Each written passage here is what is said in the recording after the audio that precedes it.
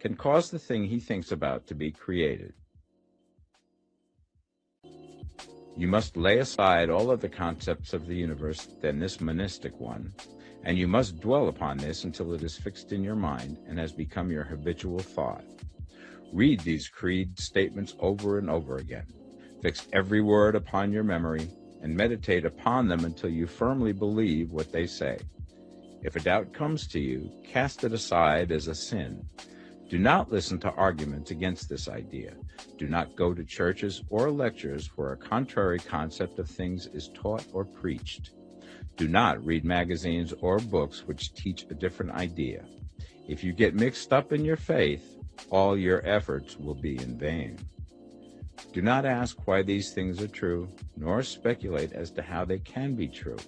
Simply take them on trust. The science of getting rich begins with the absolute acceptance of this faith. Chapter 5. Increasing Life.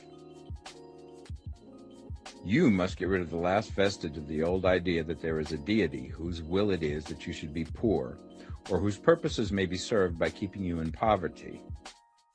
The intelligent substance which is all, and in all, which lives in all and lives in you, is a consciously living substance. Being a consciously living substance, it must have the nature and inherent desire of every living intelligence for increase of life. Every living thing must continually seek for the enlargement of its life, because life, in the mere act of living, must increase itself. A seed, dropped into the ground, springs into activity, and in the act of living produces 100 more seeds. Life, by living, multiplies itself. It is forever becoming more. It must do so if it continues to be at all. Intelligence is under the same necessity for continuous increase. Every thought we think makes it necessary for us to think another thought. Consciousness is continually expanding. Every fact we learn leads us to the learning of another fact. Knowledge is continually increasing. Every talent we cultivate brings to the mind the desire to cultivate another talent. We are subject to the urge of life, seeking expression, which ever drives us on to know more, to do more, and to be more. In order to know more, do more, and be more, we must have more. We must have things to use, for we learn and do and become only by using things. We must get rich so that we can live more. The desire for riches is simply the capacity for larger life seeking fulfillment. Every desire is the effort of an unexpressed possibility to come into action. It is power seeking to manifest which causes desire. That which makes you want more money is the same as that which makes the plant grow. It is life, seeking fuller expression. The one living substance must be subject to this inherent law of all life. It is permeated with the desire to live more. That is why it is under the necessity of creating things. The one substance desires to live more in you. Hence, it wants you to have all the things you can use. It is the desire of God that you should get rich. He wants you to get rich because he can express himself better through you if you have plenty of things to use in giving him expression. He can live more in you if you have unlimited command of the means of life. The universe desires you to have everything you want to have. Nature is friendly to your plans. Everything is naturally for you. Make up your mind that this is true. It is essential, however, that your purpose should harmonize with the purpose that is in all. You must want real life, not mere pleasure of sensual gratification. Life is the performance of function, and the individual really lives only when he performs every function, physical, mental, and spiritual, of which he is capable, without excess in any. You do not want to get rich in order to live swinishly. For the gratification of animal desires, that is not life. But the performance of every physical function is a part of life, and no one lives completely who denies the impulses of the body a normal and healthful expression. You do not want to get rich solely to enjoy mental pleasures, to get knowledge, to gratify ambition, to outshine others, to be famous. All these are a legitimate part of life, but the man who lives for the pleasures of the intellect alone will only have a partial life, and he will never be satisfied with his lot. You do not want to get rich solely for the good of others, to lose yourself for the salvation of mankind, to experience the joys of philanthropy and sacrifice. The joys of the soul are only a part of life, and they are no better or nobler than any other part. You want to get rich in order that you may eat, drink, and be merry when it is time to do these things, in order that you may surround yourself with beautiful things, see distant lands, feed your mind, and develop your intellect, in order that you may love men and do kind things, and be able to play a good part in helping the world to find truth. But remember that extreme altruism is no better and no nobler than extreme selfishness. Both are mistakes. Get rid of the idea that God wants you to sacrifice yourself for others, and that you can secure his favor by doing so. God requires nothing of the kind. What he wants is that you should make the most of yourself, for yourself and for others, and you can help others more by making the most of yourself than in any other way. You can make the most of yourself only by getting rich, so it is right and praiseworthy that you should give your first and best thought to the work of acquiring wealth. Remember, however, that the desire of substance is for all, and its movements must be for more life to all. It cannot be made to work for less life to any, because it is equally in all, seeking riches and life. Intelligent substance will make things for you, but it will not take things away from someone else and give them to you. You must get rid of the thought of competition. You are to create, not to compete for what is already created. You do not have to take anything away from anyone. You do not have to drive sharp bargains. You do not have to cheat or to take advantage. You do not need to let any man work for you for less than he earns. You do not have to covet the property of others or to look at it with wishful eyes. No man has anything of which you cannot have the like, and that without taking what he has away from him. You are to become a creator, not a competitor. You are going to get what you want, but in such a way that when you get it, every other man will have more than he has now. I am aware that there are men who get a vast amount of money by proceeding in direct opposition to the statements in the paragraph above, and may add a word of explanation here. Men of the plutocratic type who become very rich do so sometimes purely by their extraordinary ability on the plane of competition, and sometimes they unconsciously relate themselves to substance and its great purposes and movements for the general racial upbuilding through industrial evolution. Rockefeller, Carnegie, Morgan, et al. Have been the unconscious agents of the supreme in the necessary work of systematizing and organizing productive industry, and in the end, their work will contribute immensely towards increased life for all. Their day is nearly over. They have organized production, and will soon be succeeded by the agents of the multitude, who will organize the machinery of distribution. The multimillionaires are like the monster reptiles of the prehistoric eras. They play a necessary part in the evolutionary process, but the same power which produced them will dispose of them, and it is well to bear in mind that they have never been really rich. A record of the private lives of most of this class will show that they have really been the most abject and wretched of the poor. Riches secured on the competitive plane are never satisfactory and permanent. They are yours today and another's tomorrow. Remember, if you are to become rich in a scientific and certain way, you must rise entirely out of the competitive thought. You must never think for a moment that the supply is limited. Just as soon as you begin to think that all the money is being cornered and controlled by bankers and others, and that you must exert yourself to get laws passed to stop this process, and so on, in that moment you drop into the competitive mind, and your power to cause creation is gone for the time being. And what is worse, you will probably arrest the creative movements you have already instituted. Know that there are countless millions of dollars worth of gold in the mountains of the earth, not yet brought to light, and know that if there were not, more would be created from thinking substance to supply your needs. Know that the money you need will come, even if it is necessary for 1,000 men to be led to the discovery of new gold mines tomorrow. Never look at the visible supply. Look always at the limitless riches in formless substance, and know that they are coming to you as fast as you can receive and use them. Nobody, by cornering the visible supply, can prevent you from getting what is yours. So never allow yourself to think for an instant that all the best building spots will be taken before you get ready to build your house, unless you hurry.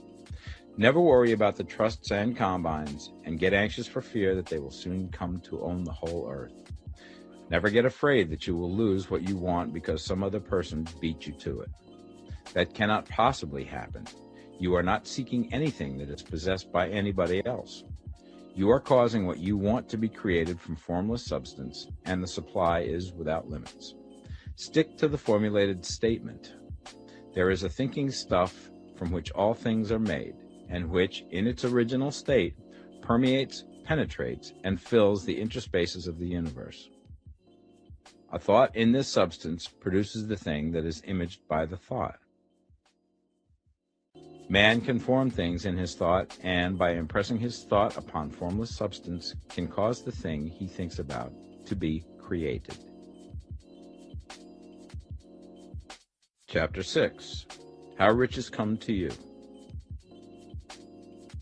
When I say that you do not have to drive sharp bargains, I do not mean that you do not have to drive any bargains at all, or that you are above the necessity for having any dealings with your fellow men. I mean that you will not need to deal with them unfairly. You do not have to get something for nothing, but can give to every man more than you take from him. You cannot give every man more in cash market value than you take from him, but you can give him more in use value than the cash value of the thing you take from him. The paper, ink, and other material in this book may not be worth the money you pay for it, but if the ideas suggested by it bring you thousands of dollars, you have not been wronged by those who sold it to you. They have given you a great use value for a small cash value. Let us suppose that I own a picture by one of the great artists, which in any civilized community is worth thousands of dollars. I take it to Baffin Ray, and by salesmanship induce an Eskimo to give a bundle of furs worth $500 for it.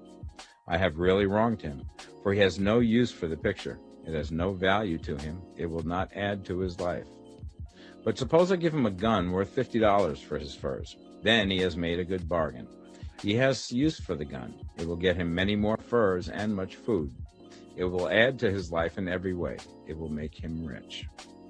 When you rise from the competitive to the creative plane, you can scan your business transactions very strictly.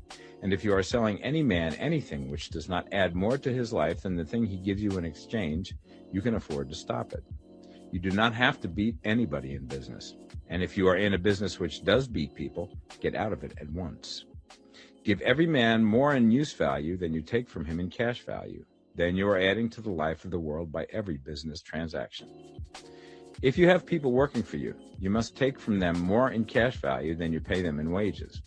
But you can so organize your business that it will be filled with the principle of advancement, and so that each employee who wishes to do so may advance a little every day.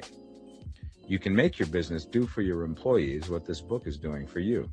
You can so conduct your business that it will be a sort of ladder, by which every employee who will take the trouble may climb to riches himself, and, given the opportunity, if he will not do so, it is not your fault.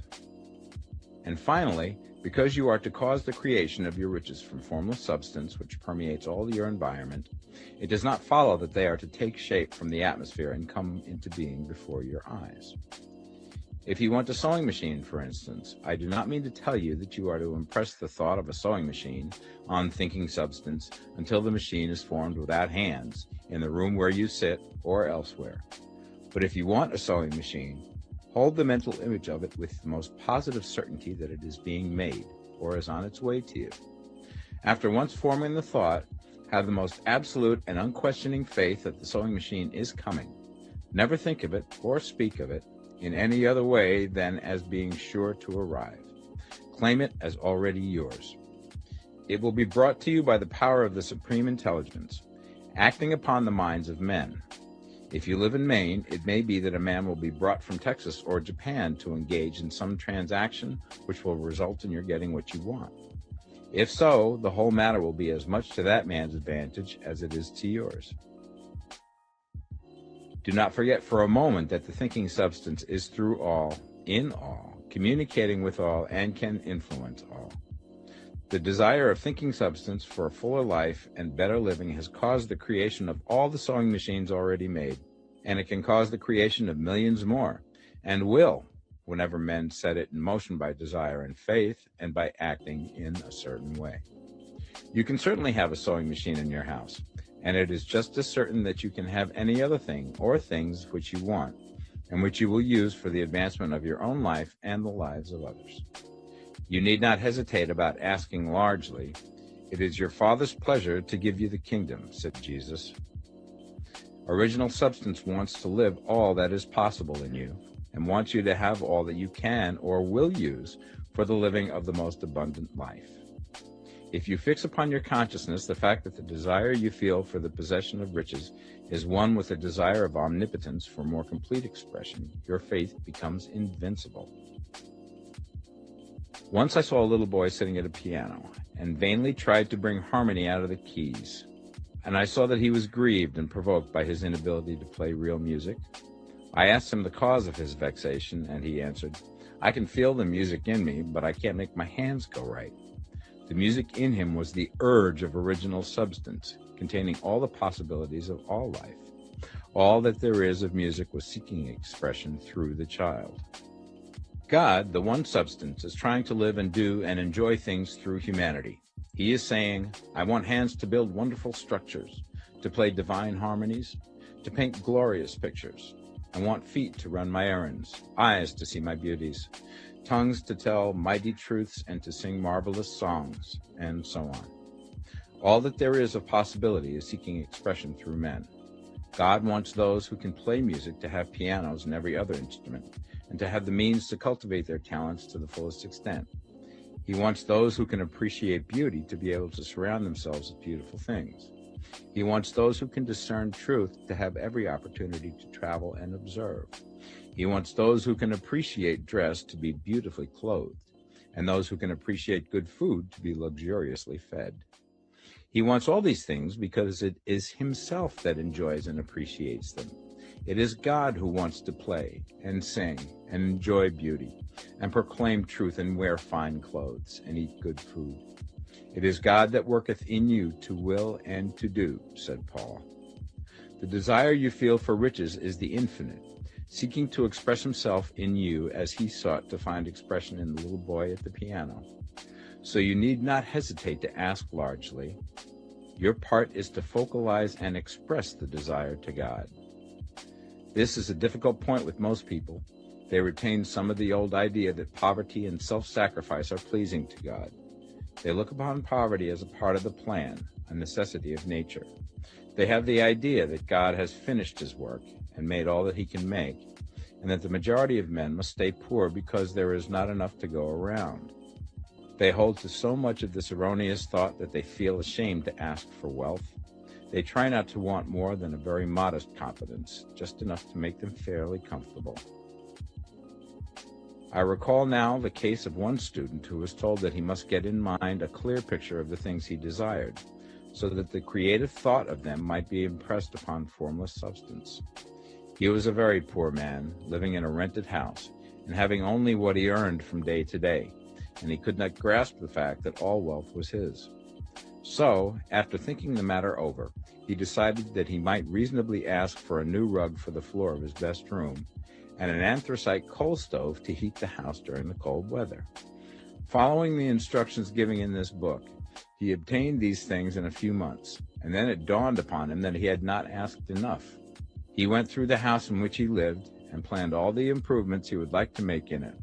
He mentally added a bay window here and a room there until it was complete in his mind as an ideal home, and then he planned its furnishings. Holding the whole picture in his mind, he began living in the certain way and moving towards what he wanted. And he now owns the house and is rebuilding it after the form of his mental image. And now, with still larger faith, he is going to get greater things. It has been unto him according to his faith, and it is so with you and with all of us. Chapter 7, Gratitude. The illustrations given in the last chapter will have conveyed the fact that the first step towards getting rich is to convey the idea of your wants to the formless substance. This is true, and you will see that in order to do so, it becomes necessary to relate yourself to the formless intelligence in a harmonious way. To secure this harmonious relation is a matter of such primary and vital importance that I shall give some space to its discussion here, and give you instructions which, if you will follow them, will be certain to bring you into perfect unity of mind with God. The whole process of mental adjustment and atonement can be summed up in one word: gratitude. First, you believe that there is one intelligent substance, from which all things proceed. Second, you believe that this substance gives you everything you desire. And third, you relate yourself to it by a feeling of deep and profound gratitude. Many people who order their lives rightly in all other ways are kept in poverty by their lack of gratitude. Having received one gift from God, they cut the wires which connect them with Him by failing to make acknowledgement. It is easy to understand that the nearer we live to the source of wealth, the more wealth we shall receive. And it is easy also to understand that the soul that is always grateful lives in closer touch with God than the one which never looks to Him in thankful acknowledgement. The more gratefully we fix our minds on the Supreme when good things come to us, the more good things we will receive, and the more rapidly they will come. And the reason simply is that the mental attitude of gratitude draws the mind into closer touch with the source from which the blessings come. If it is a new thought to you that gratitude brings your whole mind into closer harmony with the creative energies of the universe, consider it well, and you will see that it is true. The good things you already have come to you along the line of obedience to certain laws. Gratitude will lead your mind out along the ways by which things come, and it will keep you in close harmony with creative thought and prevent you from falling into competitive thought. Gratitude alone can keep you looking toward the all and prevent you from falling into the error of thinking of the supply as limited, and to do that would be fatal to your hopes. There is a law of gratitude, and it is absolutely necessary that you should observe the law if you are to get the results you seek. The law of gratitude is the natural principle that action and reaction are always equal and in opposite directions. The grateful outreaching of your mind in thankful praise to the Supreme is a liberation or expenditure of force. It cannot fail to reach that to which it is addressed, and the reaction is an instantaneous movement towards you. Draw nigh unto God, and He will draw nigh unto you. That is a statement of psychological truth. And if your gratitude is strong and constant, the reaction in formless substance will be strong and continuous. The movement of the things you want will always be towards you.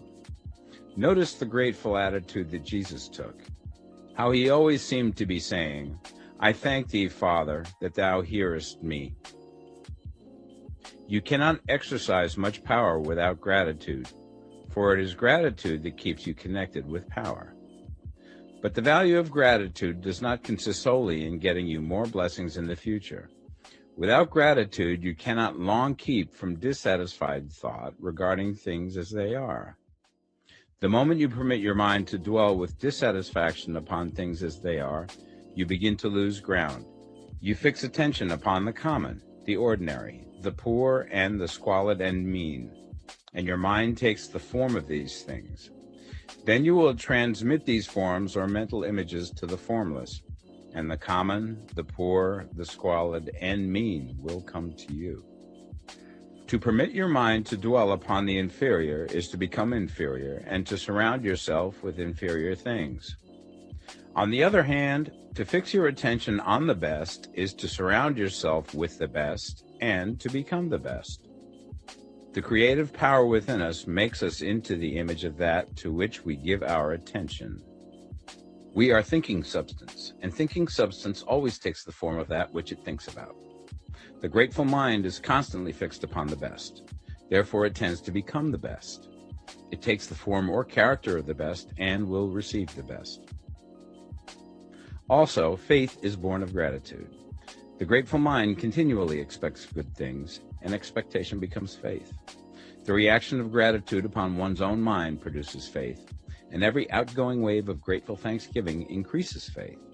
He who has no feeling of gratitude cannot long retain a living faith, and without a living faith you cannot get rich by the creative method, as we shall see in the following chapters. It is necessary, then, to cultivate the habit of being grateful for every good thing that comes to you, and to give thanks continuously. And because all things have contributed to your advancement, you should include all things in your gratitude. Do not waste time thinking or talking about the shortcomings or wrong actions of plutocrats or trust magnates. Their organization of the world has made your opportunity. All you get really comes to you because of them. Do not rage against corrupt politicians. If it were not for politicians, we should fall into anarchy, and your opportunity would be greatly lessened.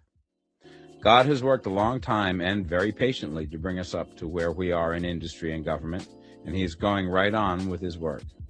There is not the least doubt that he will do away with plutocrats, trust magnates, captains of industry, and politicians as soon as they can be spared. But in the meantime, behold, they are all very good.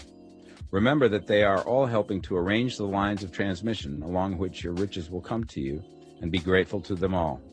This will bring you into harmonious relations with the good in everything, and the good in everything will move toward you.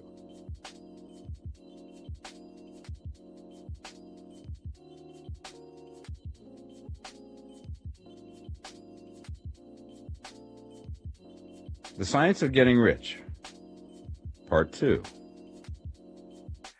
Chapter 8, Thinking in a Certain Way. You must form a clear and definite mental picture of what you want. You cannot transmit an idea unless you have it yourself. You must have it before you can give it, and many people fail to impress thinking substance because they have themselves only a vague and misty concept of the things they want to do, to have, or to become. It is not enough that you should have a general desire for wealth to do good with. Everybody has that desire. It is not enough that you should have a wish to travel, see things, live more, etc. Everybody has those desires also. If you were going to send a wireless message to a friend, you would not send the letters of the alphabet in their order and let him construct the message for himself, nor would you take words at random from the dictionary. You would send a coherent sentence, one which meant something. When you try to impress your wants upon substance, remember that it must be done by a coherent statement. You must know what you want and be definite. You can never get rich or start the creative power into action by sending out unformed longings and vague desires. Go over your desires just as the man I have described went over his house. See just what you want and get a clear mental picture of it as you wish it to look when you get it. That clear mental picture you must have continually in mind, as the sailor has in mind the port towards which he is sailing the ship. You must keep your face towards it all the time. You must no more lose sight of it than the steersman loses sight of the compass. It is not necessary to take exercises in concentration, nor to set apart special times for prayer and affirmation, nor to go into the silence, nor to do occult stunts of any kind. There things are well enough, but all you need is to know what you want and to want it badly enough so that it will stay in your thoughts. Spend as much of your leisure time as you can in contemplating your picture, but no one needs to take exercises to concentrate his mind on a thing which he really wants. It is the things you do not really care about which require effort to fix your attention upon them. And unless you really want to get rich, so that the desire is strong enough to hold your thoughts directly to the purpose, as the magnetic pole holds the needle of the compass, it will hardly be worthwhile for you to try to carry out the instructions given in this book. The methods herein set forth are for people whose desire for riches is strong enough to overcome mental laziness and the love of ease, and make them work. The more clear and definite you make your pictures then, and the more you dwell upon it, bringing out all of its delightful details, the stronger your desire will be. And the stronger your desire, the easier it will be to hold your mind fixed upon the picture of what you want. Something more is necessary, however, than merely to see the picture clearly. If that is all you do, you are only a dreamer, and will have little or no power for accomplishment. Behind your clear vision must be the purpose to realize it, to bring it out in tangible expression. And behind this purpose must be an invincible and unwavering faith that the thing is already yours, that it is at hand, and you have only to take possession of it. Live in the new house mentally until it takes form around you physically. In the mental realm, enter at once into full enjoyment of the things you want. Whatsoever things ye ask for when ye pray, believe that ye receive them, and ye shall have them, said Jesus. See the things you want as if they were actually around you all the time. See yourself as owning and using them. Make use of them in imagination, just as you will use them when they are your tangible possessions. Dwell upon your mental picture until it is clear and distinct, and then take the mental attitude of ownership towards everything in that picture. Take possession of it in mind, in the full faith that it is actually yours. Hold to this mental ownership. Do not waver for an instant in the faith that it is real. And remember what was said in the preceding chapter about gratitude. Be as thankful for it all the time as you expect to be when it has taken form. The man who can sincerely thank God for the things which as yet he owns only in imagination has real faith. He will get rich. He will cause the creation of whatsoever he wants. You do not need to pray repeatedly for things you want. It is not necessary to tell God about it every day. Use not vain repetitions as the heathens do, said Jesus to his pupils. For your Father knoweth that ye have need of these things before ye ask him. Your part is to intelligently formulate your desires for the things which make for a larger life, and to get these desires arranged into a coherent whole, and then to impress this whole desire upon the formless substance, which has the power and the will to bring you what you want. You do not make this impression by repeating strings of words. You make it by holding the vision with unshakable purpose to attain it, and with steadfast faith that you do attain it. The answer to your prayer is not according to your faith while you are talking, but according to your faith while you are working. You cannot impress the mind of God by having a special Sabbath day set apart to tell him what you want, and then forgetting him during the rest of the week. You cannot impress him by having special hours to go into your closet and pray, if you then dismiss the matter from your mind until the hour of prayer comes again. Oral prayer is well enough and has its effect, especially upon yourself, in clarifying your vision and strengthening your faith. But it is not your oral petitions which get you what you want. In order to get rich, you do not need a sweet hour of prayer. You need to pray without ceasing. And by prayer, I mean holding steadily to your vision, with the purpose to cause its creation into solid form, and the faith that you are doing so. Believe that ye receive them. The whole matter turns on receiving, once you have clearly formed your vision. When you have formed it, it is well to make an oral statement, addressing the Supreme in reverent prayer. And from that moment you must, in mind, receive what you ask for. Live in the new house, wear the fine clothes, ride in the automobile, go on the journey, and confidently plan for greater journeys. Think and speak of all things you have asked for in terms of actual present ownership. Imagine an environment and a financial condition exactly as you want them, and live all the time in that imaginary environment and financial condition. Mind, however, that you do not do this as a mere dreamer and castle builder. Hold to the faith that the imaginary is being realized, and to the purpose to realize it. Remember that it is faith and purpose in the use of imagination which makes the difference between the scientist and the dreamer. And having learned this fact, it is here that you must learn the proper use of the will. Chapter 9. How to use the will. To set about getting rich in a scientific way, you do not try to apply your willpower to anything outside of yourself. You have no right to do so anyway. It is wrong to apply your will to other men and women in order to get them to do what you wish done. It is as flagrantly wrong to coerce people by mental power as it is to coerce them by physical power. If compelling people by physical force to do things for you reduces them to slavery, compelling them by mental means accomplishes exactly the same thing. The only difference is in methods. If taking things from people by physical force is robbery, then taking things by mental force is robbery also. There is no difference in principle.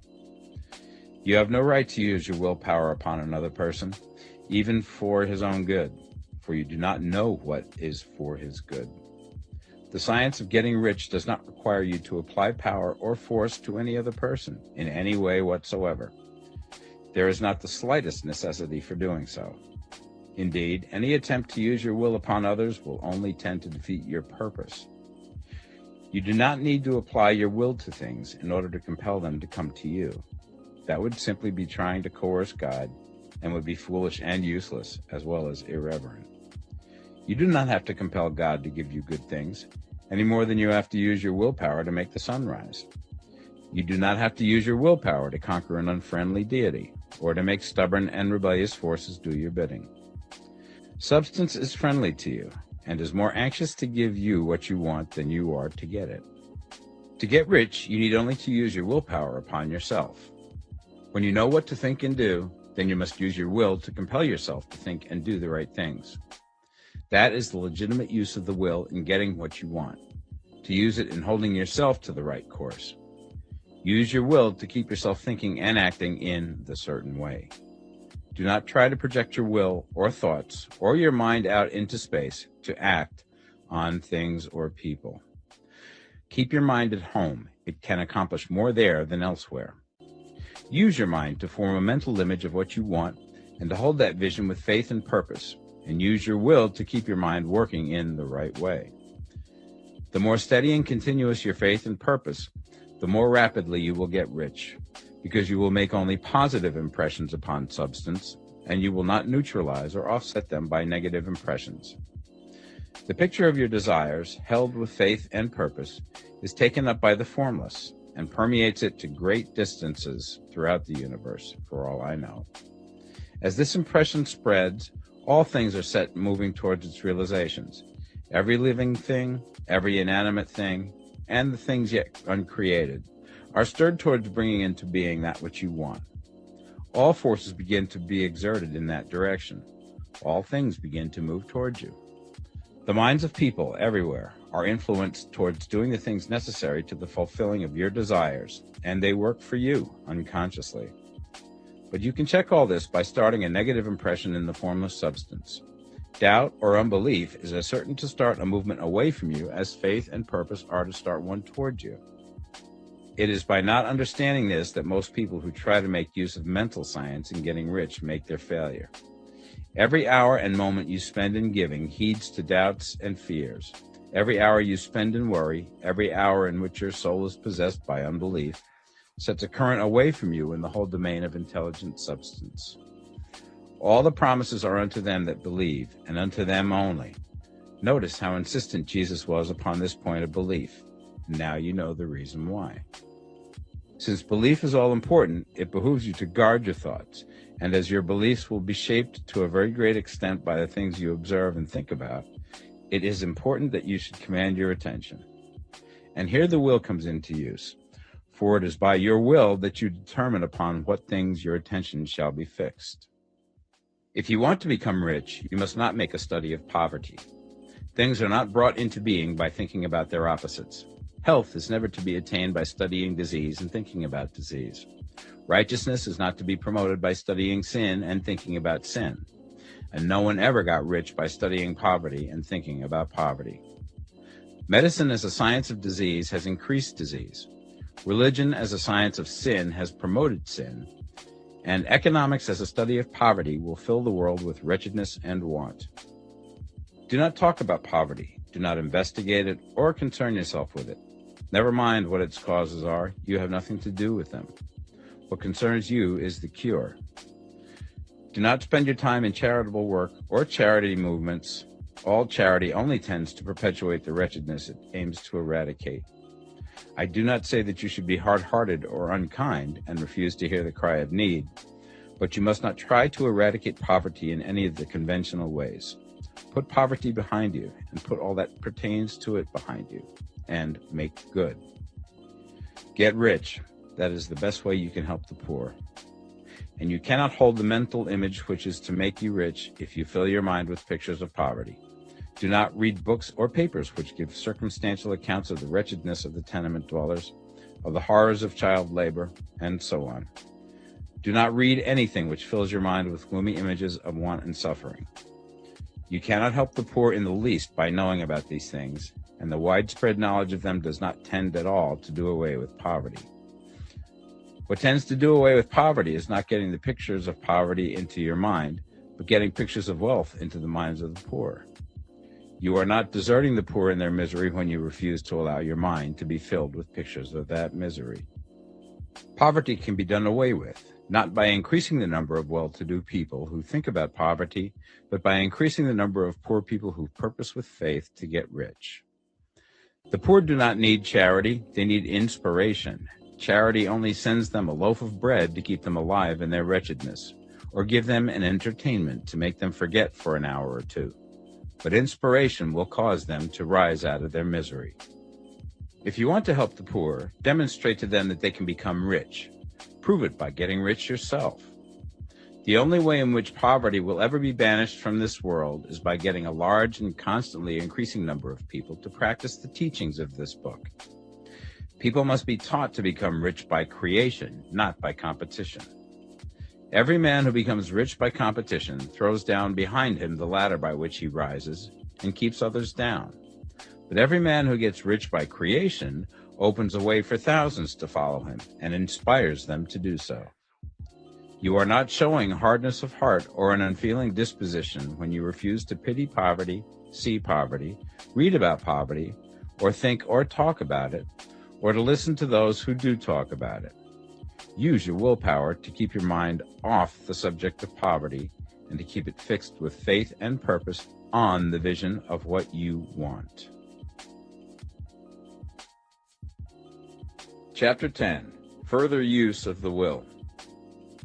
You cannot retain a true and clear vision of wealth if you are constantly turning your attention to opposing pictures, whether they be external or imaginary. Do not tell of your past troubles of a financial nature, if you've had them. Do not think of them at all. Do not tell of the poverty of your parents or the hardships of your early life. To do any of these things is to mentally class yourself with the poor for the time being, and it will certainly check the movement of things in your direction. Let the dead bury their dead, as Jesus said. Put poverty and all things that pertain to poverty completely behind you. You have accepted a certain theory of the universe as being correct, and are resting all your hopes of happiness on its being correct. And what can you gain by giving heed to conflicting theories? Do not read religious books which tell you that the world is soon coming to an end, and do not read the writing of muckrakers and pessimistic philosophers who tell you that it is going to the devil. The world is not going to the devil, it is going to God. It is wonderful becoming. True, there may be a good many things in existing conditions which are disagreeable, but what is the use of studying them when they are certainly passing away, and when the study of them only tends to check their passing and keep them with us? Why give time and attention to things which are being removed by evolutionary growth, when you can hasten their removal only by promoting the evolutionary growth as far as your part of it goes?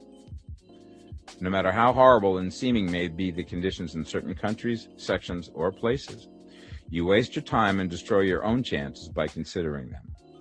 You should interest yourself in the world's becoming rich. Think of the riches in the world is coming to, instead of the poverty it is growing out of. And bear in mind that the only way in which you can assist the world in growing rich is by growing rich yourself through creative method, not the competitive one. Give your attention wholly to riches. Ignore poverty. Whenever you think or speak of those who are poor, think and speak of them as those who are becoming rich, as those who are to be congratulated rather than pitied. Then they and others will catch the inspiration and begin to search for the way out. Because I say that you are to give your whole time and mind and thought to riches, it does not follow that you are to be sordid or mean. To become really rich is the noblest aim you can have in life, for it includes everything else. On the competitive plane, the struggle to get rich is a godless scramble for power over other men. But when we come into the creative mind, all this is changed. All that is possible in the way of greatness and soul unfoldment, of service and lofty endeavor, comes by way of getting rich. All is made possible by the use of things. If you lack for physical health, you will find that the attainment of it is conditional on you getting rich. Only those who are emancipated from financial worry and who have the means to live a carefree existence and follow hygienic practices can have and retain health. Moral and spiritual greatness is possible only to those who are above the competitive battle for existence. And only those who are becoming rich on the plane of creative thought are free from the degrading influences of competition. If your heart is set on domestic happiness, remember that love flourishes best when there is refinement, a high level of thought, and freedom from corrupting influences. And these are to be found only where riches are attained by the exercise of creative thought, without strife or rivalry. You can aim at nothing so great or noble, I repeat, as to become rich, and you must fix your attention upon your mental picture of riches, to the exclusion of all that may tend to dim or obscure the vision. You must learn to see the underlying truth in all things. You must see beneath all seemingly wrong conditions the great one life, ever moving forward towards fuller expression and more complete happiness. It is the truth that there is no such thing as poverty, that there is only wealth. Some people remain in poverty because they are ignorant of the fact that there is wealth for them, and these can best be taught by showing them the way to affluence in your own person and practice. Others are poor because, while they feel that there is a way out, they are too intellectually indolent to put forth the mental effort necessary to find that way and by traveling. Others still are poor because, while they have some notion of science, they have become so swamped and lost in the maze of metaphysical and occult theories that they do not know which road to take. They try a mixture of many systems and fail in all.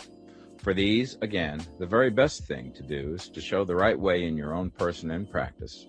An ounce of doing things is worth a pound of theorizing. The very best thing you can do for the whole world is to make the most of yourself. You can serve God and man in no more effective way than by getting rich. That is, if you get rich by the creative method and not by the competitive one. Another thing. We assert that this book gives in detail the principles of the science of getting rich.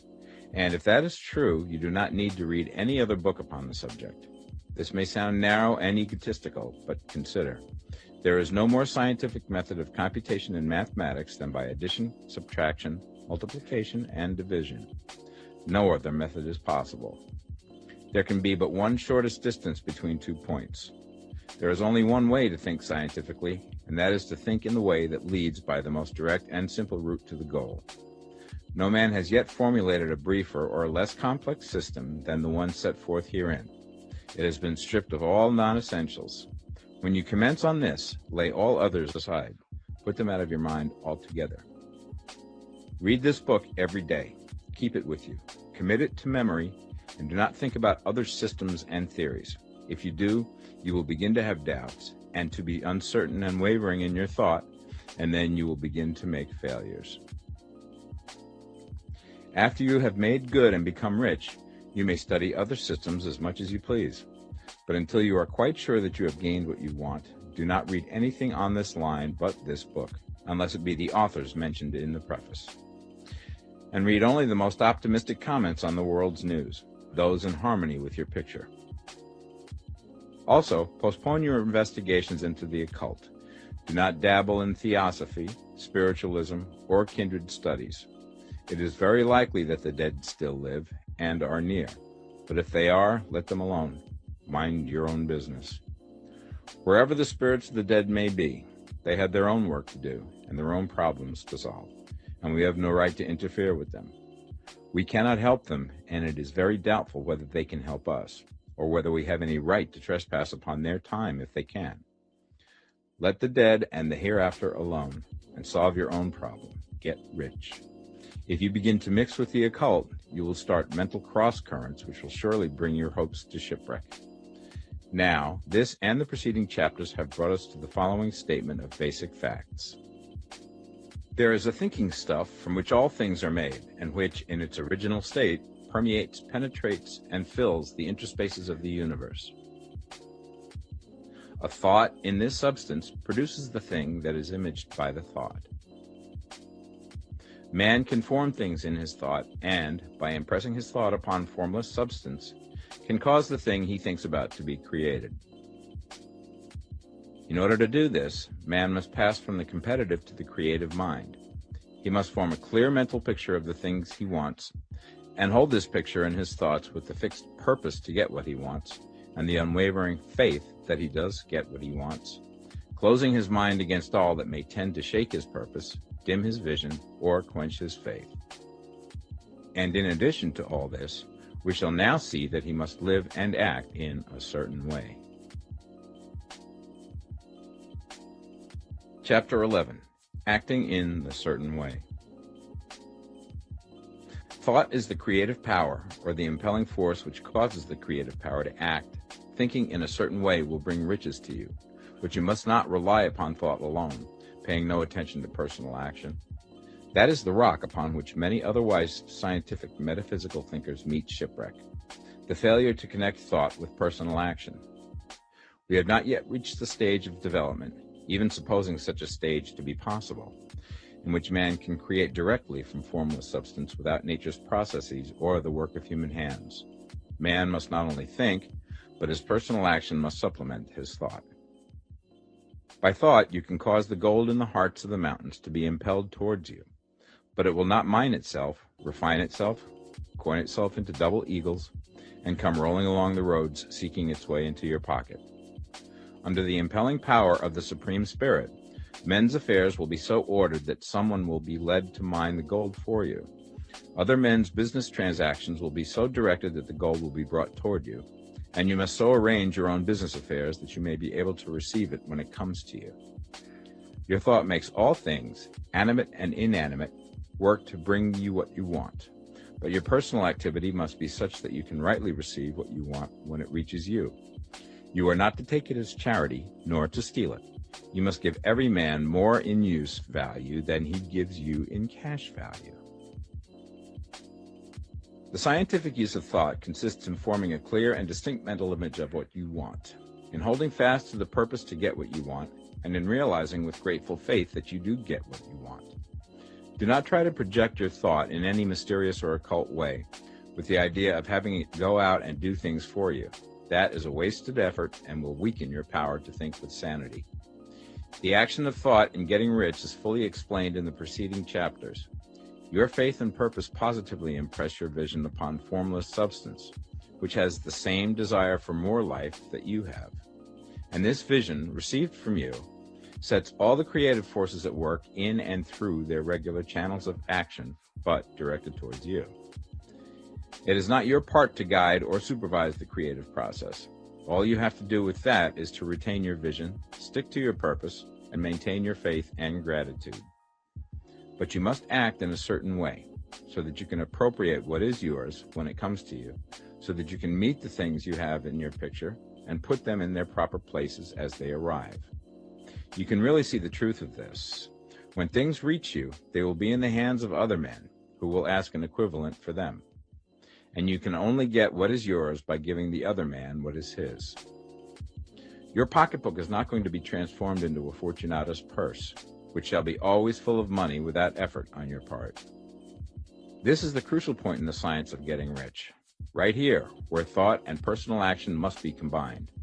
There are very many people who, consciously or unconsciously, set the creative forces in action by the strength and persistence of their desires, but who remain poor because they do not provide for the reception of the thing they want when it comes.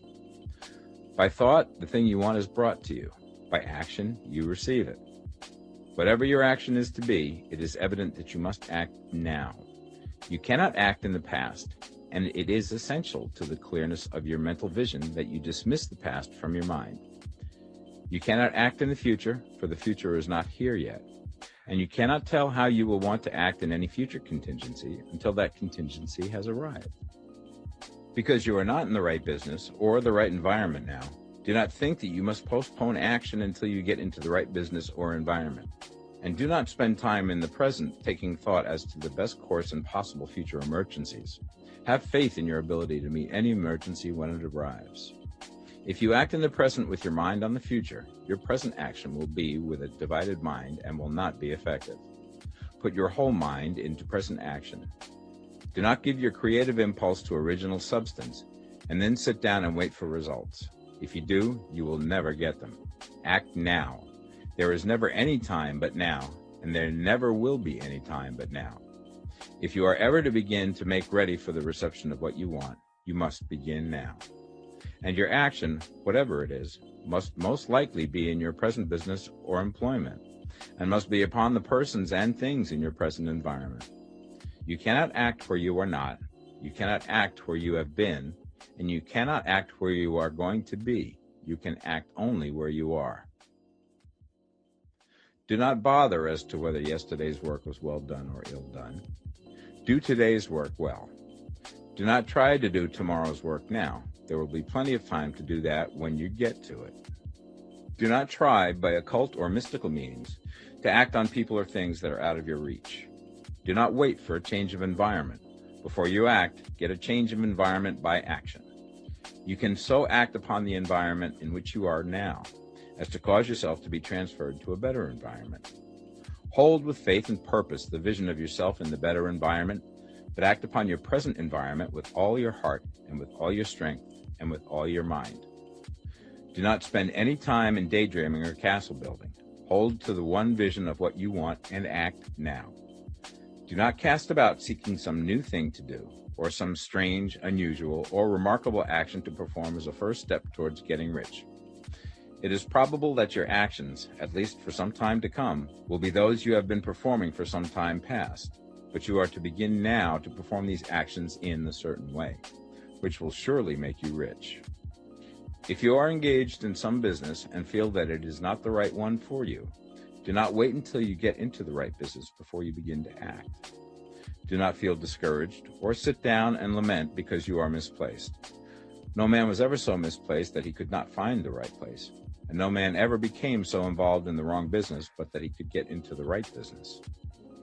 Hold the vision of yourself in the right business, with the purpose to get into it, and the faith that you will get into it, and are getting into it, but act in your present business. Use your present business as the means of getting a better one, and use your present environment as the means of getting into a better one. Your vision of the right business, if held with faith and purpose, will cause the Supreme to move the right business towards you, and your action, if performed in a certain way, will cause you to move towards the business. If you are an employee or wage earner and feel that you must change places in order to get what you want, do not project your thought into space and rely upon it to get you another job. It will probably fail to do so. Hold the vision of yourself in the job you want, while you act with faith and purpose on the job you have, and you will certainly get the job you want. Your vision and faith will set the creative force in motion to bring it toward you, and your action will cause the forces in your own environment to move you toward the place you want. In closing this chapter, we will add another statement to our syllabus. There is the thinking stuff from which all things are made, and which, in its original state, permeates, penetrates, and fills the interspaces of the universe. A thought in this substance produces the thing that is imaged by the thought. Man can form things in his thought, and by impressing his thought upon formless substance, can cause the thing he thinks about to be created. In order to do this, man must pass from the competitive to the creative mind. He must form a clear mental picture of the thing he wants, and hold this picture in his thoughts with the fixed purpose to get what he wants, and the unwavering faith that he does get what he wants, closing his mind to all that may tend to shake his purpose, dim his vision, or quench his faith. That he may receive what he wants when it comes, man must act now upon the people and things in his present environment. Chapter 12. Efficient Action. You must use your thought as directed in previous chapters and begin to do what you can do where you are, and you must do all that you can do where you are. You can advance only by being larger than your present place, and no man is larger than his present place who leaves undone any of the work pertaining to that place. The world is advanced only by those who more than fill their present places. If no man quite filled his present place, you can see that there must be a going backward in everything. Those who do not quite fill their present places are dead weight upon society, government, commerce, and industry. They must be carried along by others at a great expense. The progress of the world is retarded only by those who do not fill the places they are holding. They belong to a former age and a lower stage or plane of life, and their tendency is towards degeneration. No society could advance if every man was smaller than his place. Social evolution is guided by the law of physical and mental evolution. In the animal world, evolution is caused by excess of life. When an organism has more life than can be expressed in the function of its own plane, it develops the organs of a higher plane, and a new species is originated. There never would have been new species had there not been organisms which more than filled their places. The law is exactly the same for you. Your getting rich depends upon your applying this principle to your own affairs. Every day is either a successful day or a day of failure, and it is the successful days which get you what you want. If every day is a failure, you can never get rich, while if every day is a success, you cannot fail to get rich. If there is something that may be done today, and you do not do it, You have failed in so far as that thing is concerned, and the consequences may be more disastrous than you imagine. You cannot foresee the results of even the most trivial act. You do not know the workings of all the forces that have been set moving in your behalf. Much may be depending on your doing some simple act. It may be the very thing which is to open the door of opportunity to very great possibilities. You can never know all the combinations which Supreme Intelligence is making for you in the world of things and of human affairs. Your neglect or failure to do some small thing may cause a long delay in getting what you want. Do, every day, all that can be done that day. There is, however, a limitation or qualification of the above that you must take into account.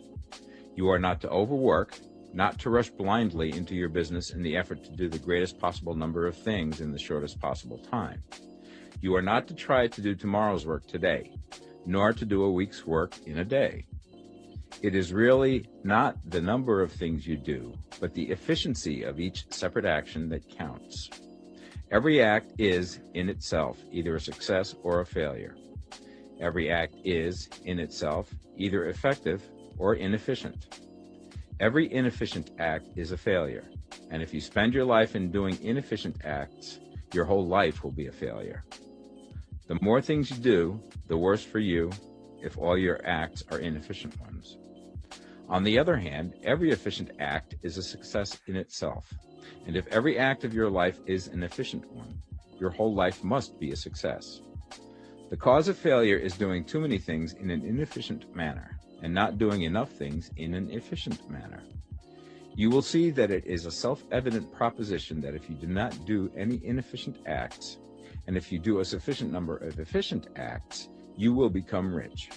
If, now, it is possible for you to make each act an efficient one, you see again that the getting of riches is reduced to an exact science, like mathematics. The matter turns, then, on the questions whether you can make each separate act a success in itself, and this you certainly can do. You can make each act a success because all power is working with you, and all power cannot fail. Power is at your service, and to make each act efficient, you have only to put power into it. Every action is either strong or weak, and when everyone is strong, you are acting in a certain way, which will make you rich. Every act can be made strong and efficient by holding your vision while you are doing it, and putting the whole power of your faith and purpose into it. It is at this point that the people fail who separate mental power from personal action.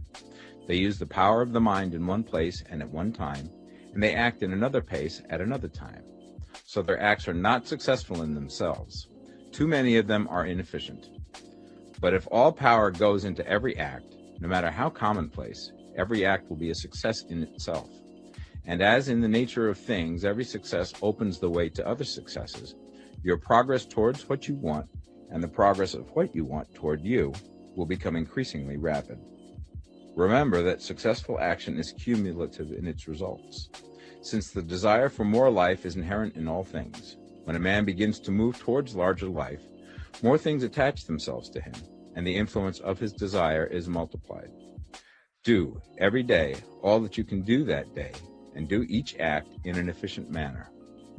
In saying that you must hold your vision while you are doing each act, however trivial or commonplace, I do not mean to say that it is necessary at all times to see the vision distinctly to its smallest details. It should be the work of your leisure hours to use your imagination on the details of your vision, and to contemplate them until they are firmly fixed upon memory. If you wish speedy results, spend practically all your spare time in this practice.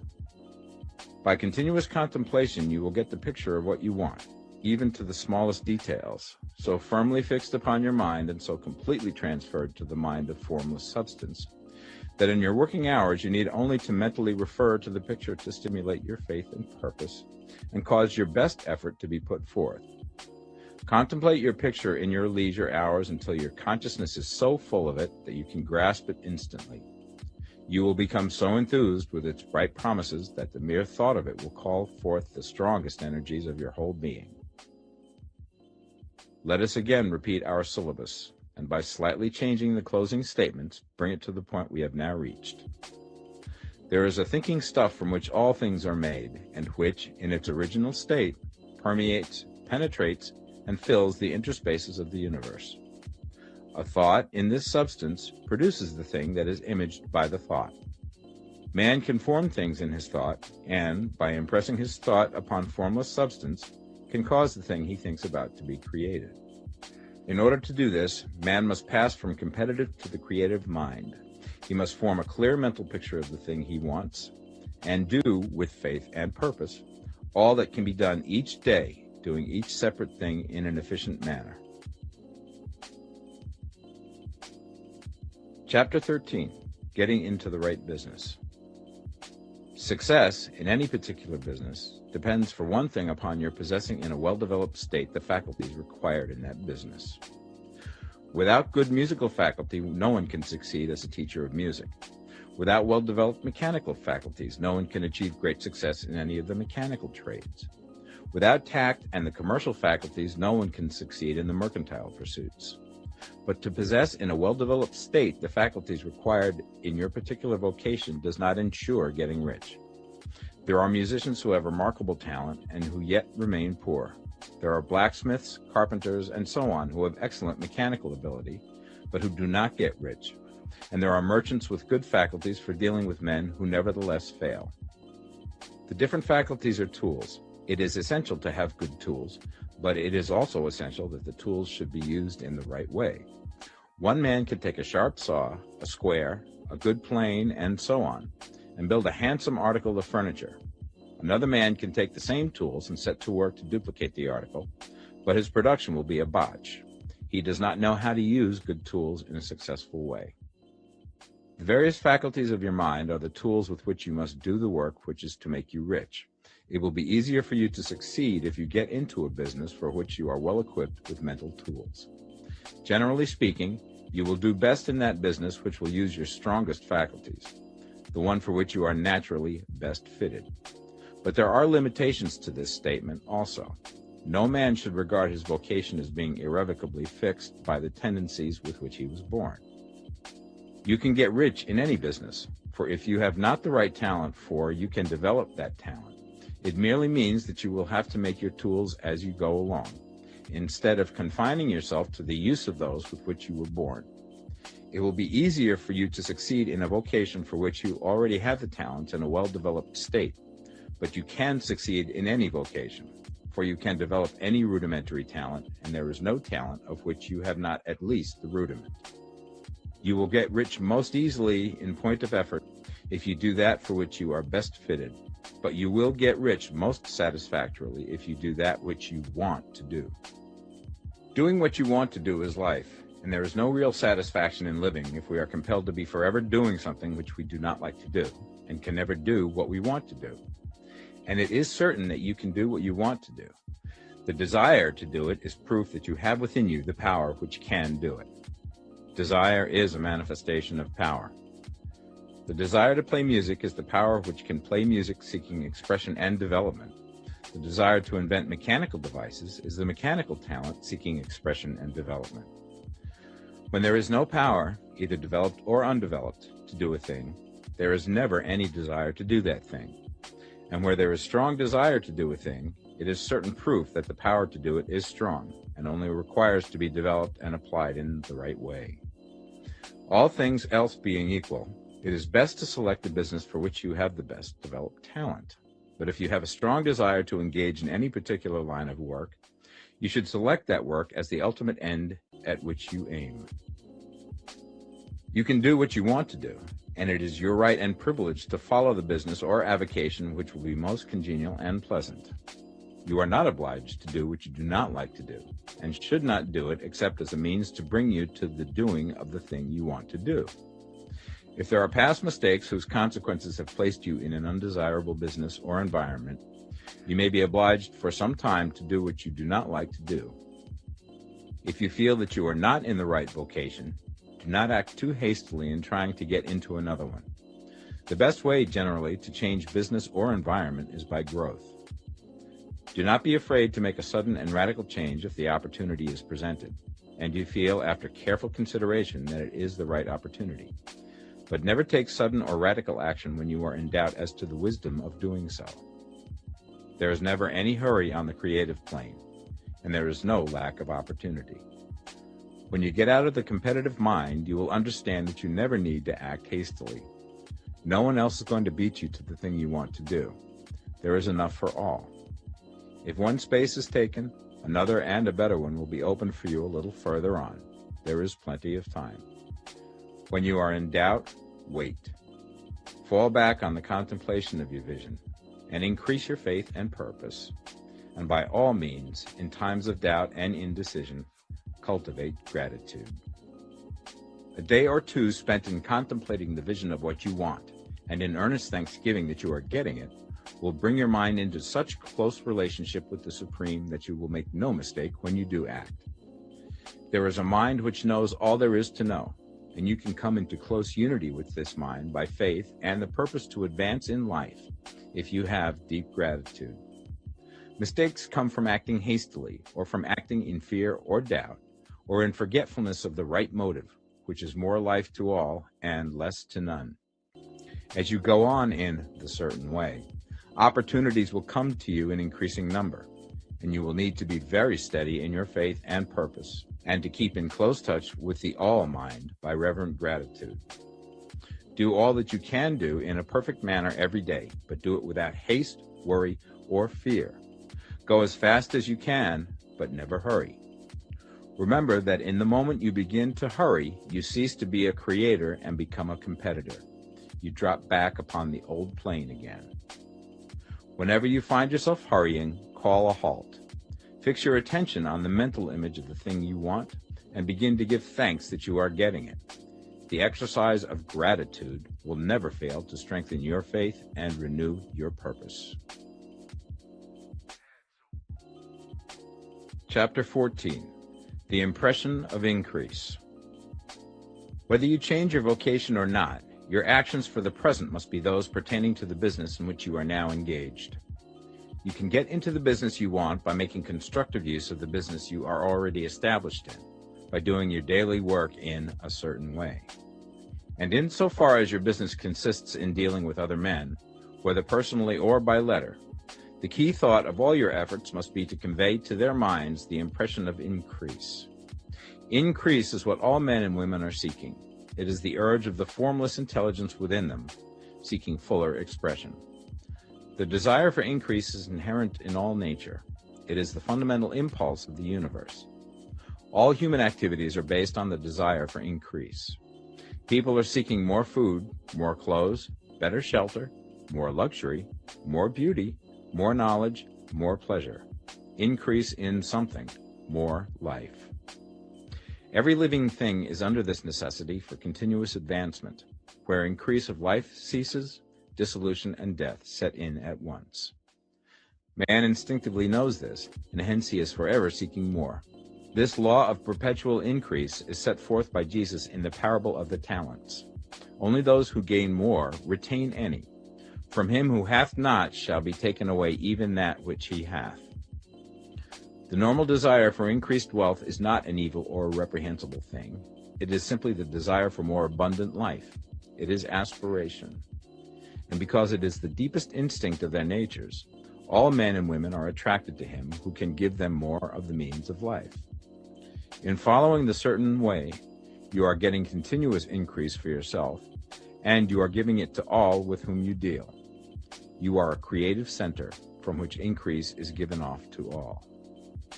Be sure of this and convey assurance of the fact to every man, woman, and child with whom you come in contact. No matter how small the transaction, even if it be only the selling of a stick of candy to a little child, put into it the thought of increase and make sure that the customer is impressed with the thought. Convey the impression of advancement with everything you do, so that all people shall receive the impression that you are an advancing man, and that you advance all who deal with you. Even to the people whom you meet in a social way, without any thought of business, and to whom you do not try to sell anything, give the thought of increase.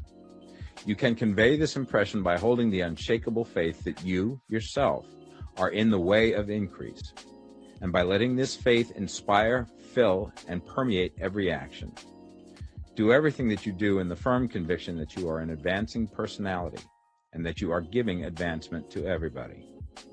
Feel that you are getting rich and that in doing so you are making others rich and conferring benefits to all. Do not boast or brag of your success or talk about it unnecessarily. True faith is never boastful.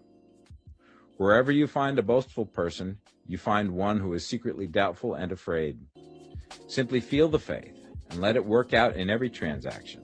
Let every act and tone and look express the quiet assurance that you are getting rich, that you are already rich. Words will not be necessary to communicate this feeling to others. They will feel the sense of increase when in your presence and will be attracted to you again. You must so impress others that they will feel that in associating with you they will get increase for themselves. See that you give them a use value greater than the cash value you are taking from them. Take an honest pride in doing this and let everybody know it, and you will have no lack of customers. People will go where they are given increase, and the Supreme, which desires increase in all, and which knows all, will move towards you men and women who have never heard of you. Your business will increase rapidly, and you will be surprised at the unexpected benefits which will come to you. You will be able from day to day to make larger combinations, secure greater advantages, and to go on into a more congenial vocation if you desire to do so. You must never lose sight of your vision of what you want, or your faith and purpose to get what you want. Let me here give you another word of caution in regards to motives. Beware of the insidious temptation to seek for power over other men. Nothing is so pleasant to the unformed or partially developed mind as the exercise of power or dominion over others. The desire to rule for selfish gratification has been the curse of the world. For countless ages, kings and lords have drenched the earth with blood in their battles to extend their dominions. This is not to seek more life for all, but to get more power for themselves. Today, the main motive in the business and industrial world is the same. Men marshal their armies of dollars and lay waste the lives and hearts of millions in the same mad scramble for power over others. Commercial kings, like political kings, are inspired by the lust for power. Jesus saw in this desire for mastery the moving impulse of that evil world he sought to overthrow. Read the 23rd chapter of Matthew and see how he pictures the lust of the Pharisees to be called master, to sit in the high places, to domineer over others, and to lay burdens on the backs of the less fortunate. And note how he compares this lust for dominion with the brotherly seeking for the common good to which he calls his disciples. Look out for the temptation to seek for authority, to become a master, to be considered as one who is above the common herd, to impress others by lavish display, and so on. The mind that seeks for mastery over others is the competitive mind, and the competitive mind is not the creative one.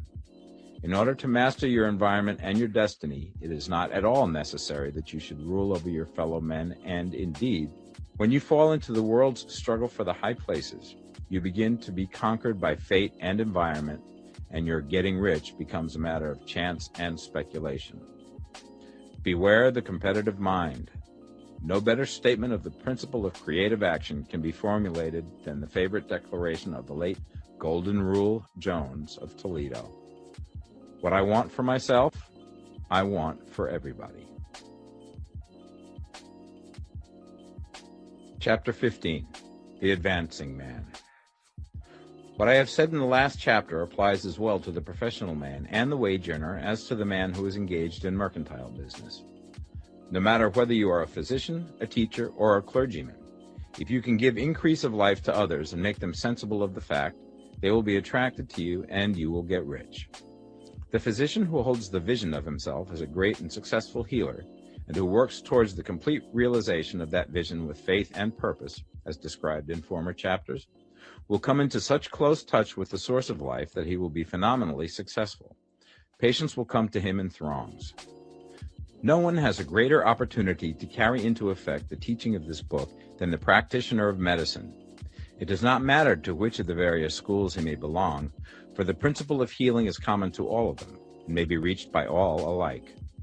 The advancing man in medicine who holds to a clear mental image of himself as successful and who obeys the laws of faith, purpose, and gratitude will cure every curable disease he undertakes, no matter what remedies he may use.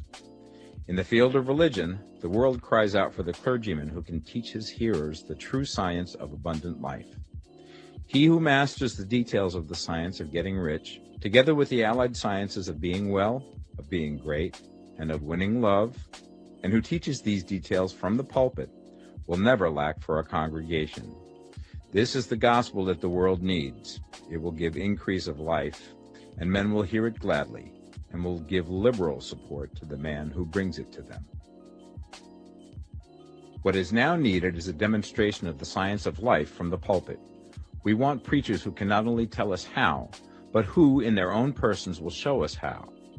We need the preacher who will himself be rich, healthy, great, and beloved, to teach us how to attain to these things, and when he comes, he will find a numerous and loyal following. The same is true of the teacher who can inspire the children with the faith and purpose of the advancing life. He will never be out of a job. And any teacher who has this faith and purpose can give it to his pupils. He cannot help giving it to them if it is part of his own life and practice. What is true of the teacher, preacher, and physician is true of the lawyer, dentist, real estate man, insurance agent, of everybody. The combined mental and personal action I have described is infallible. It cannot fail. Every man and woman who follows these instructions steadily, perseveringly, and to the letter, will get rich. The law of the increase of life is as mathematically certain in its operation as the law of gravitation. Getting rich is an exact science. The wage earner will find this as true of his case as of any others mentioned. Do not feel that you have no chance to get rich because you are working where there is no visible opportunity for advancement, where wages are small and the cost of living high. Form your clear mental vision of what you want and begin to act with faith and purpose. Do the work that you can do every day and do each piece of work in a perfectly successful manner. Put the power of success and the purpose to get rich into everything that you do. But do not do this merely with the idea of currying favor with your employer in the hopes that he or those above you will see your good work and advance you. It is not likely that they will do so. The man who is merely a good workman, filling his place to the very best of his ability and satisfied with that, is valuable to his employer, and it is not to the employer's interest to promote him. He is worth more where he is. To secure advancement, something more is necessary than to be too large for your place. The man who is certain to advance is the one who is too big for his place, and who has a clear concept of what he wants to be, who knows that he can become what he wants to be, and who is determined to be what he wants to be. Do not try to more than fill your present place with a view to pleasing your employer. Do it with the idea of advancing yourself. Hold the faith and purpose of increase during work hours, after work hours, and before work hours. Hold it in such a way that every person who comes in contact with you, whether foreman, fellow workman, or social acquaintance, will feel the power of purpose radiating from you, so that everyone will get the sense of advancement and increase from you. Men will be attracted to you, and if there is no possibility for advancement in your present job, you will very soon see an opportunity to take another job. There is a power which never fails to present opportunity to the advancing man who is moving in obedience to law. God cannot help helping you if you act in a certain way. He must do so in order to help himself. There is nothing in your circumstances or in the industrial situation that can keep you down. If you cannot get rich working for the Steel Trust, you can get rich on a 10-acre farm. And if you begin to move in the certain way, you will certainly escape from the clutches of the Steel Trust and get on to the farm or wherever else you wish to be. If a few thousands of its employees would enter upon the certain way, the Steel Trust would soon be in a bad plight. It would have to give its working men more opportunity or go out of business. Nobody has to work for a trust. The trusts can keep men in so-called hopeless conditions only so long as there are men who are too ignorant to know of the science of getting rich, or too intellectually slothful to practice it. Begin this way of thinking and acting, and your faith and purpose will make you quick to see any opportunity to better your condition. Such opportunities will speedily come, for the Supreme, working in all and working for you, will bring them before you. Do not wait for an opportunity to be all that you want to be. When an opportunity to be more than you are now is presented, and you feel impelled toward it, take it. It will be the first step towards a greater opportunity. There is no such thing possible in this universe as a lack of opportunities for the man who is living the advancing life. It is inherent in the constitution of the cosmos that all things shall be for him and work together for his good, and he must certainly get rich if he acts and thinks in a certain way. So let wage-earning men and women study this book with great care and enter with confidence upon the course of action it prescribes. It will not fail. Chapter 16. Some cautions and concluding observations. Many people will scoff at the idea that there is an exact science of getting rich. Holding the impression that the supply of wealth is limited, they will insist that social and governmental institutions must be changed before even any considerable number of people can acquire a competence. But this is not true. It is true that existing governments keep the masses in poverty, but this is because the masses do not think and act in a certain way. If the masses begin to move forward as suggested in this book, neither governments nor industrial systems can check them. All systems must be modified to accommodate the forward movement. If the people have the advancing mind, have the faith that they can become rich, and move forward with the fixed purpose to become rich, nothing can possibly keep them in poverty. Individuals may enter upon the certain way at any time and under any government and may make themselves rich. And when any considerable number of individuals do so under any government, they will cause the system to be so modified as to open the way for others. The more men who get rich on the competitive plane, the worse for others. The more who get rich on the creative plane, the better for others. The economic salvation of the masses can only be accomplished by getting a large number of people to practice the scientific method set down in this book and become rich. These will show others the way and inspire them with a desire for real life, with the faith it can be attained, and with the purpose to attain it. For the present, however, it is enough to know that neither the government under which you live nor the capitalistic or competitive system of industry can keep you from getting rich. When you enter upon the creative plane of thought, you will rise above all these things and become a citizen of another kingdom. But remember that your thought must be held upon the creative plane. You are never for an instant to be betrayed into regarding the supply as limited, or into acting on the moral level of competition. Whenever you do fall into old ways of thought, correct yourself instantly, for when you are in the competitive mind, you have lost the cooperation of the mind of the whole. Do not spend any time in planning as to how you will meet possible emergencies in the future, except as the necessary policies may affect your actions today. You are concerned with doing today's work in a perfectly successful manner, and not with emergencies which may arise tomorrow. You can attend to them as they come. Do not concern yourself with questions as to how you shall surmount obstacles which may loom upon your business horizon, unless you can see plainly that your course must be altered today in order to avoid them. No matter how tremendous an obstruction may appear at a distance, you will find that if you go on in the certain way, it will disappear as you approach it, or that a way over, through, or around it will appear. No possible combination of circumstances can defeat a man or woman who is proceeding to get rich along strictly scientific lines. No man or woman who obeys the law can fail to get rich, any more than one can multiply 2 by 2 and fail to get 4. Give no anxious thought to possible disasters, obstacles, panics, or unfavorable combinations of circumstances. It is time enough to meet such things when they present themselves before you in the immediate present, and you will find that every difficulty carries with it the wherewithal for its overcoming. Guard your speech.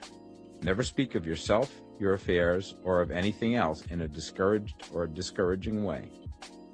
Never admit the possibility of failure, or speak in a way that infers failure as a possibility. Never speak of times as being hard, or of business conditions as being doubtful.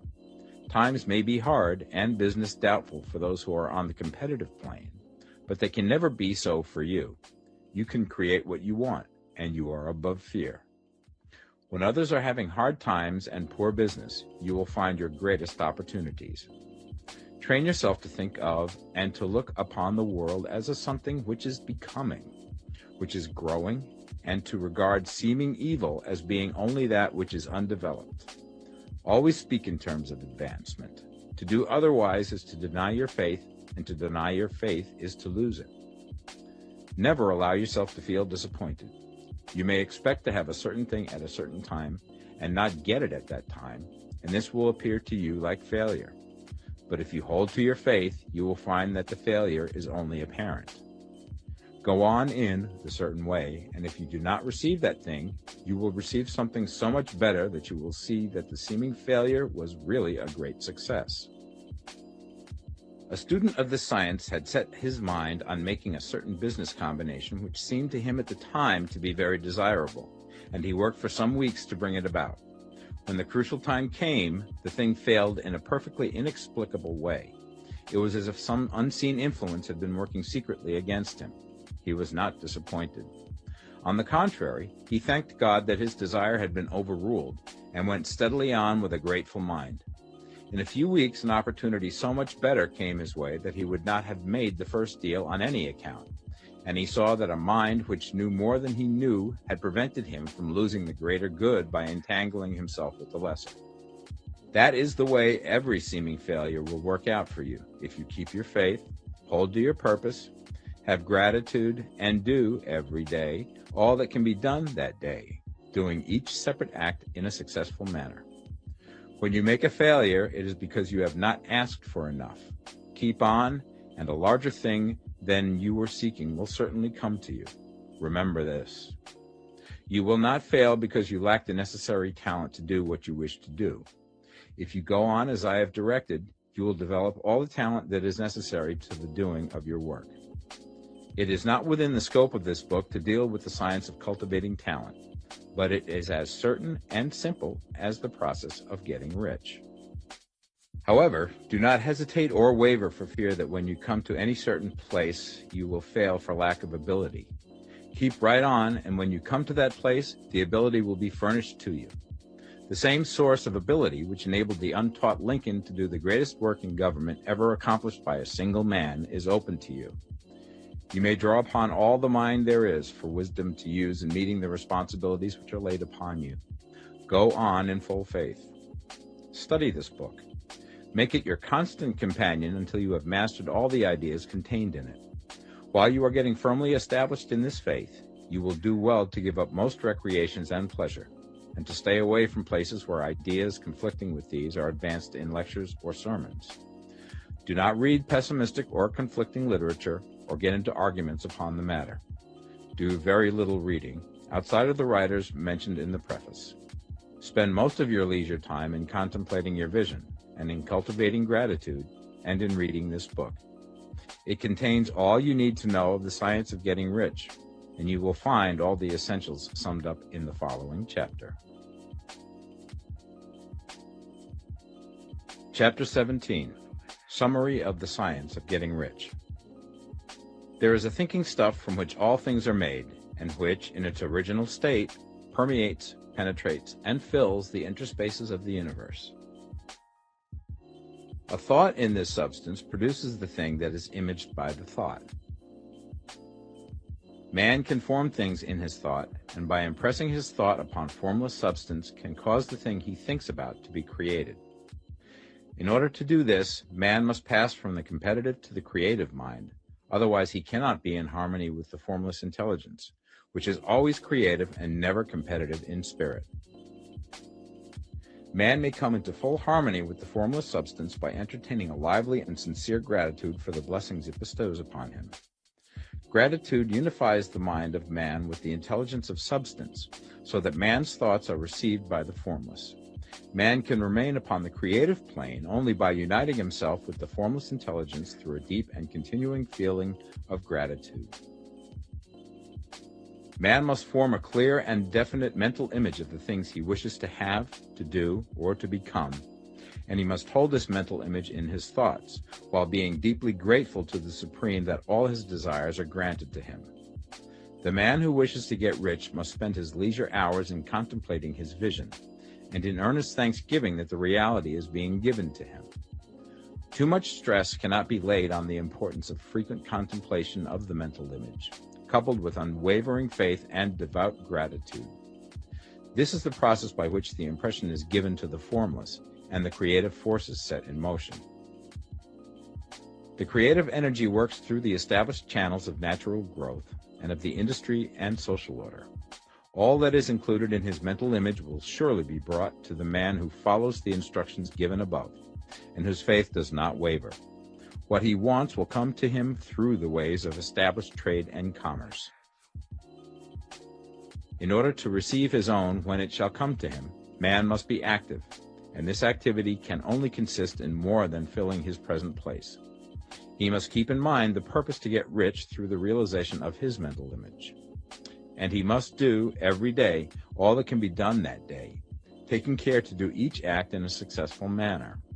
He must give to every man a use value in excess of the cash value he receives, so that each transaction makes for more life, and he must so hold the advancing thought that the impression of increase will be communicated to all with whom he comes in contact. The men and women who practice the foregoing instructions will certainly get rich, and the riches they receive will be in exact proportion to the definiteness of their vision, the fixity of their purpose, the steadiness of their faith, and the depth of their gratitude.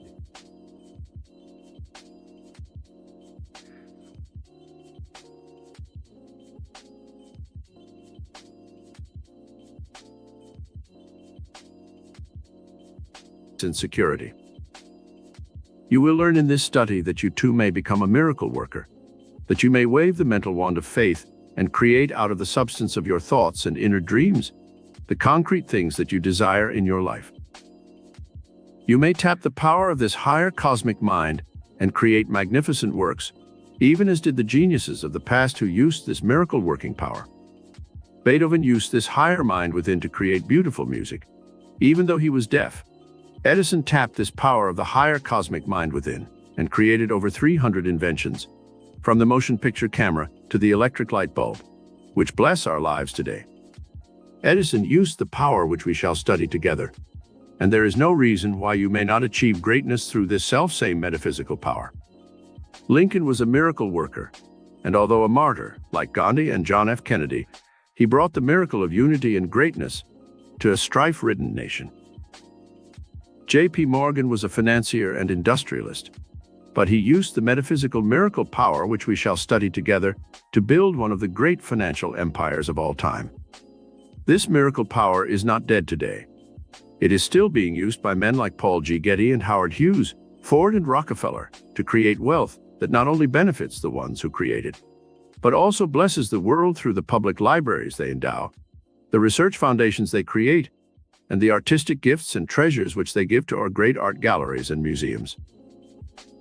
The miracles of Lourdes are well known, and I have stood in the sacred grotto, and I have seen the discarded crutches, wheelchairs, and braces that the sick have left there when their miracles of healing came, and they walked away healed by a miracle power that worked for them, but which does not seem to work for others.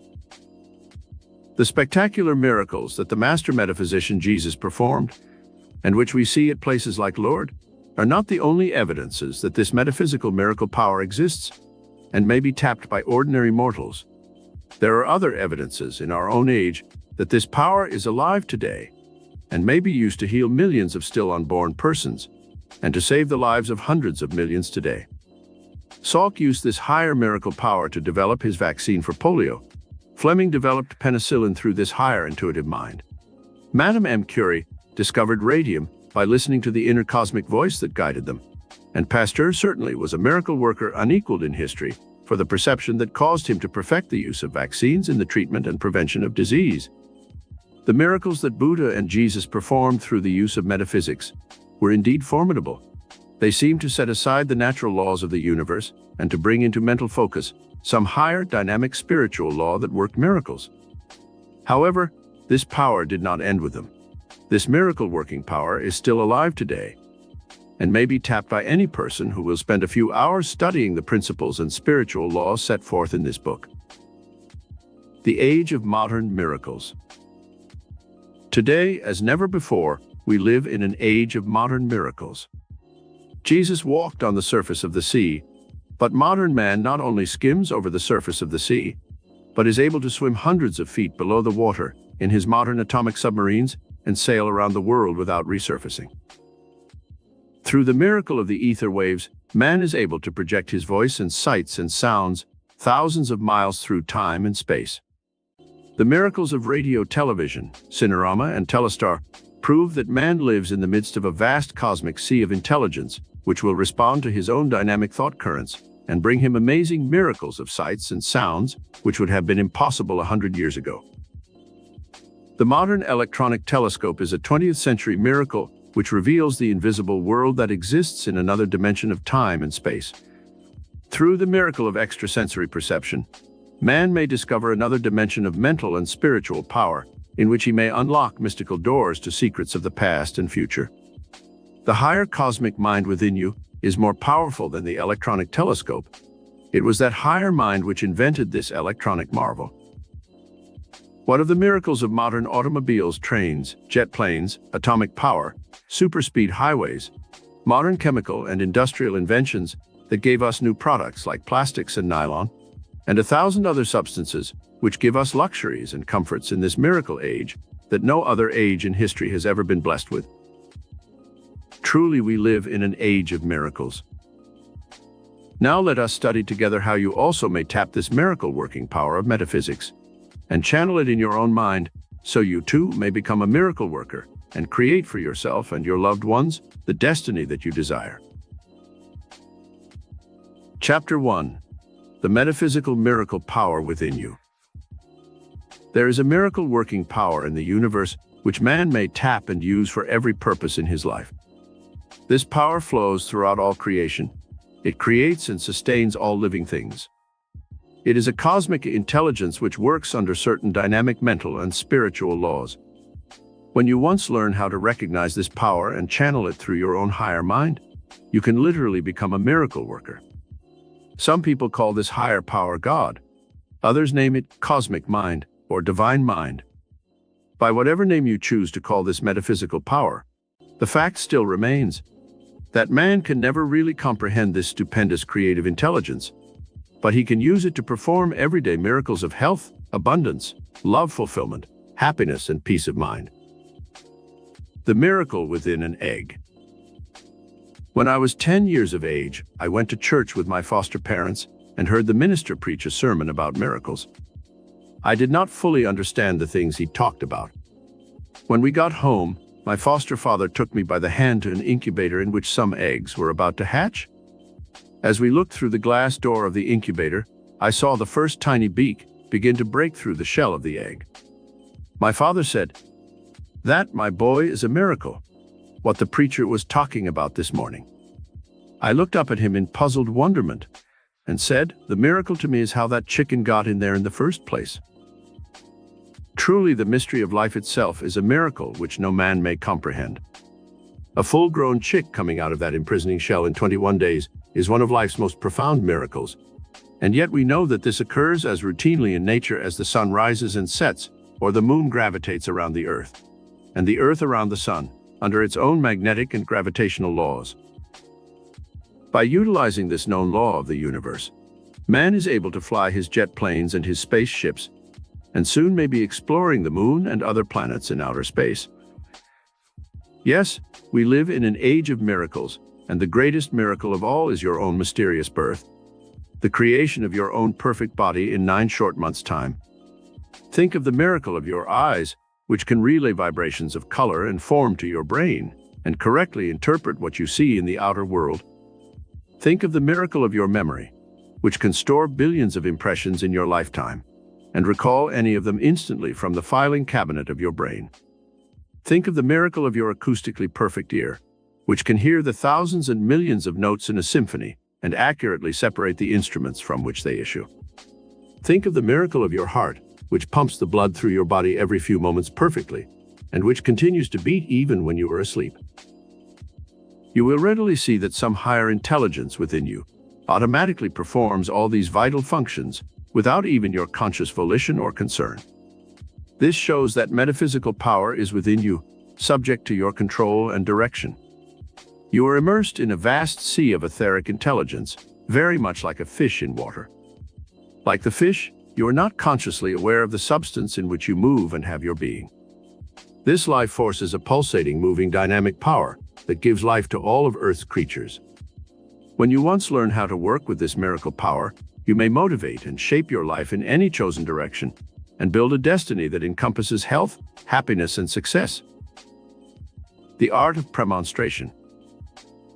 There is a dynamic law in metaphysics which states, that which you wish to achieve you must first mentally conceive. I call this, in our study, the art of premonstration.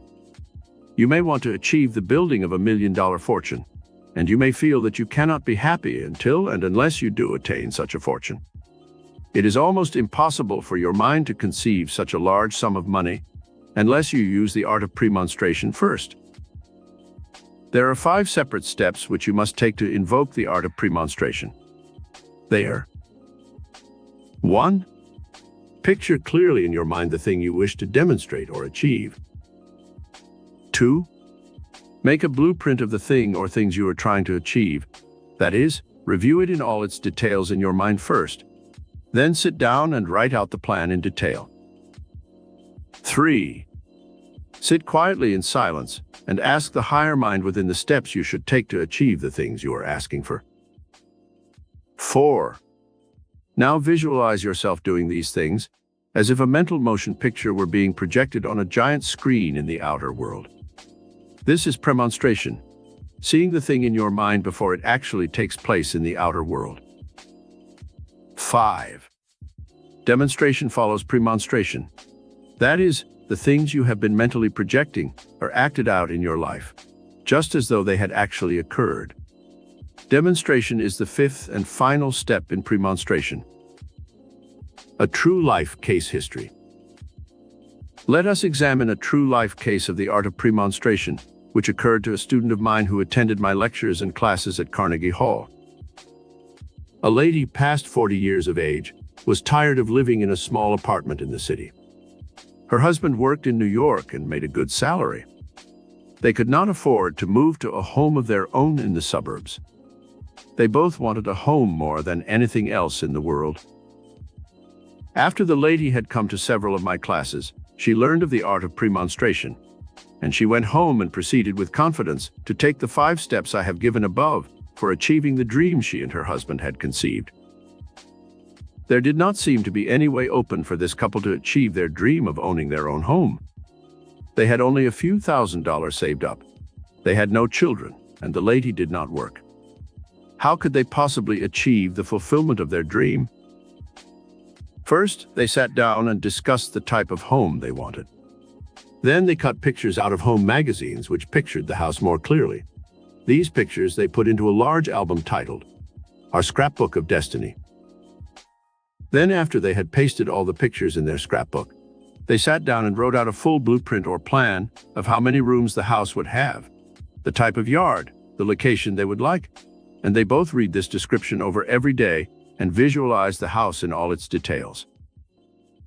The next step, number 3, they both sat in the silence for half an hour each night, asking for guidance as to what they should do to demonstrate the house they desired.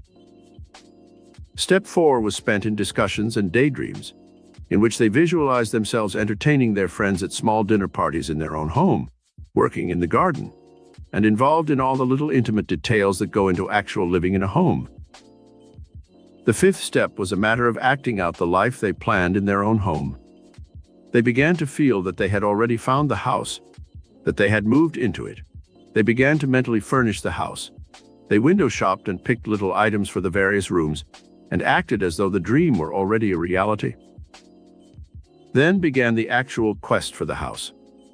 The higher mind within, which they asked for guidance, led them to search the real estate sections of the daily papers. They saw nothing matching their mental dream house. But one day a friend told them of a home in the country that belonged to a recent widow who wanted to sell and go to Europe to live. The couple rushed to New Jersey to see this home. It was the dream house they had pictured in every detail. But the lady wanted $25,000 cash. They had only $3,000 in the bank. In talking to the widow, however, they were so enthusiastic and their dream was projected so vividly that before the interview ended, she offered to let them move into the house without any payment whatsoever, if they would take over the first mortgage and pay her $250 a month. This was the exact amount they paid each month for rent, and so they accepted the deal. An extra little dividend was added to the purchase of the house. The widow let them have her furnishings for $2,000 cash. They were easily worth $10,000. Dreams precede actions. In using the art of premonstration, we are using an old law in metaphysics which states, dreams precede actions. God's dream of his creation must have preceded the building of the universe from the tiniest atom to the most intricate constellations. Your mental dream becomes the blueprint which assembles from the unconscious all the elements that go into the fulfillment of your dream. Reality is only an outward manifestation of the inner dream. Einstein proved in his theory of relativity that mental energy is convertible into its exact physical equivalent, and that all matter, in turn, is convertible once again into its invisible counterpart. A skyscraper or bridge that appears to be solid reality is only a mass of vibrating atoms, and they are held together by an invisible law called gravity. When these atoms disperse or disintegrate, they go back into the earth and disappear.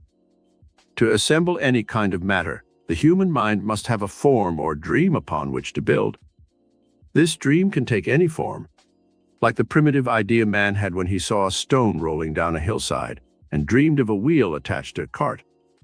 Scientists call the wheel the greatest invention of all time, for from it issued the modern automobile, airplane, jet propulsion, and even our space age. After the dream, it was relatively simple for man to perfect a functional wheel that could propel man from place to place and free him from being a beast of burden. Since time immemorial, man has dreamed of being able to fly like a bird.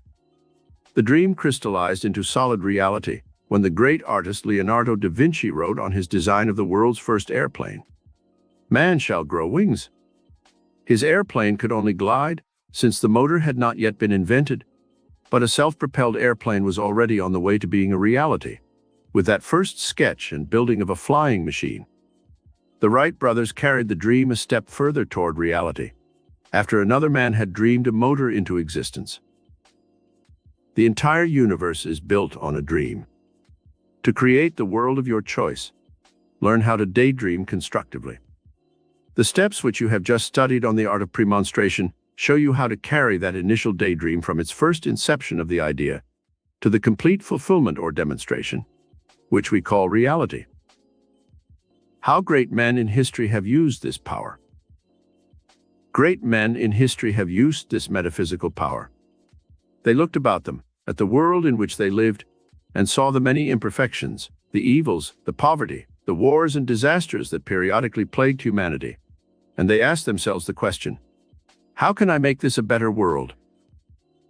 From this initial premise or dream, these great men were guided by their higher minds to discoveries, inventions, and methods by which they changed the destinies of all men and created the reality of a better world for us to live in. As you look about you at the world of reality, you must recognize the fact that we still have a long way to go before we come into the utopia of which man dreams. See the reality, but do not let it blind you to the higher dream towards which all men are striving. The world today needs to learn how to use this metaphysical miracle power more than at any other time in history. Over 25 million people in our country are handicapped in some way, blind, crippled, and sick. In 5,000 years of so-called civilization, man has only known peace for something like 100 years. The rest of that time he has been at war somewhere on the face of the earth. We have social maladjustment, juvenile delinquency, dope addiction, and criminality on a large scale. There are over 8 million alcoholics. Many people still live in slum conditions in this, the richest nation in the world. Millions of people still live on a starvation diet in this world that could produce plenty for all. Never have we known an age in which humanity suffered greater agony of mind and spirit. Humanity needs to use a greater force than book knowledge alone to help man achieve the dream of peace, prosperity, and happiness for which he so desperately searches. See what miracles these great men of history produced when they once learned how to unlock the metaphysical power of their higher minds. Columbus used this power when he searched within for guidance to new lands. This power of the higher mind told him that the world was round, not flat, as everyone believed in that age, and his dreams of discovering a new world were fulfilled. Burbank perfected new products by using this higher mind within. He was able to change growing things and create new species because he tapped this metaphysical miracle power. Michelangelo, the great artist and sculptor, turned to this metaphysical miracle power for gigantic new concepts in art that caused him to create the most perfect statues in marble that man has ever produced. His energy and creative power blossomed even when he was in his 70s and was called back out of retirement by the Pope to do his murals in the Sistine Chapel, which have been called some of the greatest art ever created by man. Pasteur, Edison, Franklin, Einstein, Florence Nightingale, Joan of Arc, Newton, Plato, and Marco Polo, all these great men and women of history had divine guidance in the discoveries, inventions, and creative genius they manifested.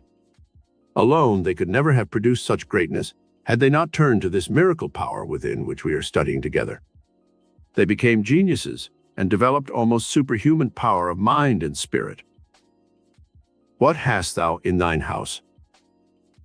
Start today to work your little everyday miracles. Do not wait for a better or more auspicious time. The moment you study this method, you can begin to perform the miracles in your life that you desire and which will give you and your loved ones a better life. The Bible says, "What hast thou in thine house?"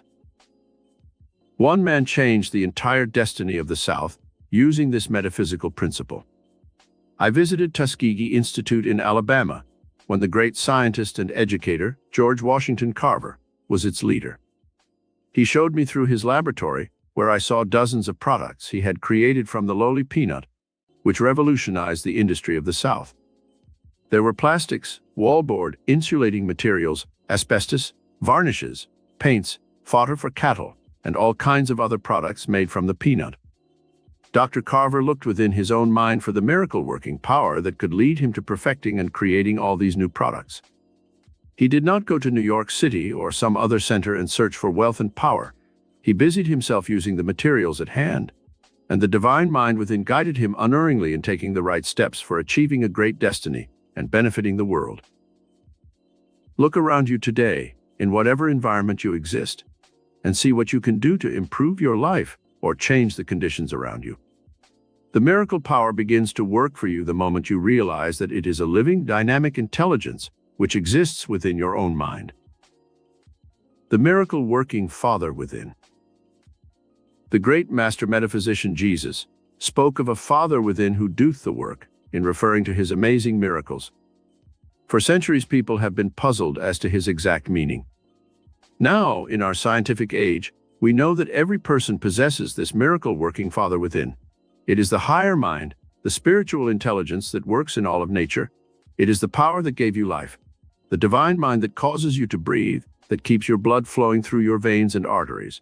It is the intelligence in your cells that builds and repairs the body, which heals the sick, which creates the child in its mother's womb in 9 months' time. Like all great forces in the universe, this Father within is invisible, but it is as real and more powerful than the physical and material universe which it controls. This divine mind, which some call God, is in the fourth dimensional world where the miracle-working power resides. You can tap this divine mind which works miracles through a simple daily regime, which we shall now study together.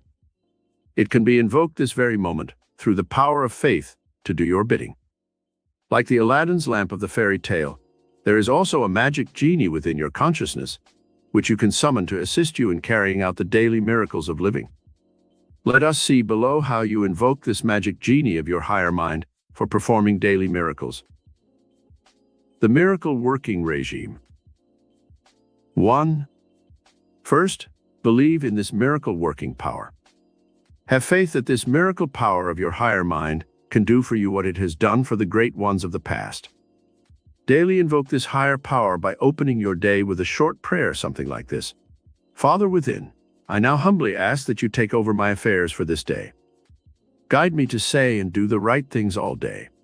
I have faith in the Father within, and now place myself in the divine center of all good and constructive action, knowing that only that which is good can come to me. I am now the center of divine action, and everything I do will be prompted by the higher divine mind within me. 2. Look about you each day and be aware of the miracles that this Father within has created, and which are already at work for you without any conscious effort on your part. The life force flows within you, giving you health and energy to carry out your day's activities. The miracle power in the soil has grown the food you are to eat this day. Coffee will come from Brazil. Sugar from beets or sugar cane is already in existence. Eggs are being created on some farm from chickens that already exist. Beef is being nourished somewhere for your table tonight. Rubber is being grown or manufactured artificially for the tires of your car. Steel, iron, and coal have been built into the earth for your use in machinery, radio, TV, motion pictures. All exist because this miracle power put the elements into creation long before you were born. The oil which runs your car, which gives you heat in winter and cold air in summer, was starting to be created 1 billion years ago. The wool for making your clothing exists somewhere already on a distant flock of sheep. The cotton for shirts, dresses, and other items is now growing on some far-off plantation. Be aware of this miracle working power of divine mind that is at work in the universe and is even now working for your own good. 3. Sit down for at least half an hour daily and concentrate on the power of this higher divine mind within you. Ask this power to give you perfect health. If you are sick and wish it to heal, you have faith in this power. Know that the miracles of healing are daily taking place in millions of human bodies, and the same power can work for you. When you cut your hand, what force within your body heals it? This force weaves new skin, sends the phagocytes to the wound to kill the invading bacteria, and creates new cells to take place of old ones. When a bone is broken, this same miracle-working power within rushes supplies of calcium and other elements to the fracture, rebuilding the bone and even making it stronger at the juncture where it was broken. 4. When you go to bed at night, the last thing you should do is spend a few moments instructing this divine mind within what miracles you wish it to perform for you during the time you are asleep, or the next day when you are awake. You may make up your own suggestions to the divine metaphysical mind, or you might use a statement for general well-being, such as this. Father within, I now go to sleep, confident that you will heal and repair my body perfectly while I sleep. I ask for divine guidance in all my activities tomorrow and in the days to come. I especially desire peace of mind and harmony in my home and work. I ask for new ideas to improve my finances and to bring me security for the future. I ask for the miracle of divine love to flower in my life and to bless all those within the center of my activities. I now go to sleep confident that I shall awaken on the morrow refreshed, healed, revitalized, and rejuvenated mentally and physically. 5. To concentrate the power of this higher divine mind within, sit down each day and make out a list of the positive and constructive things you want to happen to you. This list should include your working conditions, your home, your social life, your gifts and talents, your finances, and your state of health. Do not be afraid to ask the indwelling Father for anything you desire, for remember, He created the universe and all therein for you to use and enjoy. Your list might look like this. A. I desire a change in my work. Guide me to the finding of a new job doing. State the type of work you wish. B. I wish to make an extra $1,000 so I may buy the things I wish: a new TV set, a car, an air conditioner. Specify the things you desire and visualize them clearly. C. I wish to have romantic fulfillment and to find a mate who embodies these qualities. List the kind of mate you would like to marry, giving the traits, appearance, etc. D. I would like to travel. Guide me to the means for taking trips to. List the countries you wish to visit. One lady in our lecture group listed travel on her miracle guidance chart, and she soon found work on an ocean liner as a manicurist. She met a wealthy widower on this cruise, fell in love with him, and married him when the cruise ended. She achieved another objective which she had on her guidance chart: the finding of a suitable mate and financial independence. You never know from what channel your good will come to you. When you once release the tremendous power of your higher divine mind, you will begin to see miracles occurring on all sides of you. Things will happen that you never consciously realized were possible before. Have faith in this power and never doubt its spiritual reality, for the very fact that you exist is living proof of a miracle-working power in the universe that is greater than any other force in existence. Chapter 2. How to work miracles through metaphysical commands. We have learned that the miracle power is within you, and that it can work for you when you use a certain regime, which we studied in Chapter 1. Now let us learn how to work miracles through creative metaphysical commands that we shall give to the indwelling Father who performs the miracles we desire. The cells of your brain and body are like tiny batteries. They possess atomic and electrical charges that are diffused throughout your entire body. Science now has discovered that when we are sick, the brain and body cells have in some way become short-circuited, and their charges of electricity, magnetism, and life force are depleted. The miracle-working power of the divine mind within is what normally keeps the brain and body healthy. It is prejudiced in favor of health, not sickness; life, not death; success, not poverty; happiness, not misery; peace, not conflict; love, not hate. When you wish to work miracles of health or success or love happiness, you must learn to go to the very foundation of your life and work with the divine intelligence that has been implanted within your mind and body. To focus this creative miracle power, you must stir the positive, healing emotions into vibrant action with creative metaphysical commands. Let there be light. The first dynamic creative command in the Bible is, "Let there be light." Under the impetus of this forceful statement, the invisible atoms and molecules of unlimited space were set into motion, and all creation began. Light is synonymous with spirit or intelligence. Darkness represents ignorance and the forces of evil. So too, there are two opposite polarities in all of life. One represents the force of good or God, the other the force of evil, or, as religionists call it, the devil. Just as God used this dynamic command, "Let there be light," to start all creation, so too, you can summon up all the creative powers of your brain and body by using a similar creative command to invoke the miracle-working power that can change your life from a negative, fear-filled, and unhappy one to one of health, happiness, and fulfillment. Just as we have light and darkness, so too we have opposing states of consciousness, which constantly struggle for supremacy. These two states of consciousness can be created through the words you think and speak. These words set up little electrical and magnetic charges within the brain, and then communicate themselves to the nerves and muscles of the body, setting into motion the conditions embodied in the words. The master metaphysician Jesus said, "If ye abide in me and my words abide in you, ye shall ask what ye will, and it shall be done unto you." John 15:7. What does this mean? It means that the creative intelligence of the divine mind within is unlocked through the use of words or creative commands. Positive words, thoughts, and emotions will release positive creative power within your body, whereas negative thoughts, words, and emotions will release destructive power within your body.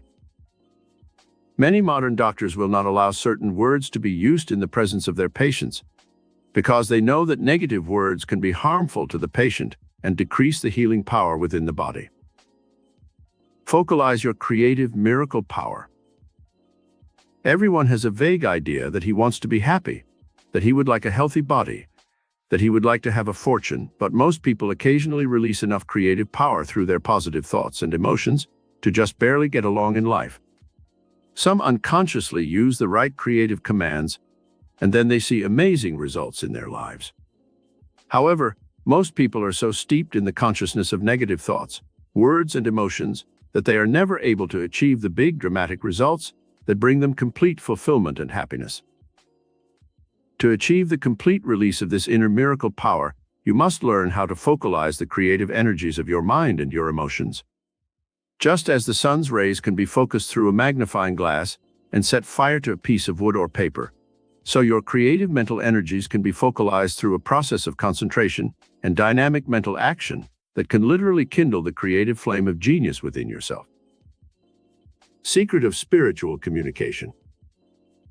Just as there is communication between fellow men through the use of words, there is a spiritual communication which can be invoked between man's conscious mind and the divine mind within. The conscious mind is the seat of reason, logic, and rationality. The soul is the seat of the higher divine mind within man, where spiritual communication takes place. When we pray, we reach out with spiritual language to this hidden, secret center within the soul and invoke God's help and guidance. The language of the soul is as real as the language which mankind uses to communicate with his fellow men. When you wish to invoke the divine mind within to carry out your wishes and aspirations, you must use this method of spiritual communication. To release the dynamic energy of this higher mind, you must see to it that the words you use in this spiritual communication are the right ones. Let us examine two states of consciousness that are represented by opposing words in the following listing. Life, death. Peace, war. Riches, poverty. Good, evil. Health, sickness. Youth, age. Joy, misery. Beauty, ugliness. Love, hate. Confidence, fear. When you wish to work miracles through creative metaphysical commands, you must be sure that you approach the divine center of your consciousness with words of spiritual communication that represent the positive, life-giving, healing qualities of divine mind. When you invoke the images of negative words given in the right-hand column, you will release mental and chemical forces that deplete your energy, lower your vitality, and create negative and destructive circumstances within your body and in the outer circumstances of your life. Science confirms miracle power. At last, in this scientific age, science confirms the miracle power that man possesses within his brain and body and soul. A series of laboratory experiments taken with school children showed that the sugar content of the blood could be raised or lowered by the experimenter at will. Two groups of children of the same age were taken from the same grade in school. These two groups were given the same problems to solve. The group were told that they could easily solve the problems, that the solutions were easy, and during the time they worked, they were given encouragement and praise for their efforts. The B group were told that the problems would be difficult to solve. They were told they could not easily solve them, and they were discouraged and depressed by the teacher. The A group finished their tasks quicker, with fewer mistakes than the B group, but the most startling part of the entire experiment was the fact that when the blood of the A group was analyzed, it was found to be higher in sugar content than the blood of the B group. This extra flow of sugar from the liver gave the A group more energy and helped them perform their tasks more quickly and accurately than the B group. It was also found upon analyzing the blood of the B group that it showed less sugar and more fatigue acids than that found in the A group. This was scientific proof that the creative energy of the mind and body, the glandular flow, and all the other activities of the brain and body are radically affected by the words, thoughts, and emotions that are imprinted upon our consciousness. How to give positive creative commands. The divine mind within carries out your instructions and commands. It had tremendous power, for it is the creative mind that originally created you and the entire universe. Within you is a spark of the divinity which brought you into existence, just as within the chick is the creative power which makes possible the miracle of future new life through the egg. Your creative commands reach this divine center of your being and release the miracle working power that can cause you to do anything you wish. This power can heal your body if you are sick. It can keep you healthy and strong and youthful as you grow older. It can guide you to your right work. It can give you songs, inventions, poems, stories, any kind of creative ideas you desire that might make you a fortune. All these things and more can this divine mind within do for you if you once learn how to invoke its dynamic, creative power through your creative commands. The regime for giving your higher mind creative commands. Each day, when you arise in the morning, Give your higher mind a series of creative commands made up of the life-giving, positive words you will find in the left-hand column just presented. You can make up your own powerful commands or use those given here. Say these statements aloud if possible. If not, then say them quietly to yourself. Repeat them several times to give them greater effectiveness. Then, during the day, as often as you can, whenever you feel the need for more energy, more power, more intuitive guidance, say the particular creative commands that fit the situation. 1. Life. I am life. The life force now flows through my brain and body, filling me with energy and vitality. I now breathe deeply, and the life force is strengthened and fortified. I am young. I am strong. I am powerful. I now meet all challenges with new courage and optimism. The divine center of my being expands and grows more powerful under the impetus of divine mind. 2. Peace. I am now at the center of peace and poise and power. All disharmony and conflict fade away. I know the joy of perfect serenity, and like a peaceful lake, reflect the blue of the heavens. My serene soul now reflects the joy and radiance of the divine countenance, and I am at peace with the world. 3. Riches. I now command the forces of life to bring me abundance and prosperity and riches. I ask for divine guidance to my right place in life. The treasures of the universe were created for me, and I now accept abundance. 4. Good. I am good, and therefore I attract only that which is good into the orbit of my experiences. As God is good, I am now a channel for the perfect expression of God's goodness through my daily activities. I give out good, and good comes back to me. I operate under the law of good, and evil has no power to touch my life. 5. Health. I summon the miracle working power of my higher mind to heal my body of any and all negative conditions known as sickness. I command the life-giving forces within my brain and body to so regulate my glands and operate within my organs that I shall know health, vitality, energy, and strength. 6. Youth. I now energize my brain and body with the consciousness of youth.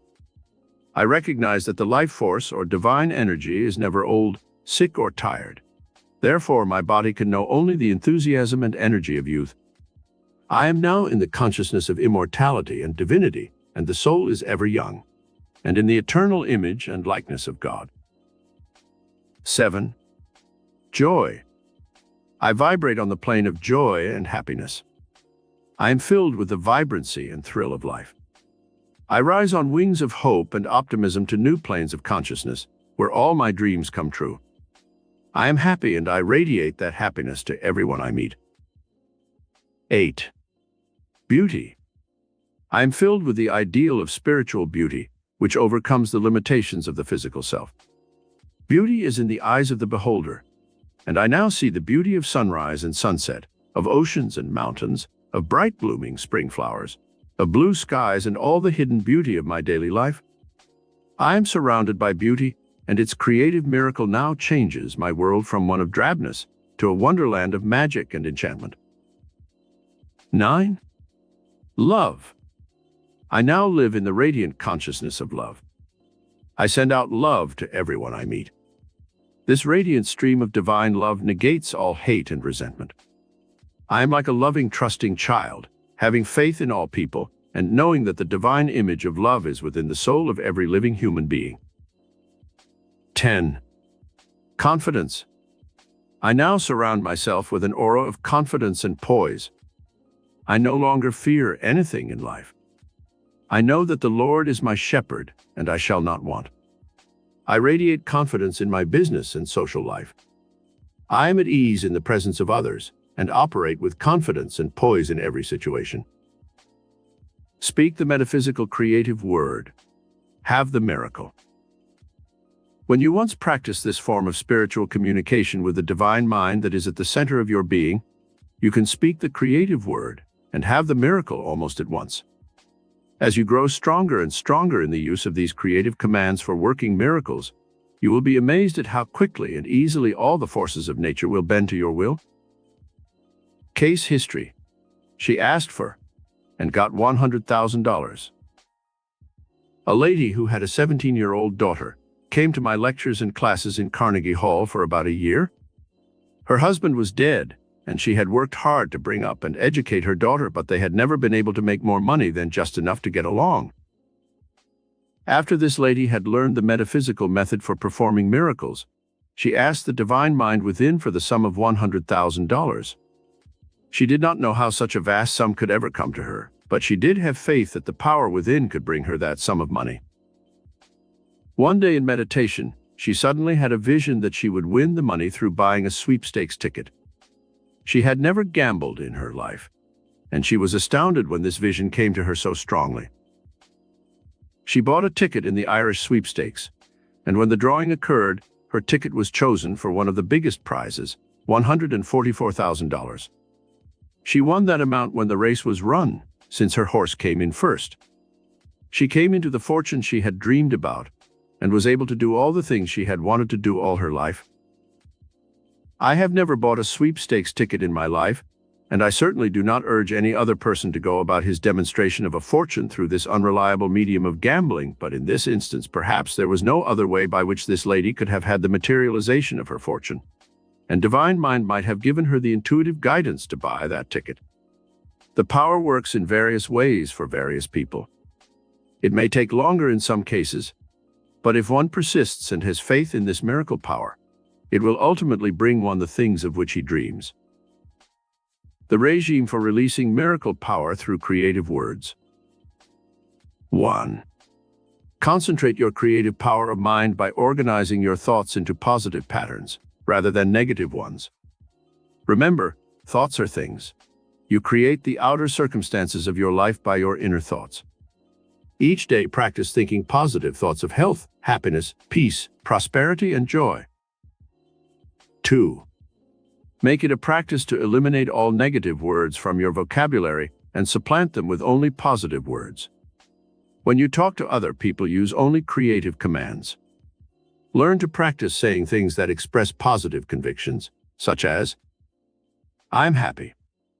I am healthy. I can succeed. I can do that. I will be a success. I will have money. I will overcome my problems. Henry J. Kaiser, who is worth hundreds of millions, showed a friend who once visited his home in Hawaii a dictionary in which he had carefully cut out the word impossible. This was one of the secrets of his success. He refused to express any words that were negative and lived on in the positive conviction that he could accomplish anything he desired. 3. Daily, practice raising your energy levels by using energy-producing words which you repeat over and over, such words as love, success, happiness, good, achievement, God, harmony, peace, charity, brotherhood, forgiveness, faith. Great men in history have always used this theory for producing the positive chemistry of mind and body by using magnetically charged words that help them raise the creative energy levels of their consciousness. When Napoleon was preparing to become crowned as emperor, he strode back and forth before a full-length mirror, repeating over and over these words. I am Emperor Napoleon I. It is said of Caruso, the great Italian tenor, that when he was waiting in his dressing room to go on stage, he would stand before his mirror and sing, I am Caruso. He would sing this over and over, up and down the scales, fixing the image of his greatness indelibly upon his inner consciousness. 4. While you are working to build your higher consciousness, you must practice, very much like an actor does for a stage role. Stand in front of your mirror in the morning before going to your office and practice your dynamic word commands in a firm, confident voice. You can make up your own statements or use these. I command the forces of life to do my bidding. I demand the best that life has to offer. I expect respect from everyone I meet. I request from invisible sources my supply and abundance to meet all my needs in life. I have important work to do this day, and I shall achieve greatness. I take on qualities of superiority in my personality and conduct, and therefore I become superior. It was a wise man who said, if you wish to become like Voltaire, you must think, act, and talk like Voltaire. 5. Form the mental habit of having faith in yourself and in the power of the divine mind within you. Express this faith in daily words and actions. Take on the expressions of a successful person if you wish to be more successful. If you wish to materialize riches and abundance, begin today to act like a person of substance. Dress like a person who is important, and if you have only one suit, be sure it is neat and clean at all times. Chapter 3. New Dimensions of Miracle Power Through Metaphysical Mental Imagery. In a study of miracles performed by the great men of history, I have discovered that most of them used new dimensions of miracle power through mental imagery. They were able to expand their states of consciousness to include new combinations, new ideas, and new concepts, which no one else had previously formed. What is the imagination? It is defined in the dictionary as the act or power of forming mental images of what is not present. The act or power of creating new ideas as by combining previous experiences. An image is a visual impression of something. In metaphysics, we employ mental imagery more than anything else to achieve fulfillment of that which we desire. The first place where the Bible speaks of mental imagery is in the story of creation in Genesis, where it says, "Let us make man in our image, after our likeness." So God created man in his own image. In the image of God created he him. Male and female created he them. The imagination is a God-given function with which man may perform the same miracles as God himself. It is within man's imagination that this divine function exists, and which man may use to create in the image and likeness of his innermost thoughts. Mental imagery as a spiritual function. Joubert said, "Imagination is the eye of the soul." All great things have been created through the art of mental imagery. This applies not only to our material world of skyscrapers, bridges, industry, and our jet and space achievements, but also to the world of the intellect. Einstein's theory of relativity was a mental concept. Rockefeller's great financial empire was formed in his mind through mental imagery before it became a reality. The miracle of mental and material creativeness which formed the Hilton chain of world-encircling hotels was born in Conrad Hilton's imagination years before it became an outer reality. When the Master Jesus performed his miracles of healing the sick, making the blind see, and feeding the multitudes with the loaves and fishes, it was a stupendous act of mental imagery focused through the higher spiritual dimensions of mind. The building of the first car was an extension of the mental imagery that first produced a horse-drawn wagon. Henry Ford carried the mental pattern further in his imagination and visualized the assembly line method, which produced the modern miracle of cheaper transportation that put America on wheels. How to form big mental concepts. To image a thing is to form a mental concept first. Then the projection of this mental concept to the outer world is an almost automatic function, which involves the mechanism of the higher mind, the sympathetic nervous system, and the reflex actions of the muscles and nerves. You may ask what you will of life, but you will only achieve it by first forming the correct mental images of what you desire. Ask yourself, what do I want of life? Image it clearly in all its details. This should include the things you want to do, the person you want to be, the things you want to have. You possess within your mind a metaphysical brain projector, which is capable of projecting to the outer world the mental images that you have built within. Just as a motion picture projector sends out a beam of light which focuses on a screen the picture on the film, so your brain projector can only project a picture if it is clearly imprinted upon the cells of your brain. If there are no images on that film, there can be no outer projection. Let us see how this works. There can be no successful projection unless you have first fixed the mental image of success upon your consciousness. What is the picture you hold of your success? Is it mediocre or big? Is it an image of your own business or working for someone else? Do you visualize a different job from the one you are doing, which you do not like? To have a great destiny, you must have big mental concepts. Here is the regime for building these big mental concepts, which can cause your higher mind to project the creative pattern you hold to the outer world of reality. 1. Sit down for at least a half hour a day and concentrate your mind on building big concepts. If you are making $100 a week, expand your image to $200 a week. Visualize yourself earning that money first. Do not make the mistake of raising your mental sights too rapidly, for you must really believe you can earn $200 a week before you can project that success image to the outer world. After you have built this mental concept for a week or two, you may be prompted to enroll in a special course in evening high school, a course that will actually project you into a future job paying the bigger salary.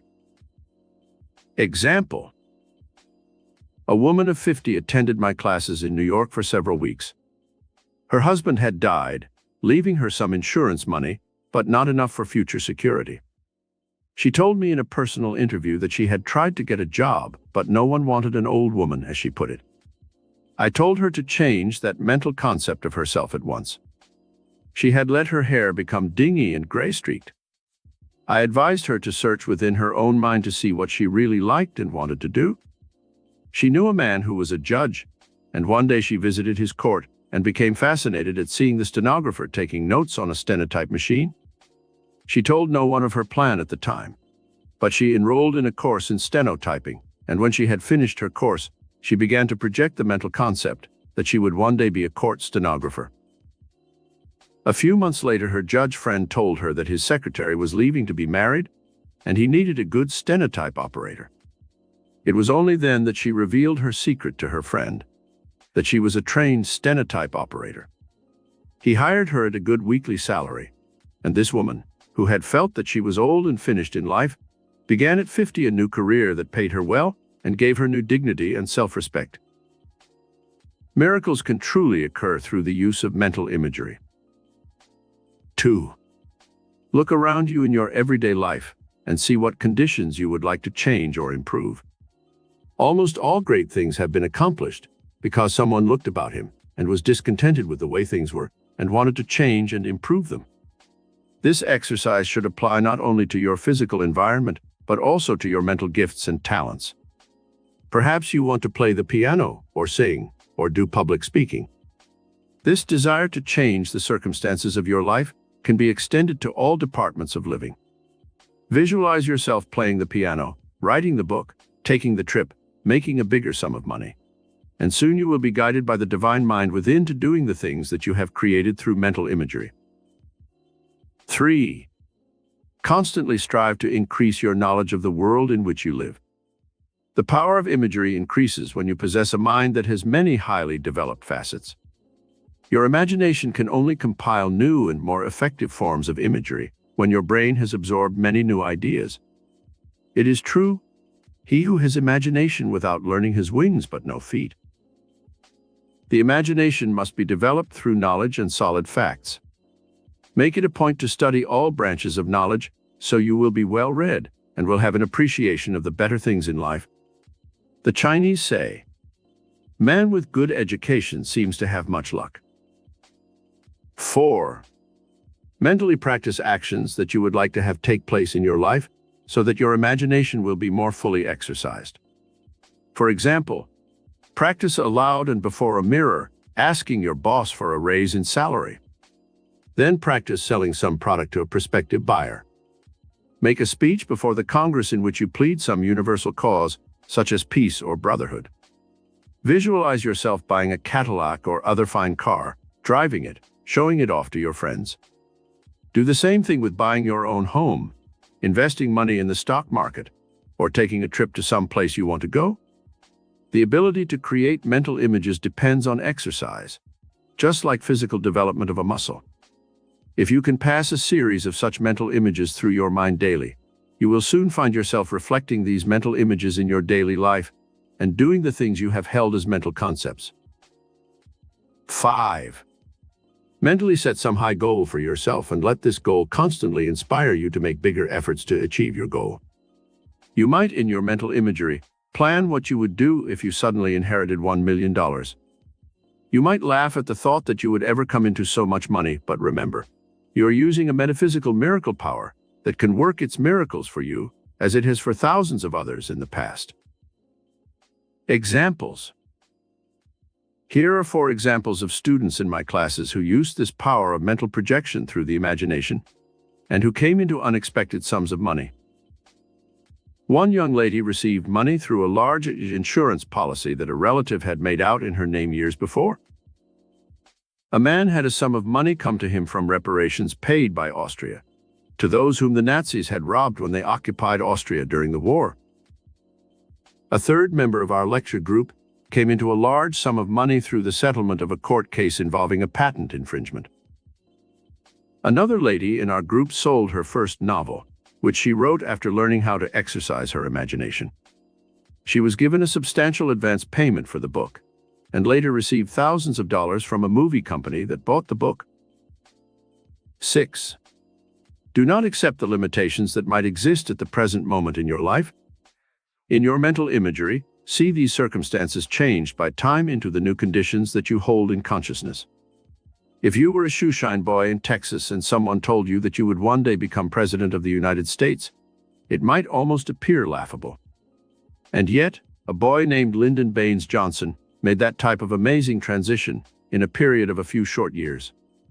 He used these principles of mental imagery to amass his vast fortune, and even if he had not become president through chance, his life still would be counted a successful one. 7. Talk to your higher mind, just as you would talk to a person, telling it your secret aspirations and desires, and then sit quietly in the silence and let it guide you to taking the right steps, which will fulfill your destiny. Sammy Davis Jr. had every known limitation in his early life, but he kept telling himself, "I can do it," and visualizing and imagining his future success, until he finally won through and became a great star. Another instance of a man of the same race who has amazed everyone in the boxing world, who has used this principle of imagination and mental projection, is Cassius Clay. Some people might consider his confident statements about victory in the ring as mere braggadocio, but the fact remains, he has up to this point fulfilled every promise he made to himself. 8. Perhaps you are not living the life in this moment that you would like to live in the future.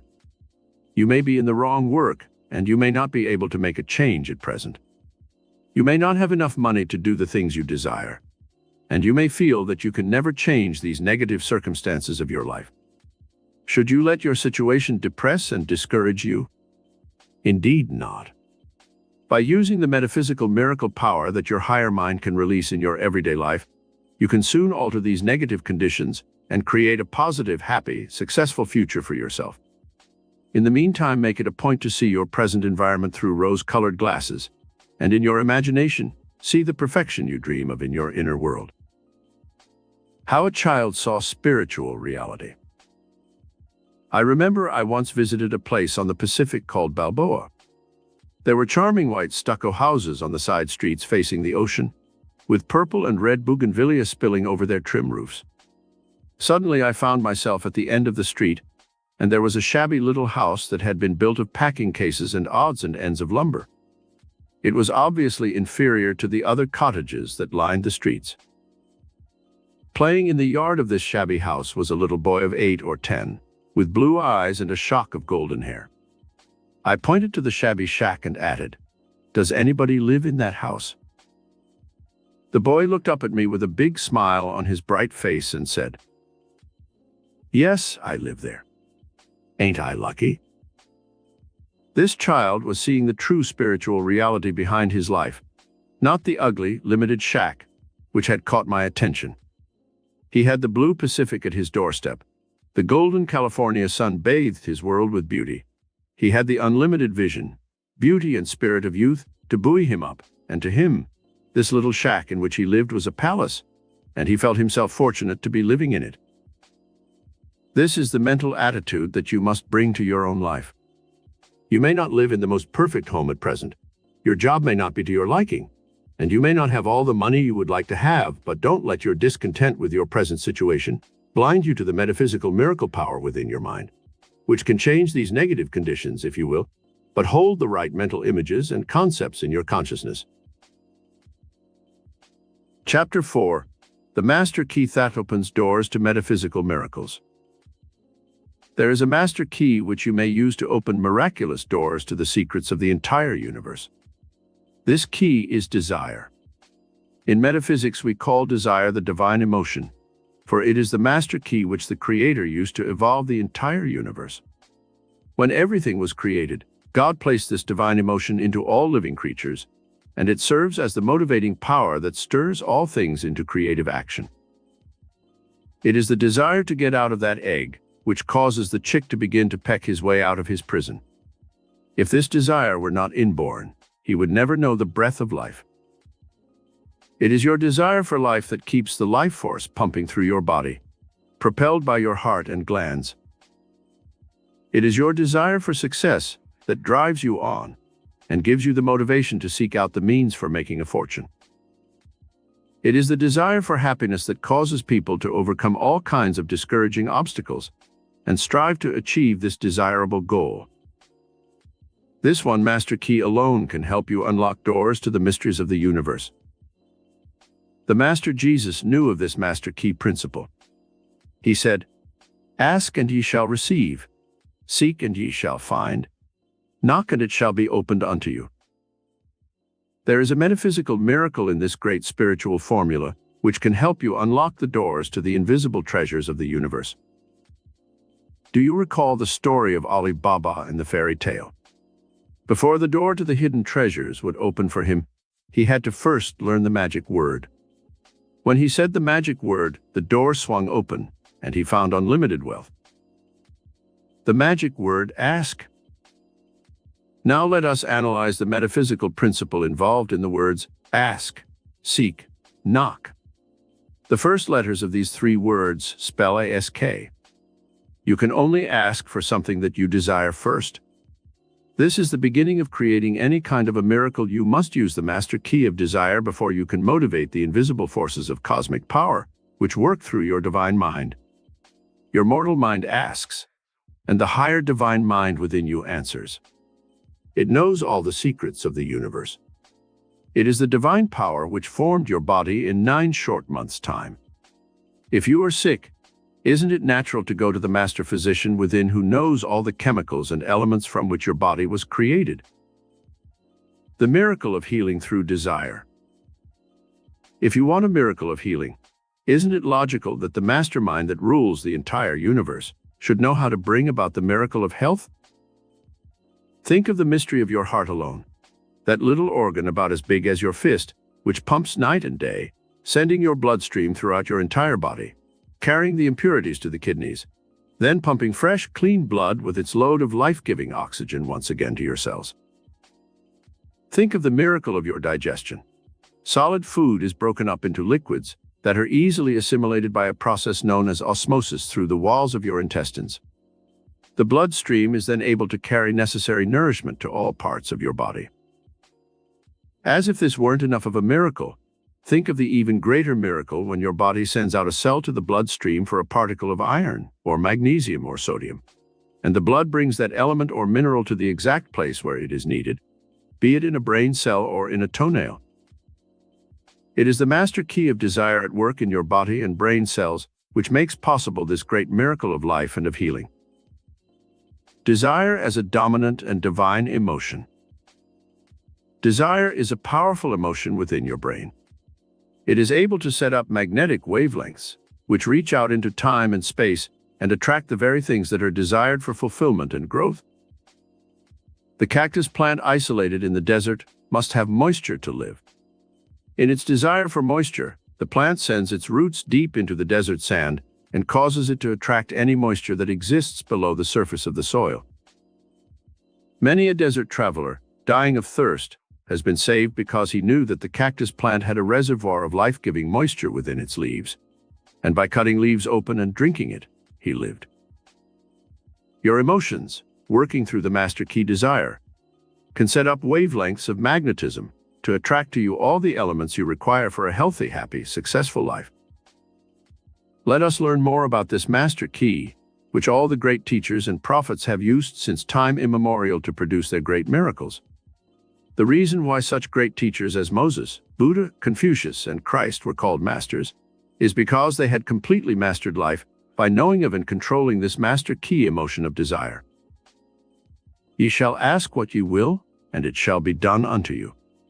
Also, what things soever ye desire when ye pray, believe that ye receive them, and ye shall have them. This is why, in my teachings of metaphysics, I have named desire the divine emotion. It is the master key that helps us work the miracles which the Master promised we could also do. And greater works than these shall ye do. If you believe this statement literally, then you are on the way to performing miracles in your own life, which will astound you. What things do you desire? Before you can ask the miracle working power that dwells within your divine mind for some specific thing, you must be able to formulate your desires into language that is definite and clear-cut. Someone has said, metaphysics is the language of the soul. In any form of communication, there must be words that set up patterns of action and reaction. To reach the higher mind within your divine mind for some specific thing, you must be able to formulate your desires into language that is definite, and be shown how to make out a blueprint of destiny, which can help you consolidate and concentrate these desires through your emotions. 1. Desire for a better life. 2. Desire for good health, youth, and vitality. 3. Desire for success, fulfillment, and riches. 4. Desire for happiness. 5. Desire for friends and social recognition. 6. Desire for love, marriage, children, a home. 7. Desire for cultural achievement. 8. Desire for the right work and creative expression. 9. Desire for spiritual and cosmic fulfillment. 10. Desire for high moral and idealistic aspirations. A truly balanced and perfect life should contain all of the above 10 desires, fully expressed in all departments of your life. It is when one or more of these elements is missing that one feels a sense of incompletion and unhappiness in his life. Emotions, the building blocks of desire.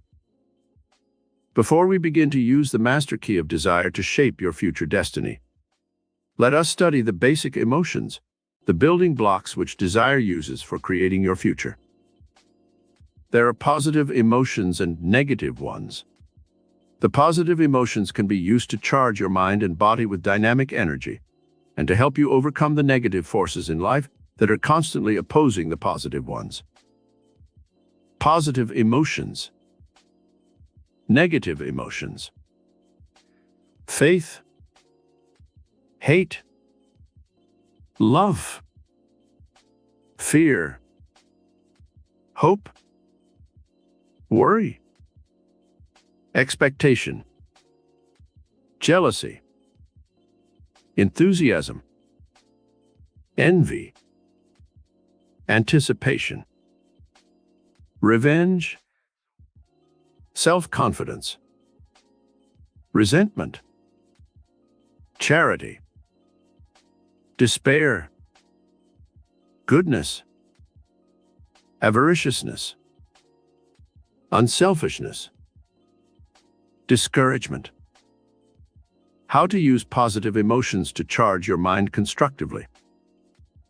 You can use the 10 positive emotions to charge your mind with dynamic energy and to instill within your body cells the life force which will keep you healthy, vital, and youthful into an advanced old age. In fact, through this metaphysical method of implementing the master key of desire with the positive and constructive emotions, you can learn how to live to a useful, creative, and energetic old age of 100 years or more. Some of the masters of the Himalayas who have learned this great secret have been known to live to be as much as 200 years of age. With our modern scientific study of geriatrics, which has to do with the processes of aging, it has been found that if we could entirely remove the poisons and fatigue acids caused by the negative emotions and insulate the mind and body only with positive emotions, man could live to an incredible old age. The body has the ability to repair itself perfectly, but it must use chemicals and elements which flow from the glands or which we take into the body through the foods we eat. Our thoughts and emotions help set the stage, chemically speaking, for the glands to release valuable chemicals for the body's perfect functioning. If the emotions are negative, they poison the body cells and make possible disease and the aging process. How to achieve a better life. First, let us take each of the magic keys of desire and use them to open channels for the fulfillment of that which you desire. Everyone has a right to the best that life has to offer.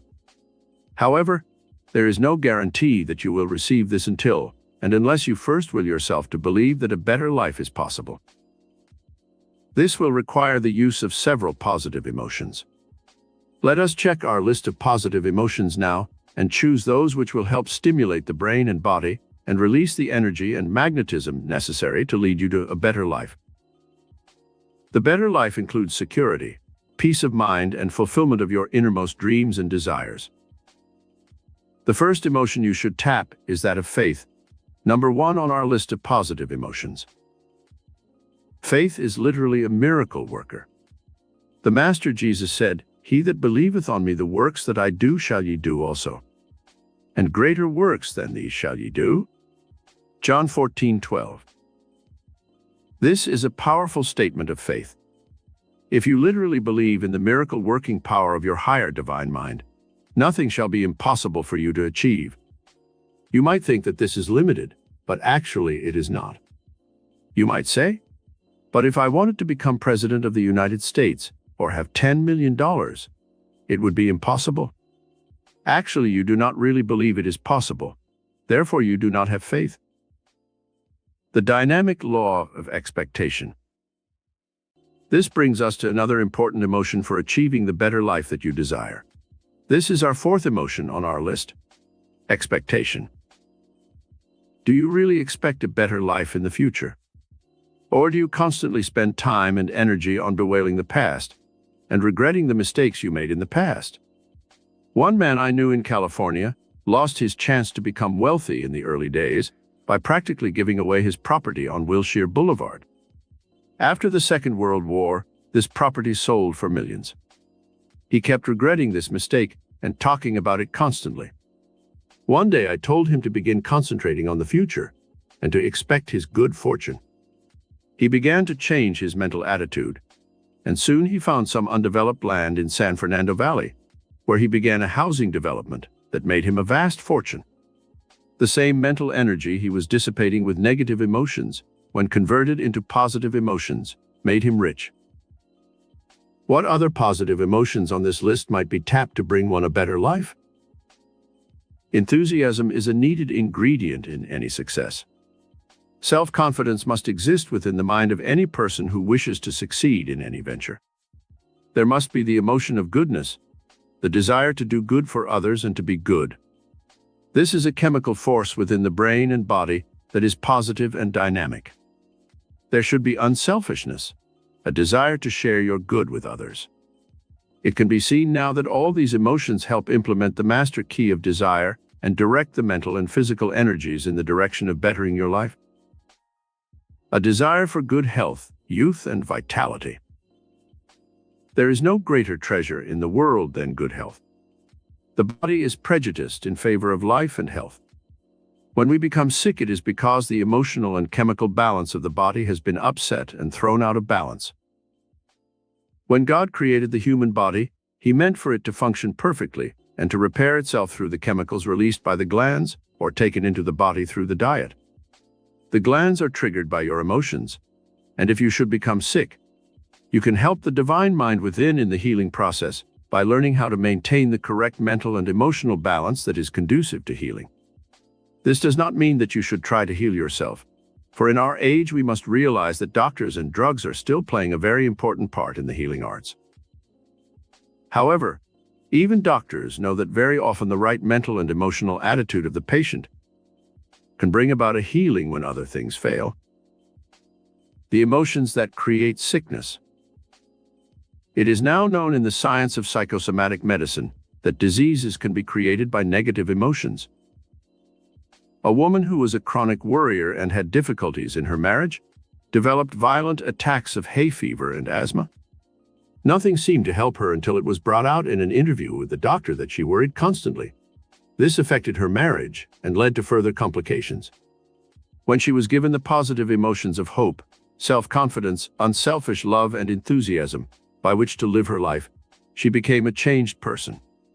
She soon overcame her tendency to worry. She became more spiritual in her approach to her marital problems. And in 6 months' time, her condition had improved so much that she was almost entirely free of symptoms and discomfort. Another instance that proves the destructive power of the emotions was that of a man who developed ulcers. They became so aggravated that he was advised to have an operation. Then a psychosomatic medical expert was called in, and he questioned the man while he was under a fluoroscope, an instrument like an X-ray machine which permits the doctor to watch the patient's internal organs. As the doctor repeated a list of words, such as house, sky, water, dog, etc., he finally came to the word mother-in-law, and the patient's stomach was observed to jump as if it had been shot. Then the doctor knew that this man was sick because of trouble with his mother-in-law. Questioning proved that this was indeed the trouble. The wife's mother lived in the house with the couple and interfered constantly in their marriage. When she was moved out, the patient had a miraculous healing. Fear, the great destroyer. One of the most destructive of all emotions is that of fear. Any prolonged state of fear that persists for months or years can set the stage for almost every type of disease known in the human catalog, from heart trouble and high blood pressure to arthritis and sugar diabetes. A woman walked under a tree one hot summer evening, and a tree frog dropped into the bosom of her dress.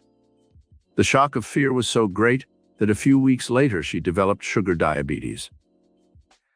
The negative emotion of hate is another one that destroys the body's glandular and chemical balance and causes sickness. Hatred, worry, jealousy, greed, and selfishness are all high on the list of those destructive negative emotions which destroy the body's health and produce every known type of ailment. To keep your body in good health and to have vitality and youthful energy until a ripe old age, use the following emotions on our positive list. Faith. Believe that your higher mind which created you knows how to sustain you and keep you in good health. Faith coupled with prayer is an unbeatable formula for achieving miraculous results in healing or in keeping the body normally healthy. Most of the authenticated cases of true spiritual healing, called by many miracles, were found to be due to this spiritual combination of faith and prayer. The Master Jesus knew this profound metaphysical secret, and in his revelations he constantly referred to the need of faith combined with prayer. What things soever ye desire when ye pray, believe that ye receive them, and ye shall have them. Mark 11:24.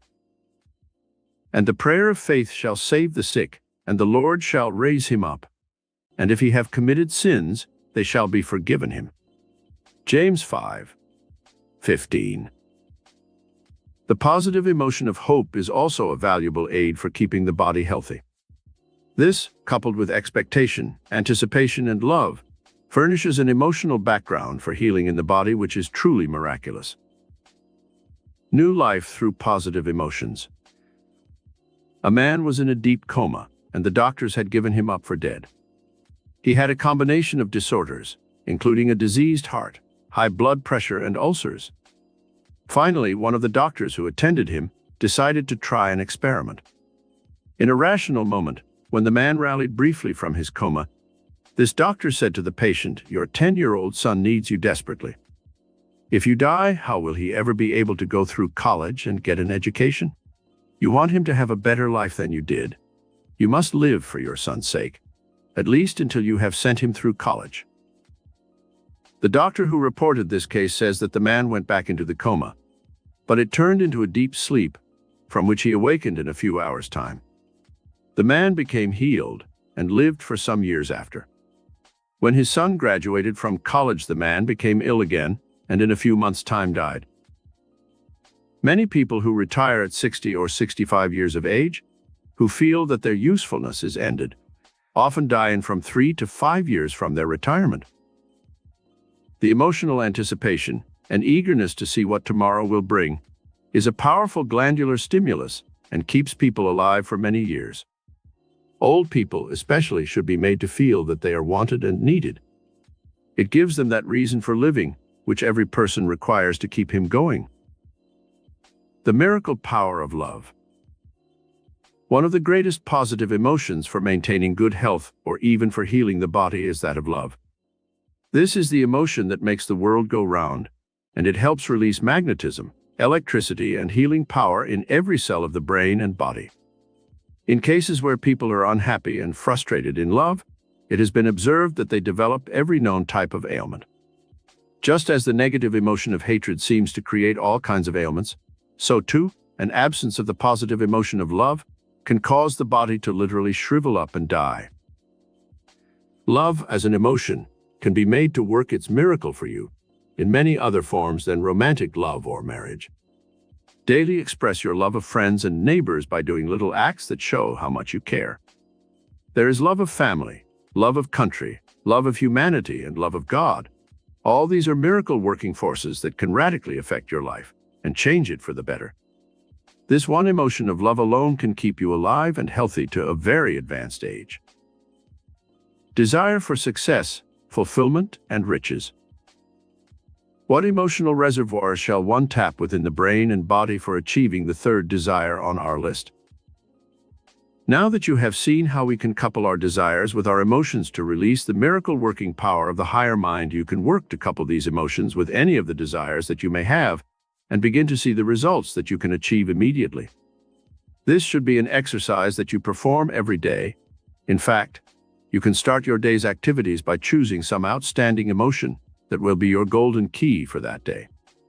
On Monday, you might choose the positive emotion number 1, faith, and all day continue to hold that emotion in your consciousness. On Tuesday, you might choose emotion number 2, love, and let that be the golden key to dynamic action for your day. You can do this with each day of the week, and even couple 2 emotions for some days, until you become so expert at releasing the flow of miracle-working power that every situation in life will be motivated by compelling and dynamic energy motivators. Your desire for success, fulfillment, and riches can be motivated by the following positive emotions: enthusiasm, self-confidence, anticipation, hope, and faith. However, many people have achieved fame, fortune, and greatness through the emotion of love. This is one of the most dynamic motivators of all, and we shall study further the miracle-working power of this divine emotion in other sections of our study. Desire for happiness. Happiness is a state of mind more than anything else. It depends to a great extent on the emotions that are indulged habitually. Some people are happy in almost any environment or under very trying circumstances, whereas others may have a fortune, beauty, popularity, and everything to live for, and still be miserable. One remembers such movie stars as Marilyn Monroe and Carol Landis, and several millionaires who committed suicide in the past. Their problems were based on personal failures, not on lack of money, popularity, or success.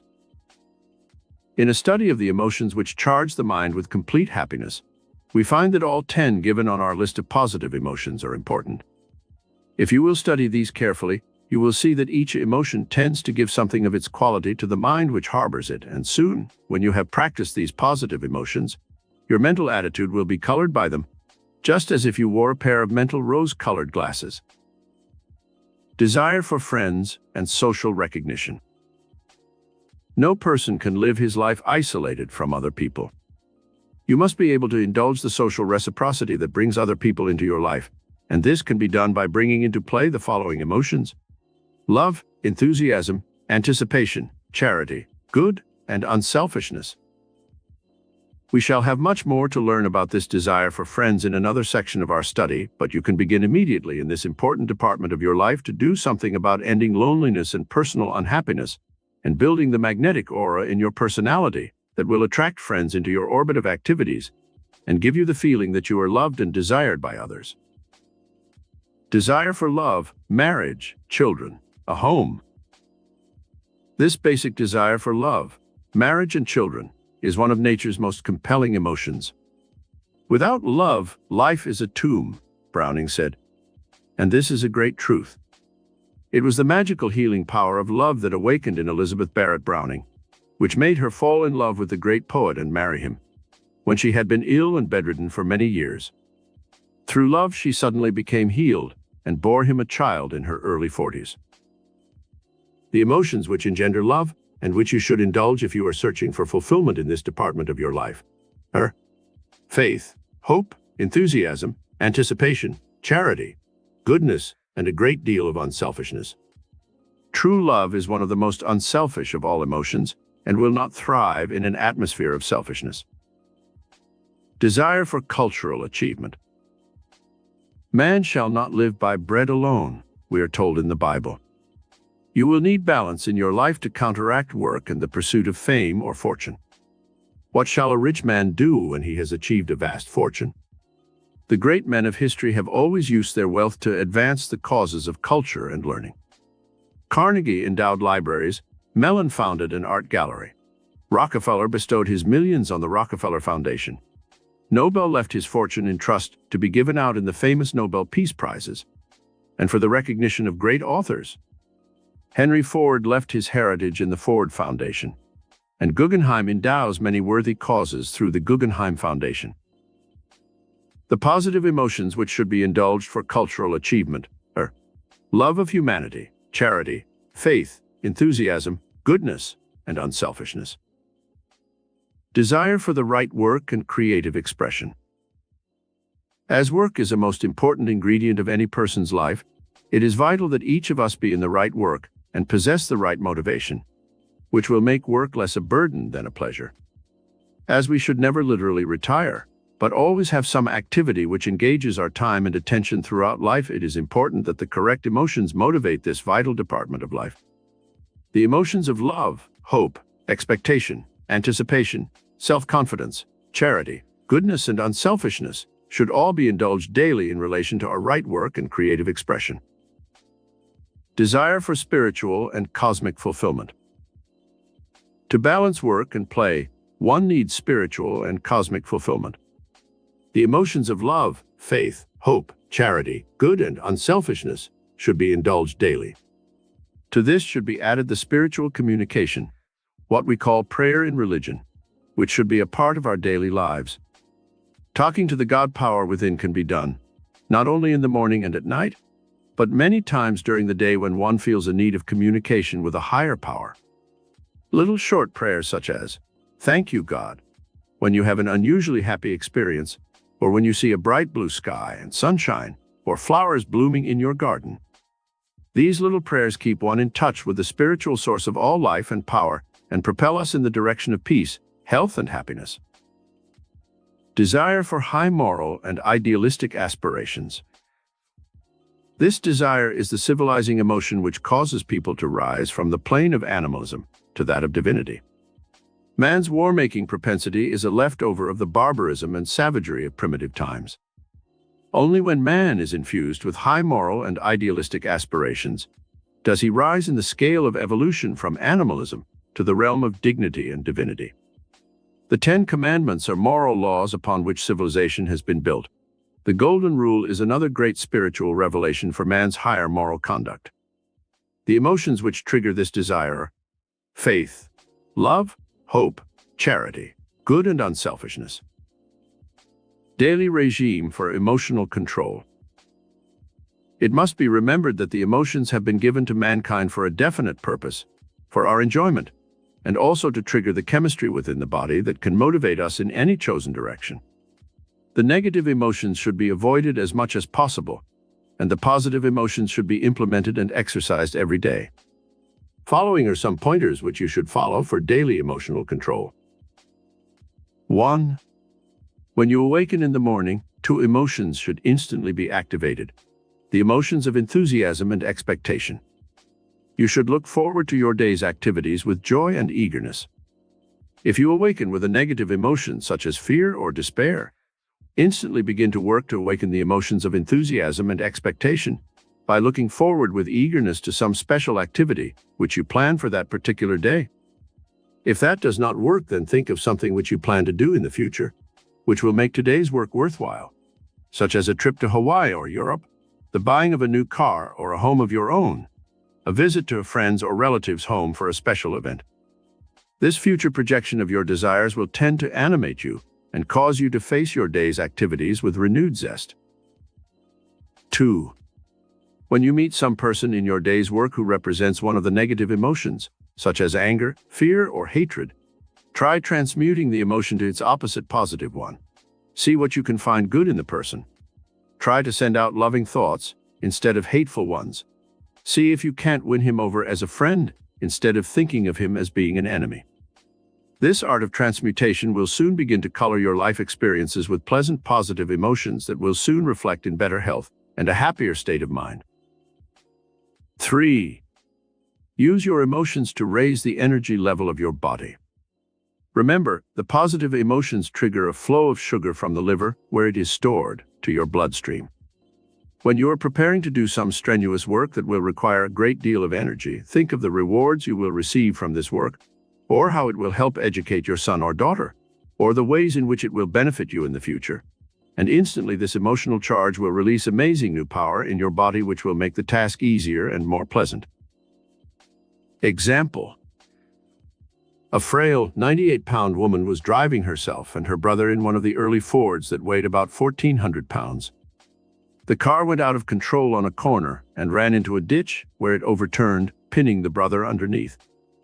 There was no one to help them, and the frail 98-pound sister single-handedly lifted that car with her bare hands so her brother was able to get out from under its crushing weight.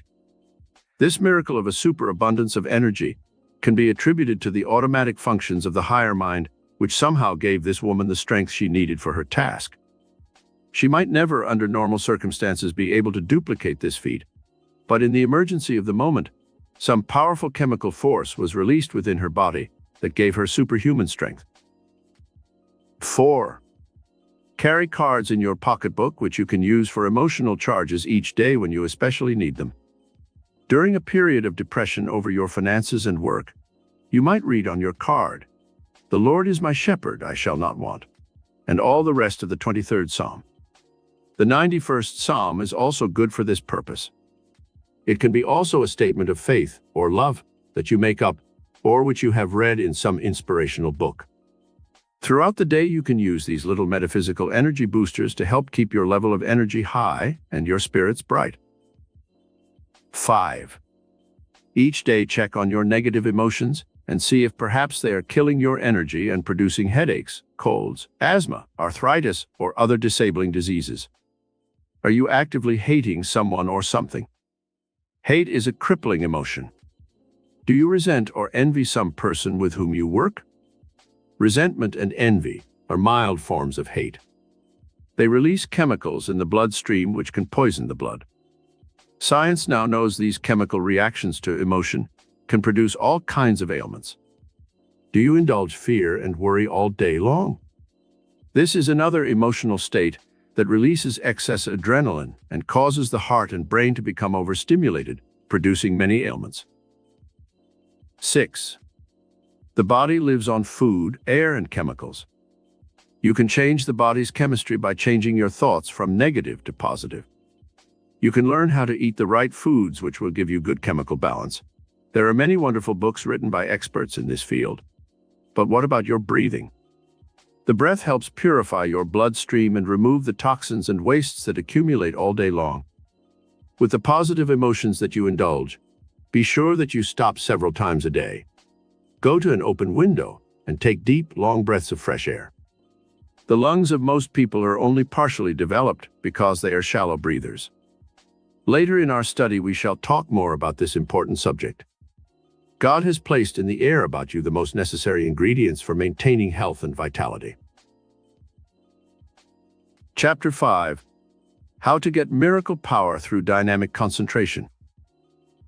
The life force which motivates the entire universe is a concentrated dynamic force, which you may tap and use as a miracle working power in your own life. This life force is in every atom and molecule of the created universe, from the microcosm, man, to the macrocosm, the universe. When this atomic power is concentrated into a little 2-inch cube, it can set into motion a chain reaction in the atmosphere, which can level an entire city.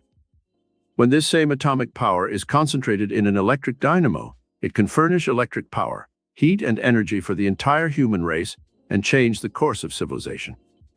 Concentrated atomic power is the secret force that all the great mystics and masters throughout the ages have taught for working miracles of every kind. Concentration focuses attention. The main reason why most people fail in life is because they are not able to focus the power of their higher minds on the achievement of their life goals. The miracle working power is within them, as we have already learned, but they do not know how to concentrate it in a steady, radiant, and dynamic stream of energy that can dissolve all obstacles and bring them the complete fulfillment of their life dream. An example of how concentration of the sun's rays can dissolve the hardest known substance is this. An emerald is one of the hardest of all known minerals. It cannot be melted in a furnace heated 7 times 7. If that emerald is put into a glass cube where the sun's rays are focused on it, it will completely disintegrate into liquid form in a few hours' time. So too with your mind. Concentration focuses attention. And when the rays of your mind are focused and concentrated on achieving a goal, solving a problem, performing a miracle of healing, or any other objective, all the atomic energy of your mind, body, and soul is released in a dynamic stream of power that can literally perform miracles. Concentration built an empire. The true life story of David Sarnoff, head of the vast financial empire built by him, is proof of how concentrated mental power can create miracles. When Sarnoff was a boy, he became fascinated by the inventions of Marconi, the comparatively new wireless and telegraphy. The ability to send electrical vibrations through the air and receive them at great distances seemed to him a miracle. He concentrated all the powers of his mind on this new medium of communication and worked as a telegraph operator at a few dollars a week. Every new invention he followed with avid interest, and when radio came into existence, he associated himself with that new development. Finally, with the discovery of television, the ultimate miracle which focuses pictures in action, sound and color on a screen in the home, Sarnoff found his ultimate goal fulfilled and became head of Radio Corporation of America. If Sarnoff had vacillated and broken up his concentration during those years of study and research, it is doubtful if he would ever have achieved his present position as head of a vast industrial and financial empire. The mind that is scattered and which lacks concentration and dynamic power seldom ever achieves rich rewards in life. The miracle-working power of the higher mind within you works best when you focus that power on some specific goal or objective. Concentrated power brought him millions. Conrad Hilton was once at a party at my home in Bel Air, California, and in talking to him I learned how completely he built his vast worldwide chain of hotels through this power of dynamic concentration. He told me that when he was a young man in Texas, he thought constantly about going into the hotel business. Finally, his opportunity came to manage a small hotel, and he did this so successfully that soon he was running a much larger hotel. He concentrated the power of his mind on absorbing as much knowledge as he could on the operation of hotels, and he read and studied everything he could get his hands on about his absorbing subject. He was 40 years of age before he had his first opportunity to operate a big hotel, the Waldorf Astoria in New York. His enthusiasm and his great ability attracted financial backers, and he was on his way to becoming one of the world's greatest hotel operators. Even now, in his 70s, Hilton has the vibrant energy and youthful enthusiasm of a man of 30. Concentrated mind power has not only kept his mind alert and young, but the vibrations have extended to his body cells and given him the energy of a young man. No one can dance better or longer at a party than Conrad Hilton.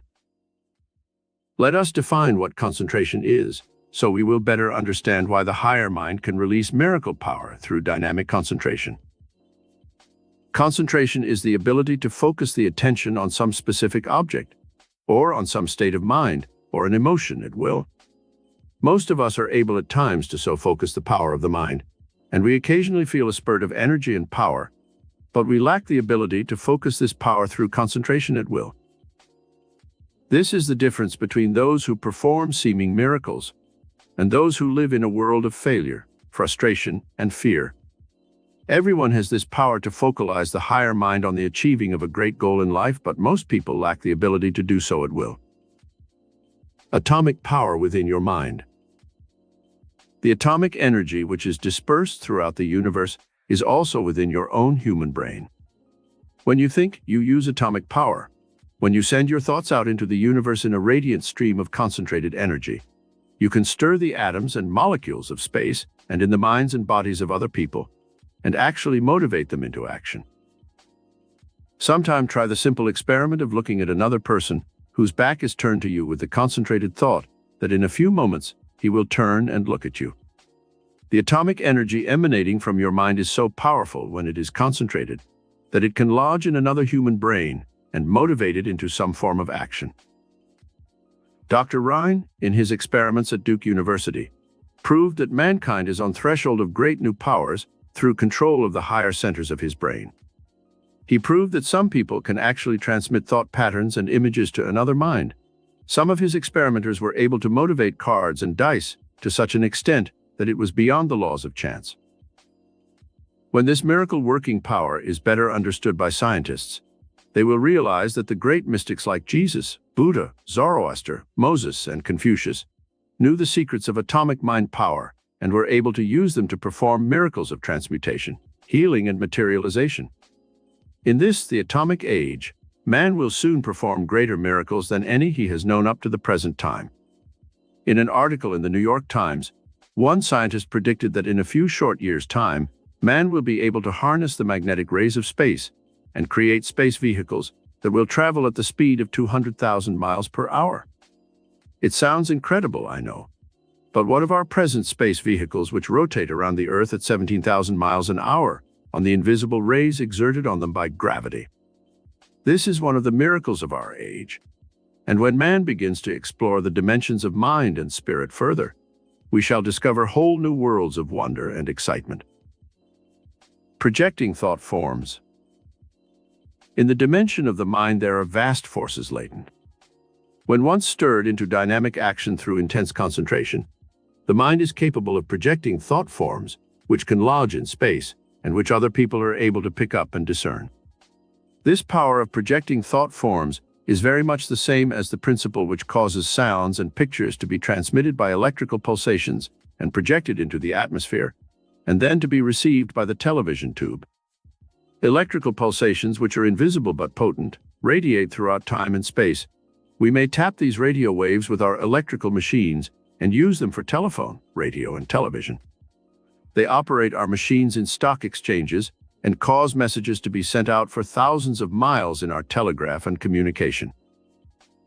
Media. Think how much more powerful your brain is than these machines. Your brain created these machines, therefore it has more power than the things it creates. Your brain also works on electrical vibrations or pulsations. It can receive the mental thought forms which other minds send out. It can also project these thought forms to other people. How many times do people have both written a story, or invented some machine, or discovered some scientific secret at the same time, without being aware that any other person had done so? These are cases of mental projection of thought form, cases in which other minds were able to focus on the screens of their minds and then project in a creative pattern. A simple illustration of how this mental projection works is found in the experience of a student in one of my classes in Carnegie Hall. This young lady was a secretary for a big business executive. She had been with the firm 3 years and thought she deserved a raise in salary, but her boss was extremely taciturn and reluctant to give her a raise. After studying our lesson on how to project thought forms of the things she wanted, she began her practice of this art on her boss. Each day at lunchtime, she sat for a full 5 minutes and did nothing but concentrate her mind on her boss. She talked to him mentally, just as if she were talking to him in person. Her mental thought forms went something like this: I deserve a raise in salary. Mr. X, you will give me my raise. You will give me $10 more a week. I now project this thought form to you. You will receive it, and you will act upon it. She then visualized herself standing before her boss, being told of the raise. She saw herself thanking him, and then she mentally pictured what she could do with that extra $500 or more a year that she would receive. Every day while at work, and for 5 minutes every night before going to sleep, this girl concentrated the power of her mind on projecting these mental thought forms. 2 weeks went by and nothing happened. She was beginning to get a little discouraged, but she continued her mental projection. One afternoon, her boss called her into his office. She went in with her dictation pad, thinking he wanted to dictate some letters. But when she stood before him, there was a strange expression on his face, and he said, "I don't know why I'm doing this, but I feel you deserve a $10 raise in salary. From now on, you will receive $10 more each week." The girl was so startled, she could hardly blurt out her thank you before leaving the office. It was a small miracle, but it worked, and it gave her confidence in the power of her mind to project thought forms of the things she wanted to happen to her, and she was soon on the way to achieving every goal that she desired. Concentrated power brought him millions. The only man who was able to convince George Bernard Shaw that his plays should be brought to the screen was Gabriel Pascal. One evening, when I was a guest at his home with Greer Garson and many other Hollywood celebrities, Pascal told me how he performed this seemingly impossible feat. Pascal had concentrated on Shaw's plays for months. He mentally projected them into motion picture form.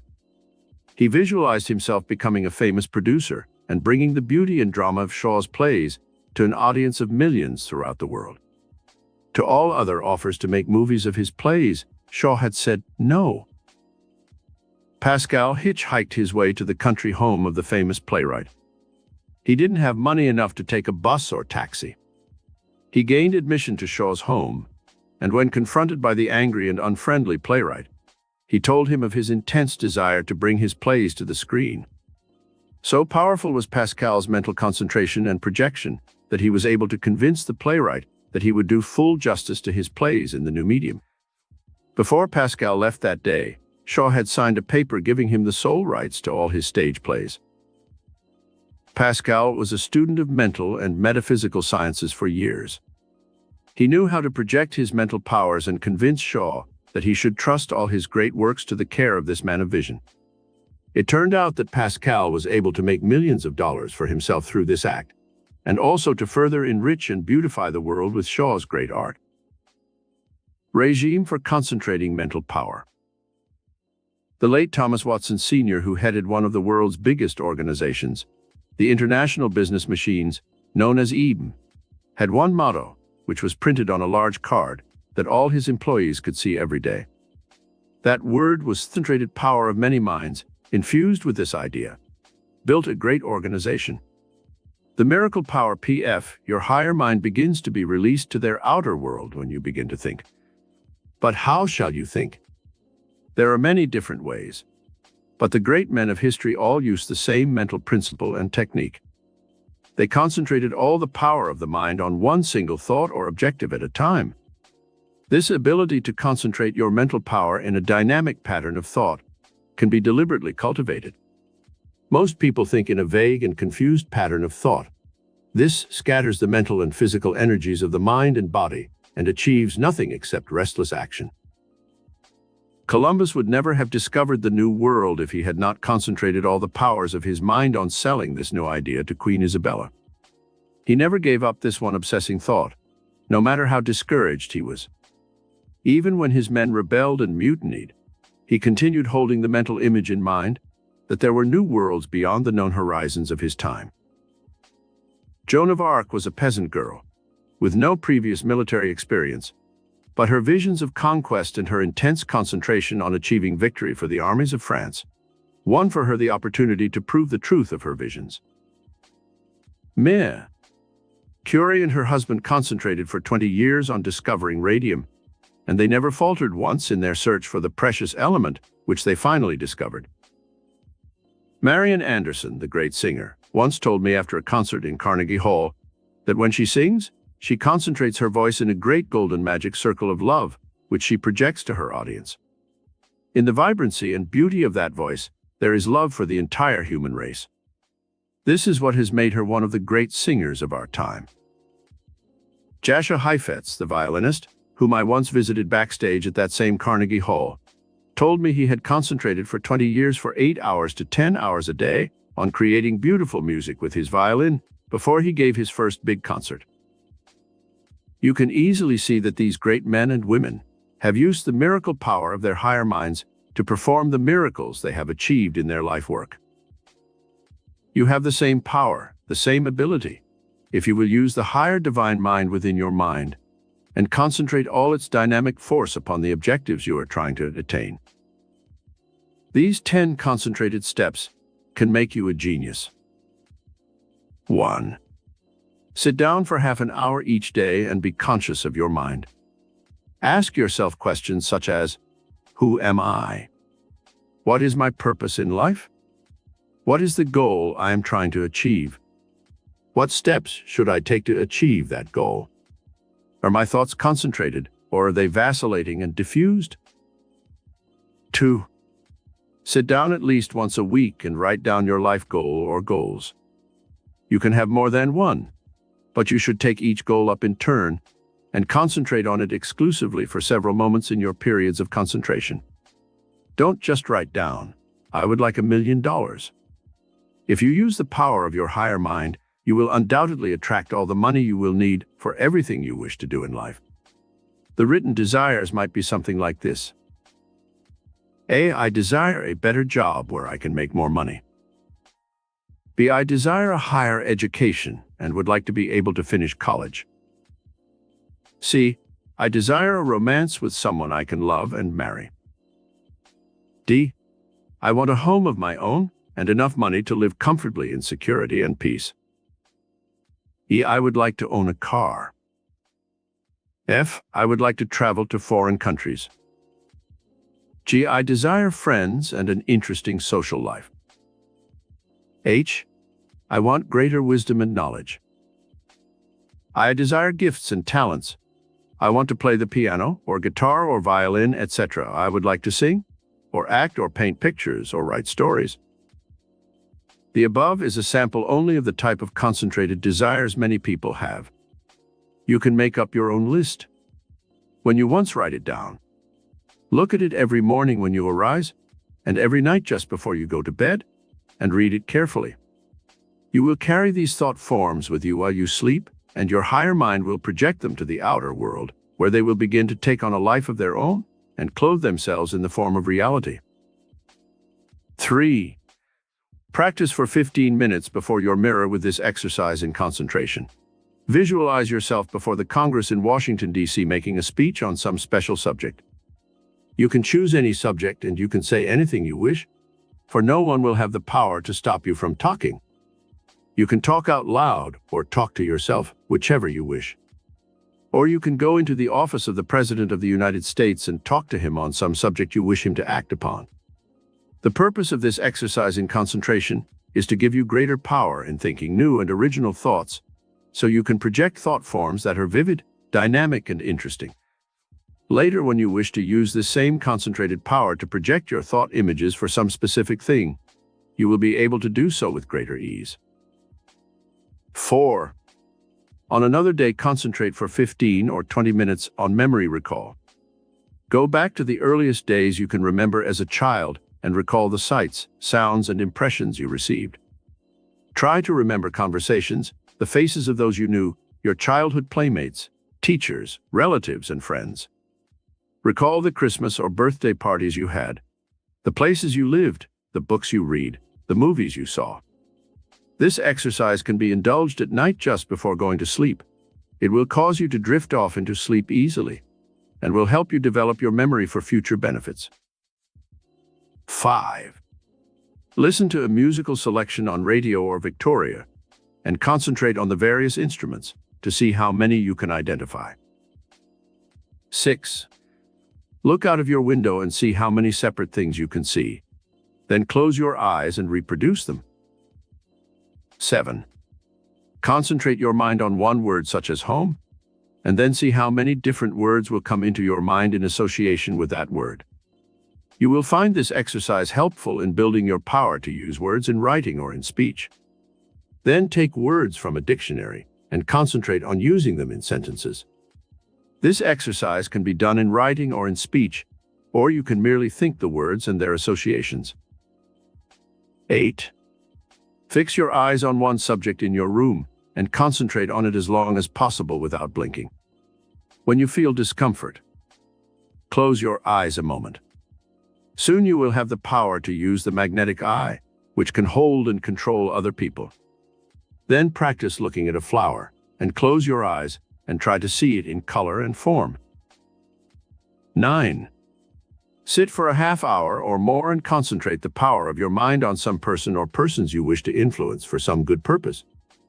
Do not project mental thought forms that are evil or selfish, for there is a metaphysical law which decrees that we receive back in life that which we project in our thoughts.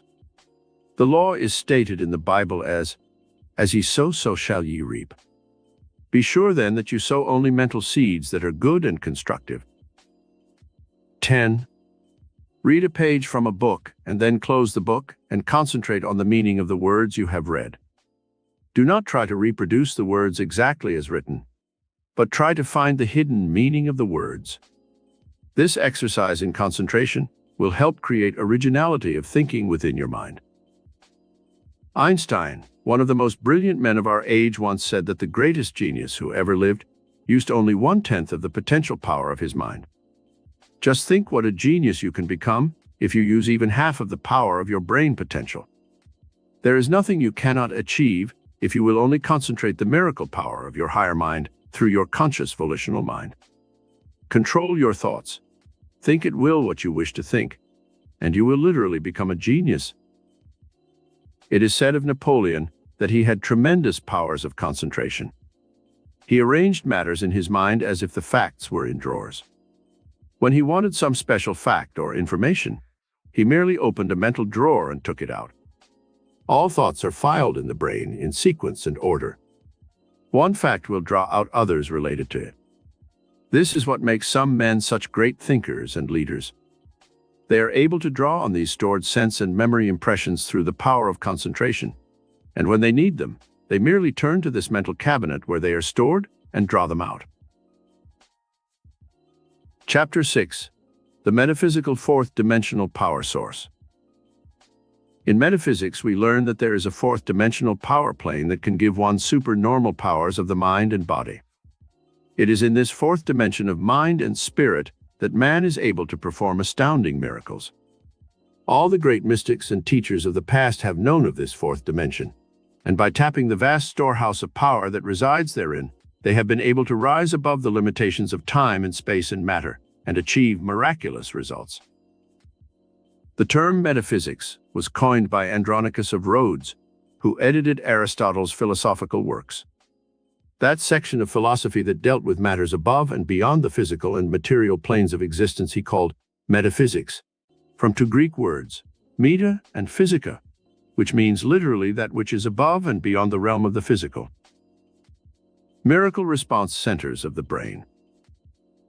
Within your human brain, there are miracle response centers which operate on a higher frequency or wavelength than the ordinary, everyday centers which regulate your body's functions, such as digestion, breathing, circulation of the blood, repairing of the body, and the other automatic functions. The all-knowing intelligence which man calls God has put into his universe everything that man needs for his existence. Let us see how this power works in nature. A beaver knows instinctively how to cut down trees, chop them into small sections, and then build a dam across a stream. This knowledge is inborn in the beaver. Scientists took two beavers into their home for observation. They left them alone while they went out for the evening. When the scientists returned, the beavers had carefully cut the legs off the tables and chairs, and dragged the pieces of wood to a corner where they constructed a dam for an imaginary stream. A beaver knows no other way of life than to build dams, and he will construct them wherever he is. A spider will spin a geometric web that is perfect in design, and he knows how to sit in the center of that web and wait for his victim to fall into its tenuous strands. A hummingbird constructs an involved, elongated form of nest that hangs suspended from a tree branch, where its young will be safe from predatory creatures. The bee knows how to take an essence from a flower and turn it into easily digestible honey for its young. And while it is busy taking essences from flower to flower, nature has made it earn its living by pollinating fruits and flowers for mankind's benefit. Truly a miracle of creative productivity. The maple seed is a two-winged pod which this intelligence of the cosmic mind has created for a specific purpose. If the seed were to drop in the shade of the mother tree, it would never germinate and grow. This higher mind in nature has given the maple seed wings so that a vagrant breeze can carry it aloft and away from the tree to some fertile patch of soil where it can reproduce its own kind. The three planes of consciousness. There are three planes of consciousness which we shall now study. To fully develop your metaphysical power potentials, you must know how to reach the miracle response centers which you possess within your own consciousness.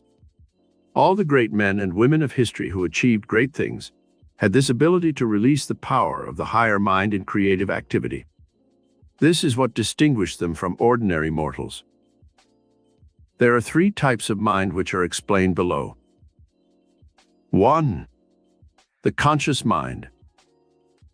2. The subconscious mind. 3. The cosmic mind. The conscious mind is the storehouse of human memory. The subconscious mind is the storehouse of pre-conscious memory. The cosmic mind, which William James named the superconscious mind, is the storehouse of cosmic memory. Most people operate entirely on one plane of consciousness, the conscious mind. They read something and do not retain it in their memory. They see physical and material objects, but they do not fully comprehend what they see. They live a one-dimensional life that is purely physical and material. They lack sensitivity to the higher pulsations of the universe, and their lives are marked by poverty, unhappiness, and limitation. Such people settle for a job and a small income for the rest of their lives. They seldom broaden the horizons of consciousness by exploring the wonders of the universe. They complain about the lack of opportunities in the world. They grumble because their lives are drab and lack excitement and fulfillment. They do not realize that they create their own prisons, in which they are confined for a lifetime. A prison or a palace. The story is told of a man who was sentenced to prison, and when he was put into his cell, he found another man sitting there writing by the light of a candle. The newcomer looked about him at the incredible squalor and misery of the rat-infested cell, and cried, "What a miserable place! Surely I will die here."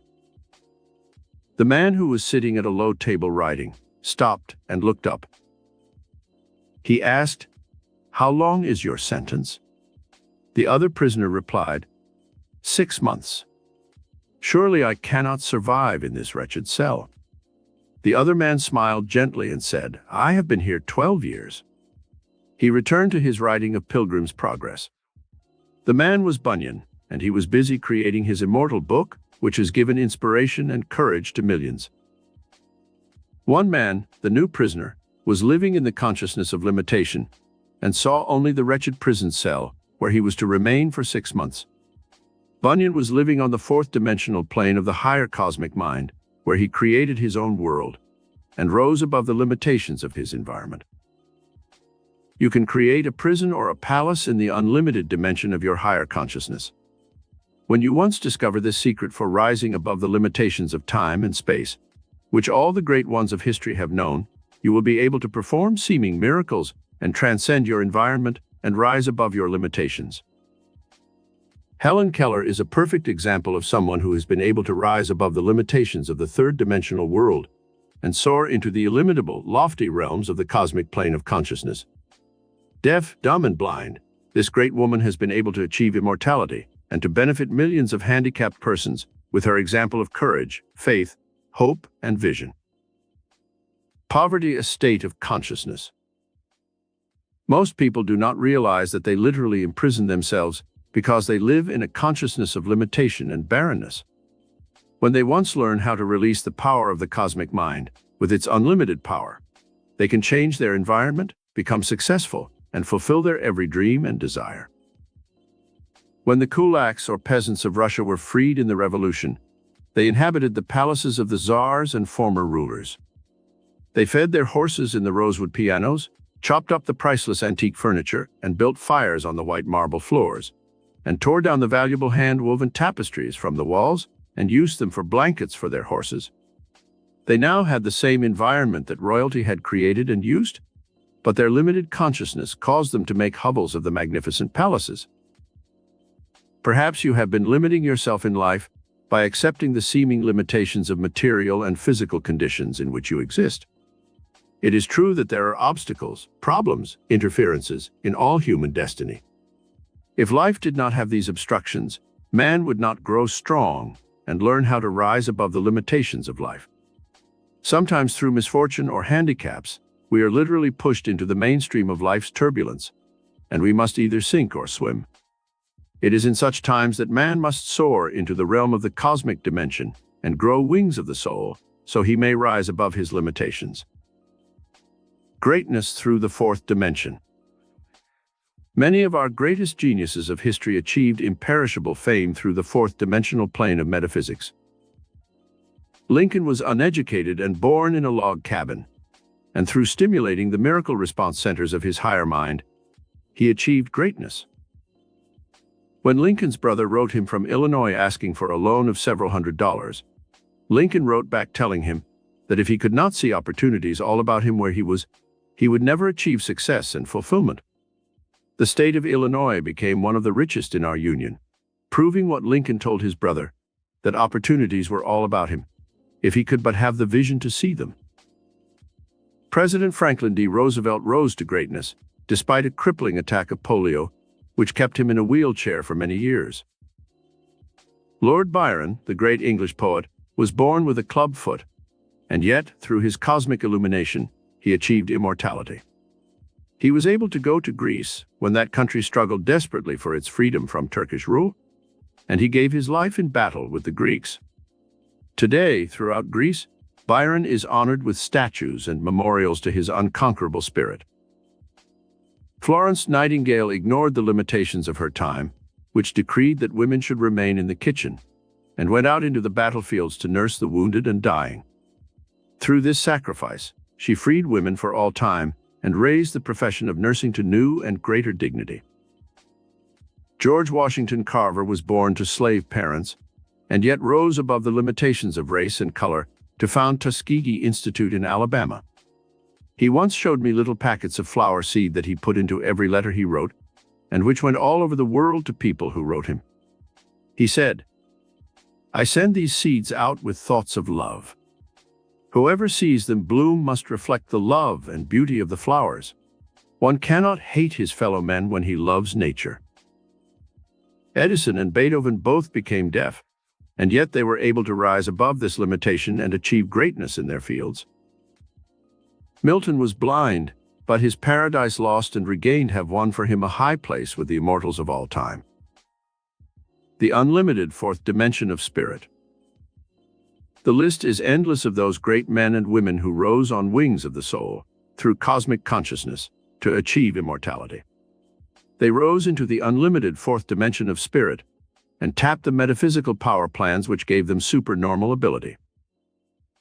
You possess this same ability that these great ones have had for tapping the higher dimensions of mind and spirit. Now let us learn how to utilize the three planes of consciousness we have learned about. The conscious mind, storehouse of human memory. The conscious mind is the dimension of ordinary, everyday activity. It is here that all awareness begins. Most people live 24 hours a day on this plane of consciousness. This plane is important, for it concerns such things as food, clothing, shelter, jobs and money, friends, physical love, and creature comforts. There is nothing wrong with living on this plane of consciousness, for without it, there could be no physical or material existence. The only mistake some people make is that they live entirely on this plane and their lives become warped and unbalanced. I once knew a woman who was worth $25 million. Her husband had died and left her this vast fortune. She was living entirely on the physical plane of consciousness. She started going to nightclubs and drinking excessively. She frequented gambling houses and horse races and lost thousands of dollars. She began taking sleeping pills and pep pills, and soon her brain centers became confused and disoriented. Finally, this unfortunate woman committed suicide.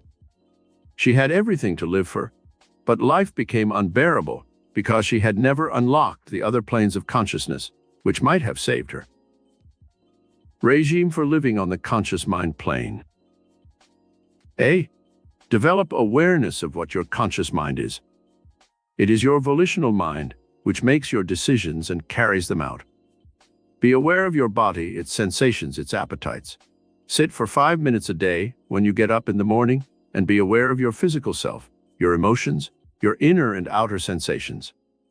Be aware of your hands and the power they possess for creativity. If you paint or type or play a musical instrument, stop and analyze the amazing dexterity of your hands as they perform some task, and be aware of the power you possess to do a variety of astounding things. The ability to use your hands raises you above the level of the animals. Be aware of this power and every day give time and attention to your body's needs. The right food, good fresh air, exercise, rest and sleep to restore the body. B. Fix your mind on your objective in life. Let this also be a daily 5-minute exercise, preferably when you awaken and your mind is fresh. Consciously ask yourself, what is my life goal? What am I doing to achieve it? What can I do today to further this life goal? What am I doing that might be harmful and injurious to myself and my interests? You can also do this exercise at odd moments while waiting for a bus or when you are having your lunch at work. This keeps the conscious mind constantly focused on your true life goal and keeps you from getting confused as to your life objective. C. Cultivate affirmative power consciously. The conscious mind and its memory patterns are motivated by conscious volition. You can color the fiber of your mind with either negative or positive suggestions. People constantly tear down the positive habit patterns of their brains with such negative statements as, I can't. I'm afraid I'll fail. I know I won't be able to do it. I'm unlucky. I was born to lose. I once met a man who had tattooed on his right arm the words, born to lose. He began to tell me a story of defeats, disappointments, failures, and frustrations that was truly awesome. Early in life, his father had deserted the family, and he had never known security as a child. His mother took to drink. He ran away from home at an early age, and soon he was also drinking excessively. He went from job to job, and finally, as a seaman, when he was drunk one night, he had the words, born to lose, tattooed on his arm. From that time on, his bad luck increased, and he wound up by telling me that he was doomed by fate from the moment he was born to an existence of misery and poverty. Unfortunately, my acquaintanceship with him did not extend beyond the moment, so I could not show him that his own conscious volitional mind was the cause of all his misery and bad luck.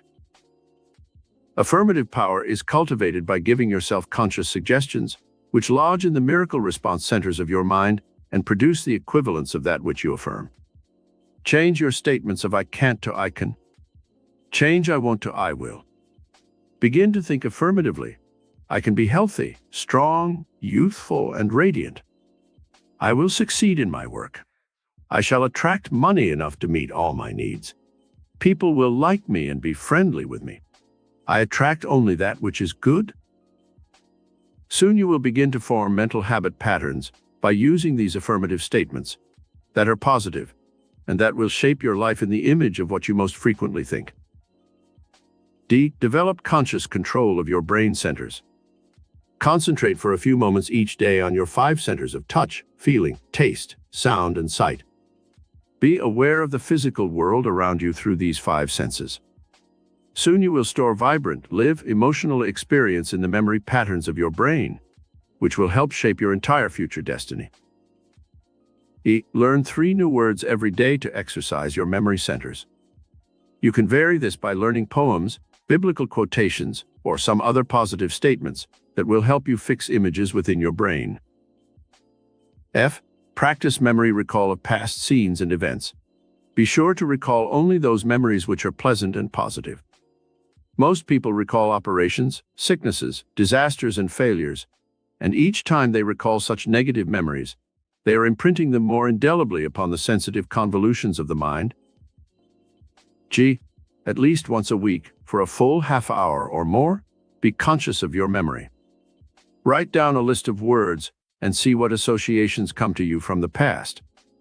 Such words as home, mother, love, baby, country, flag, office, people, ocean, glory, happiness, beauty, good, and friends might form such a list. You can make up your own. Then write down all the words or thoughts that your mind recalls. You may unlock some valuable vein of memory, which will lead you to some great accomplishment in your present life. The subconscious mind, storehouse of racial human memory. The subconscious mind has often been confused with the superconscious or cosmic mind by students of metaphysics. It is true that tremendous power resides within your subconscious mind, and that you can use it to great advantage by knowing how to release its stored-up power. The subconscious is where all the racial memories are stored. When nature wants to create another human being, she releases the pattern which is held in the racial memory of all human beings. This is stored in the subconscious mind. The subconscious knows how to form that child in the mother's womb perfectly in 9 short months' time. The chemical formula is within the mother's genes and cells of her brain and body. The cosmic mind, which we shall study shortly, holds the secret pattern for all creation, but it is the subconscious mind which is the tool within man that nature uses for evolving that pattern. The subconscious might be called the second dimension of life experience. It is the automatic mind which motivates all living creatures, causing them to perform their life functions through instinct. When you want to achieve something great, you consciously choose your objective then. By stimulating the subconscious mind, you set into motion the higher forces which create that image you hold in your consciousness. The Master Jesus, who knew how to unlock this tremendous power of the subconscious mind for healing, spoke of this power as the Father within, who doeth the work. Again, he said, the Father and I are one.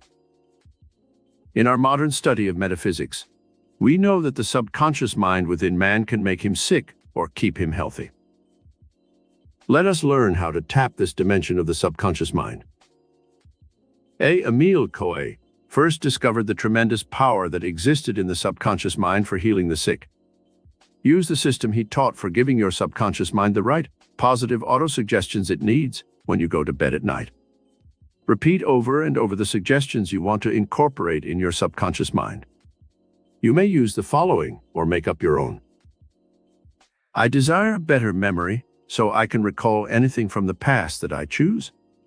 I wish to change my personality so I will be more magnetic, compelling, and attractive. I would like to attract a better job where I can use my creative gifts and talents to best advantage. I need $1,000 to accomplish my present objective.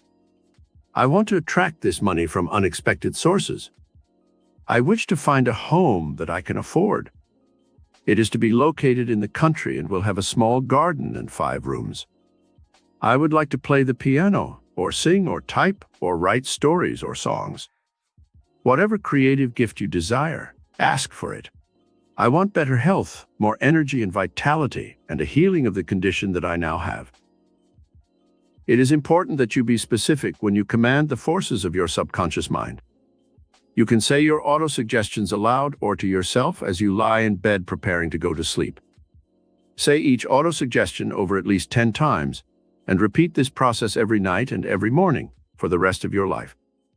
The habit patterns of your subconscious mind will be built in about 3 months' time if you conscientiously do this exercise.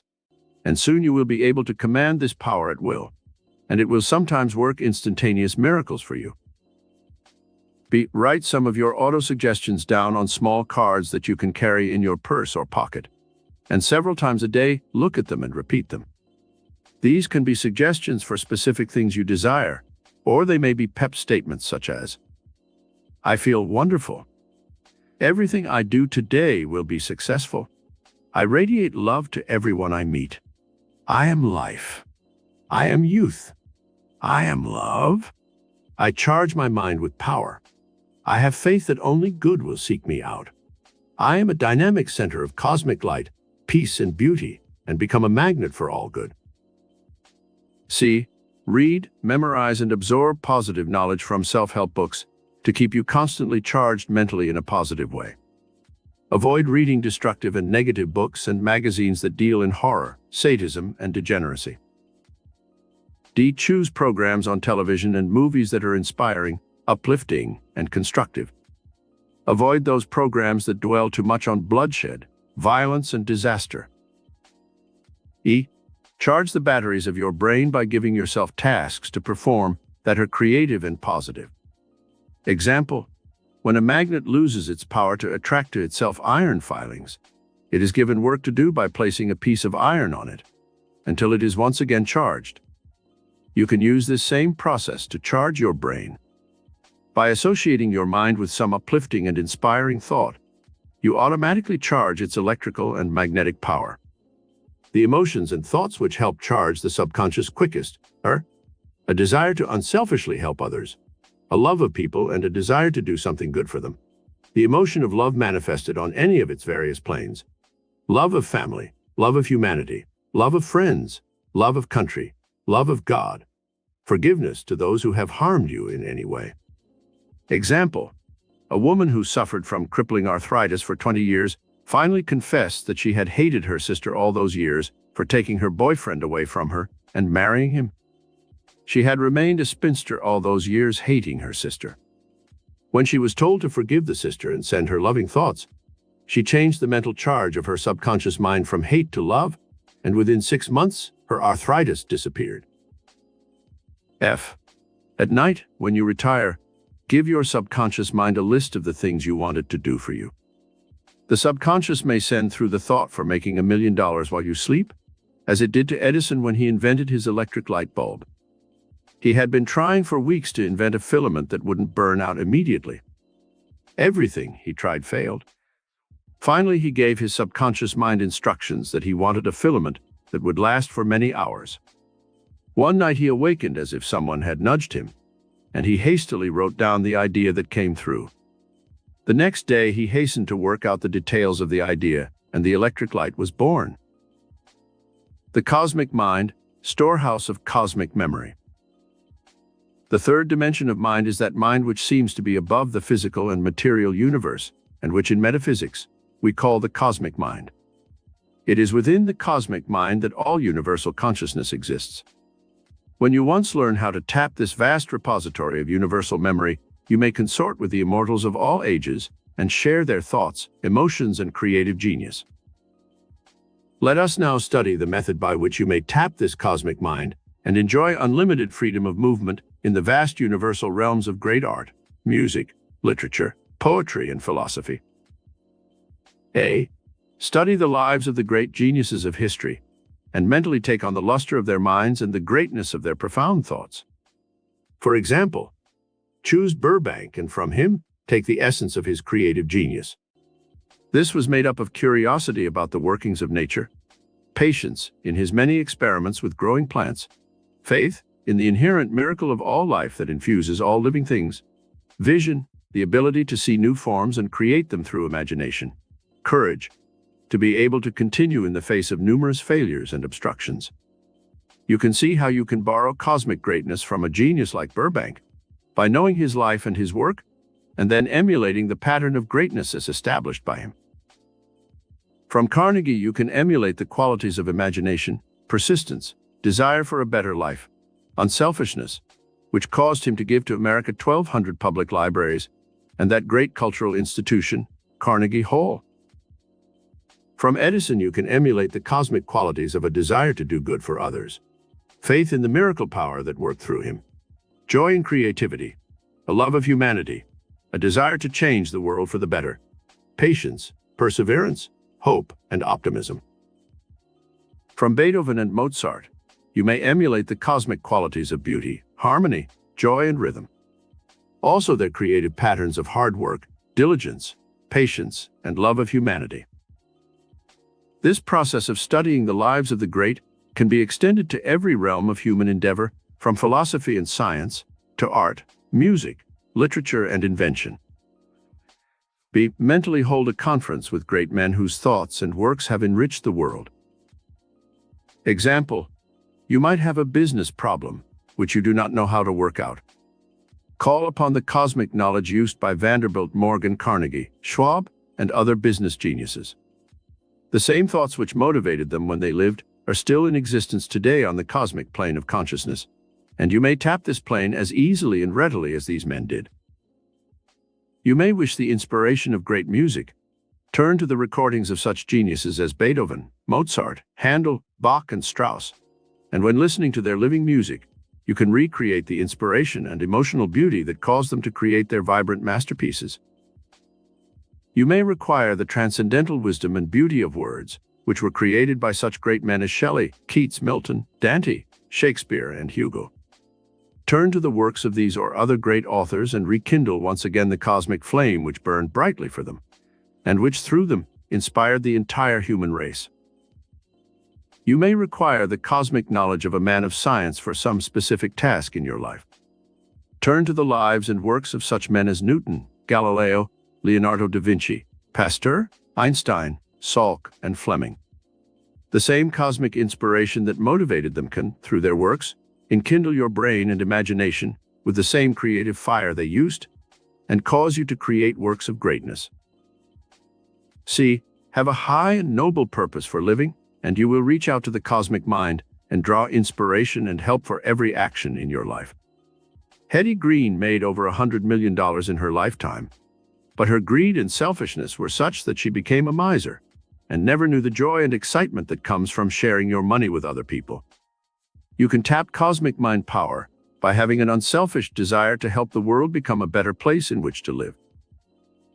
Nobel made his fortune through munitions and gunpowder, but he left his fortune in trust for the Nobel Peace Prize to be given every year to the man who does the most for peace, as well as for literary greatness. Carnegie once said that in the future it will be considered sinful for a man to die rich. He left most of his fortune to foundations for the good of humanity. Rockefeller Sr. has been criticized by many for the methods he used to accumulate the early fortune he made. However, after his death, he left his money to the Rockefeller Foundation, which has discovered some of the great advances made in science and medicine, which can help all of humanity. Andrew Mellon endowed a vast art gallery so he could share his love of beauty with the world. The fourth dimensional plane of spirit. When you have explored all three planes of consciousness, the conscious mind, the subconscious mind, and the cosmic mind, you have at your control all of the vast forces which man may tap and use for his physical, material, mental, emotional, and psychic needs. There is still one other plane to be explored. This is the fourth dimensional plane of pure spirit or essence, which flows in, through, and around the physical and material, giving it its form and substance, but never being imprisoned by matter. Einstein was working on a theory before he died, which explained all matter, all creation, in terms of this divine essence or spirit. In religion, this essence is called the Holy Ghost, but in metaphysics we know that the power which Jesus, the healer, used, and which all the great mystics have used to perform miracles of healing and other great creative actions, was on the fourth dimensional metaphysical plane. In other words, the plane that is above and beyond the physical and material universe. Great forces alive in the invisible. There are great forces alive in the invisible fourth dimensional plane.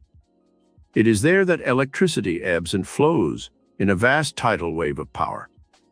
When Franklin tried his experiment with a kite and key, he proved that this stupendous cosmic power existed. Later Galvani, Marconi, Edison, and other creative geniuses harnessed these tidal waves of power that exist in the invisible dimensions of time and space. Magnetism is another of these vast cosmic forces, which man is only now beginning to learn how to use. Newton and Galileo both showed mankind that this mysterious fluidic substance ebbed and flowed throughout the created universe and could be used by mankind when he once understood it. Now our spaceships are probing interstellar space because we have learned how magnetism works through the gravitational force, or third law of motion, which Newton discovered. Capillary attraction in all growing living things is another one of these mysterious invisible forces, which is motivated by the divine essence behind all creation. When you once learn how to tap this enormous reservoir of invisible power, you can truly become a Superman and perform deeds that would be called miracles by all who witness them. Jesus knew how to transmute substances, how to heal the sick, now to feed the multitudes with a few loaves and fishes, how to walk on water, raise the dead, turn water into wine, and perform other incredible miracles through the use of the law of transmutation and transfiguration. All of this has been documented in history. How to tap the fourth dimensional plane of spirit. A. Use the two miracle keys of faith and prayer to unlock the vast reservoirs of latent power within your human psyche. Have faith that this power is alive today and is working for you, as it did for Jesus and other great teachers of the past. Use prayer as the spiritual language with which you can communicate to the divine mind within your own consciousness. The spark of divinity is alive within all human beings. You can talk to God as easily as you talk to your friends. Prayer is the language of the soul, and when you hold Holy Communion with your divine self, you will be admitted into many mysteries of the universe, and you will be given powers that will astound you. B. Intensify your spiritual magnetism by holding in your consciousness the spiritual qualities that all great mystics have told us about. These qualities are truth, love, peace, charity, goodness, forgiveness, faith, and worship of the divine force, which created all life. These qualities of the divine should be indulged and exercised as much as you exercise your physical body. The mind, the emotions, and the soul of man require certain stimuli, and on the fourth dimensional plane, man must live in the awareness of his divinity and act accordingly. Base and ignoble actions destroy this divine image, and man sinks back to the primitive plane of an animal. C. Master the negative emotions which destroy the divine image. These emotions we have learned elsewhere in our study. They are fear, hatred, anger, revenge, envy, jealousy, greed, selfishness, and malice. The only way that you can really master these emotions is through substitution of a positive emotion in place of the negative one. D. When you wish to stir the miracle response centers of your consciousness, use the secret that the Tibetan mystics have used for centuries. Visualize a golden cord tied to the forehead. See this golden cord reaching out into infinity, where it contacts the cosmic mind of the Creator. When you practice projecting your spiritual essence to the divine, breathe deeply 10 or 15 times, and then close your eyes and visualize the divine essence flowing from the cosmic mind to your mind. Slowly say the mystic words, Om Mani Padme Om, 10 or 15 times. Breathe deeply before saying the words, and then hold the Om a little longer than the other words. You will feel a sense of exhilaration when you perform this mystic ritual, and it will give you great power and endurance when you need it. E. You can tap this high plane of the fourth dimension of spirit when you perform charitable acts. This is one of the reasons why all the great mystics and prophets stress charity in their teachings. The spirit of outpouring is a divine act, as the sun pours forth its rays to nourish the earth and to give life to all mankind. The cosmic mind is a generous and loving force that bestows its treasures lavishly on mankind. Duplicate this generosity of the divine mind in your own life, and you will see immediate changes in your own life affairs. Being charitable does not mean that you must give money to others. Giving takes many different forms. You can give kindness, love, beauty. You can share your life experiences with those less fortunate. You can give smiles and kind words to those with whom you work. The spirit of kindness and generosity can become a mental habit which infuses your entire personality. It will win friends for you and cause you to be loved by everyone you meet. Chapter 7. All riches possible using miracle power consciousness of metaphysics. You can use the miracle power consciousness for many different purposes in life. You may want to become an outstanding success in the business or professional world and build a vast fortune. You can use this power for this purpose. There is nothing wrong with utilizing the riches that are in the universe. They were given to man by the Creator and should be used intelligently. The Bible speaks of the love of money being the root of all evil. It does not say money itself is evil. It is the greedy, selfish person who accumulates a fortune for his own self-aggrandizement who is sinful. If you use the miracle power consciousness to attract a fortune and use your money intelligently, you can be as rich as you wish to be. How to build the rich consciousness. There is a law in metaphysics which is called the law of cause and effect. It is also referred to as action and reaction. There can be no effect without a predisposing cause. If you want to become rich and successful, you must set the causes into motion, which will lead to the effect of producing riches. This is a law in everything in the mental and physical worlds. What is consciousness? It is the state of being conscious, of having awareness. It is the totality of one's thoughts, feelings, and experiences. A rich consciousness must first be created before you can truly enjoy the blessings of life. This consciousness can be built even if you are poor and do not have any material resources. Example: a man who has never been exposed to any artistic or cultural experience might go to the Metropolitan Museum in New York City, where there are magnificent art treasures from all over the world. He might enjoy the experience a great deal, but it is unlikely that he will really understand what he sees or fully appreciate the works of art. Why? Because his consciousness has never been fully developed in relation to art. A person who has studied art, who has read books on the lives of the artists, and who knows something about symmetry, composition, form, and color, will appreciate the beautiful paintings more than one unversed in this knowledge of great art. The rich consciousness must first be built before you can truly enjoy the free riches of life, or attract the material abundance which riches represent. If you were rich, what would you do? Let us ask a hypothetical question. If you were really rich, what are some of the things that you would do? You would buy magnificent paintings for your home. You would probably have expensive, leather-bound volumes for your library. You would own a luxurious car with a chauffeur to drive you anywhere you wanted to go.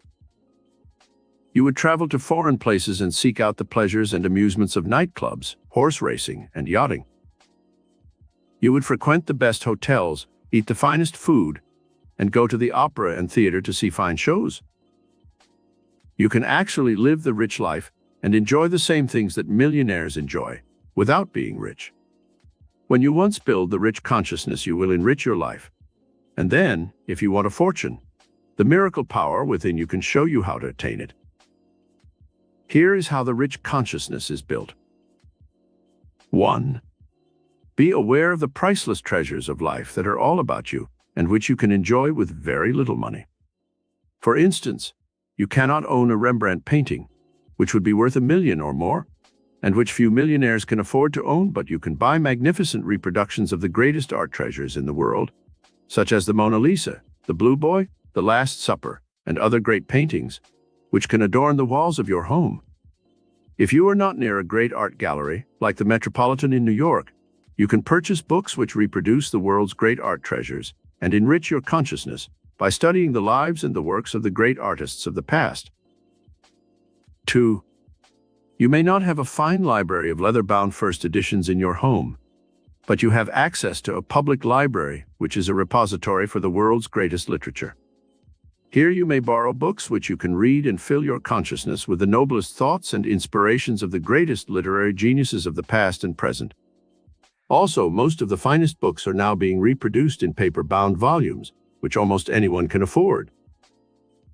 3. Study the lives on great and successful men of history through reading biographies and autobiographies. Then emulate their lives and thoughts. Learn from the mistakes of these men and try to enrich your consciousness by absorbing as much knowledge as you can from their examples and life works. 4. You may not have your own limousine and chauffeur, but what about your local forms of transportation?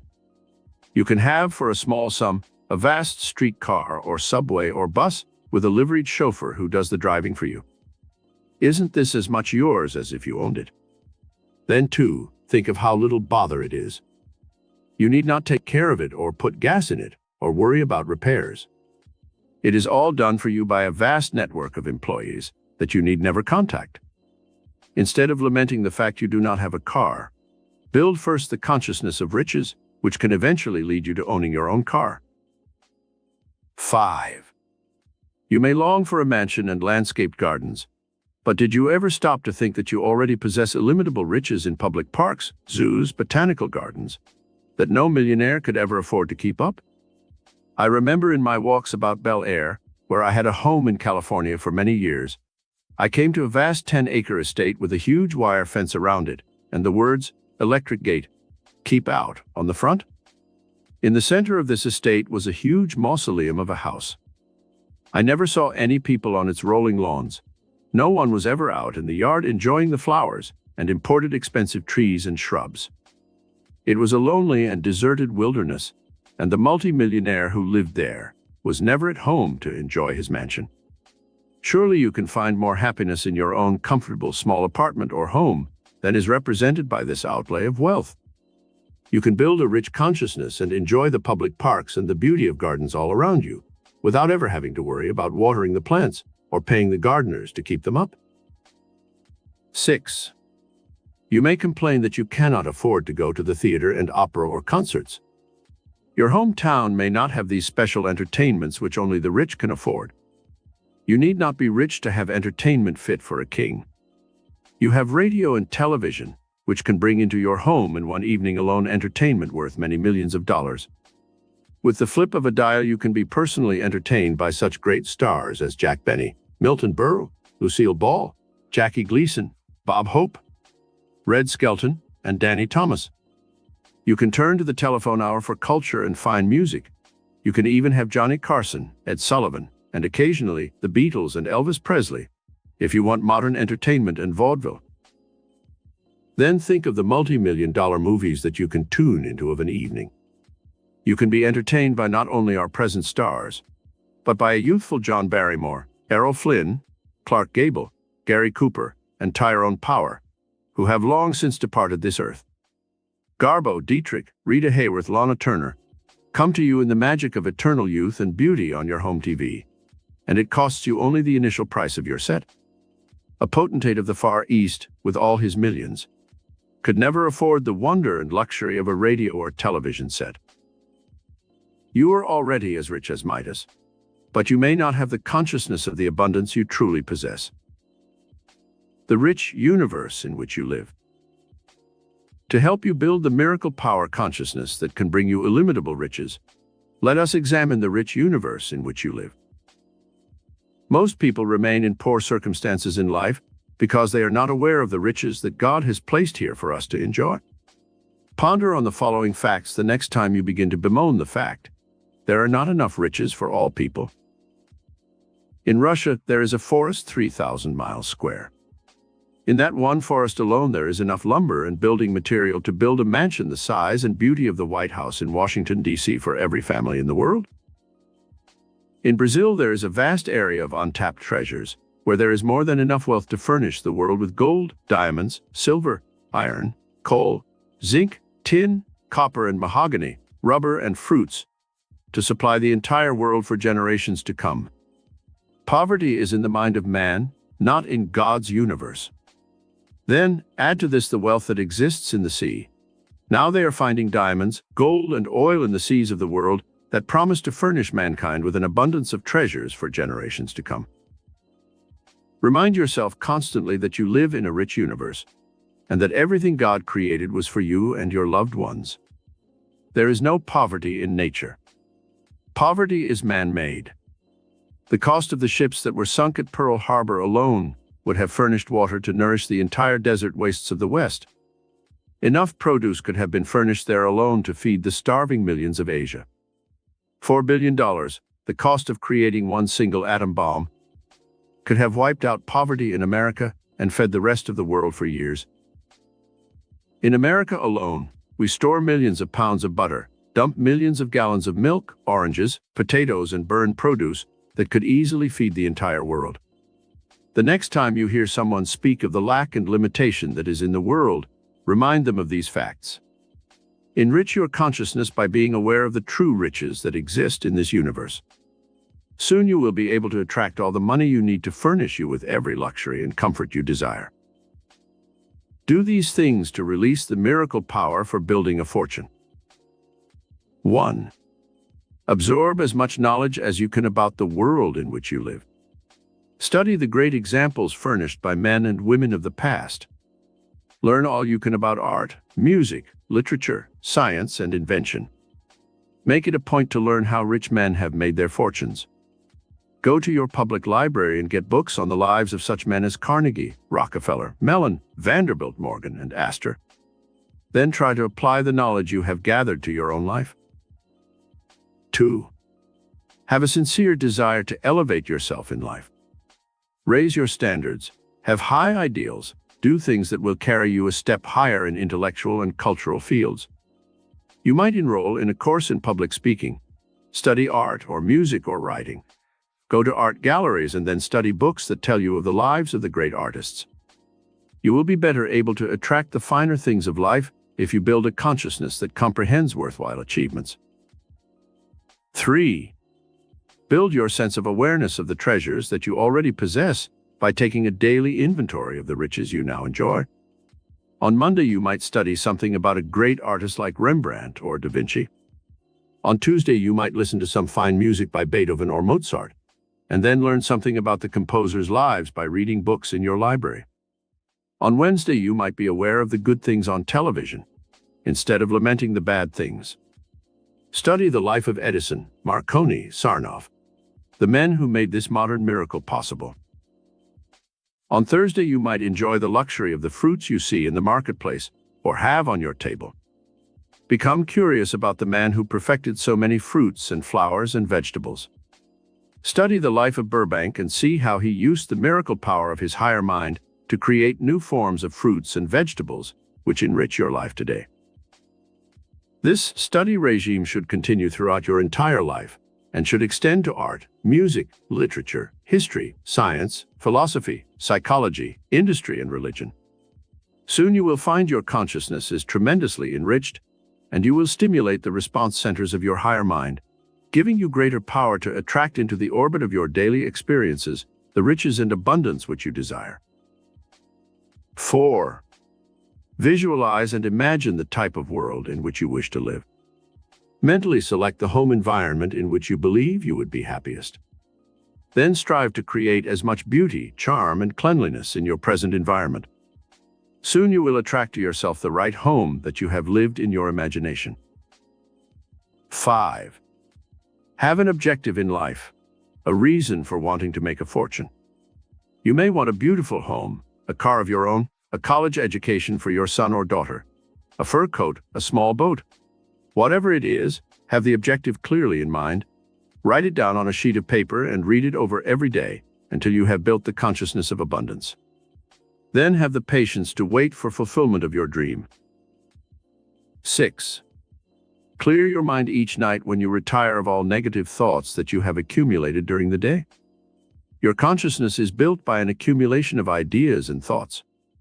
If you think you can succeed and attract riches, you will have a better chance than if you tell yourself 100 times a day that you will fail, that there aren't enough riches to go around, or other negative thoughts. 7. Strive to be worthy of the best that life has to offer. Build your consciousness of quality and riches by wearing the best clothes you can afford. Eat in the restaurants that represent quality.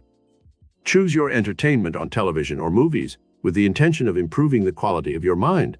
Read good books. Be conversant with the classics of the past in art, music, and literature, as well as the modern trends in these fields. 8. Use the riches you now possess and appreciate and enjoy the free gifts of life. Sunshine, fresh air, beautiful flowers, smiling faces of children, music, good food, friends, and loved ones. These emotional values are also riches of the spirit, and they should not be neglected while you search for material treasures and possessions. A test to determine your state of consciousness. Your answers to the following questions will determine to what degree you have achieved the enrichment of your consciousness. If your scoring is low at present, do not be discouraged, but strive to achieve a higher rating through restudying this chapter. To determine your grade, give yourself credit for 10 points on each question that you answer yes. If your score is 90%, it is excellent. 80% to 90% is very good. 70% to 80% is fair. 1. Do you spend at least 1 hour a day in improving your mind by studying things that pertain to your personality? This includes your voice, your manners, and the social graces. 2. Do you appreciate and enjoy good music? 3. Do you read books considered classics? Books by writers such as Dickens, Shakespeare, Victor Hugo, Dumas, Milton, Dante. 4. Do you seek out friends who are cultured and refined? 5. Do you try to keep your present home neat, clean, and orderly? 6. Are you utilizing the riches that you already possess fully? 7. Do you visit your local museums, art galleries, and cultural institutions often?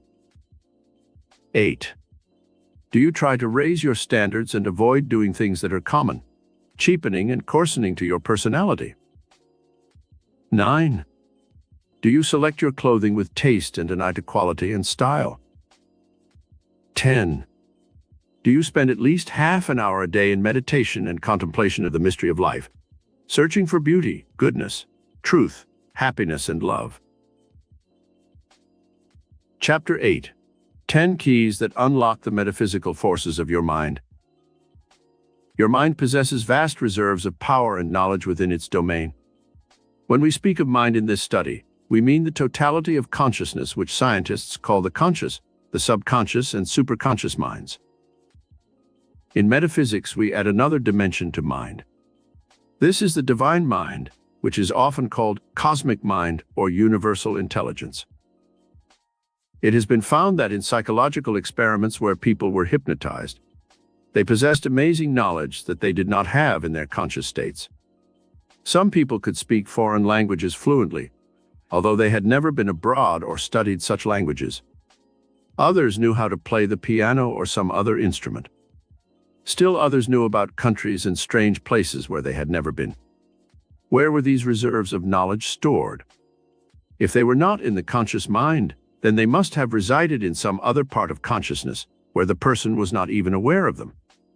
One man who had a very poor mind for mathematics could add, subtract, and multiply long lists of figures while in a state of hypnosis. Miracle super forces of geniuses. Certain men and women throughout history have known how to release these miracle super forces of the divine mind and perform feats that astounded people. Joan of Arc was such an example.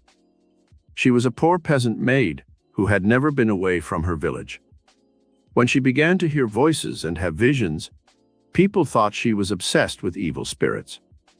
She saw in her visions that she would ride at the head of France's victorious armies, and the voices told her she would one day save France.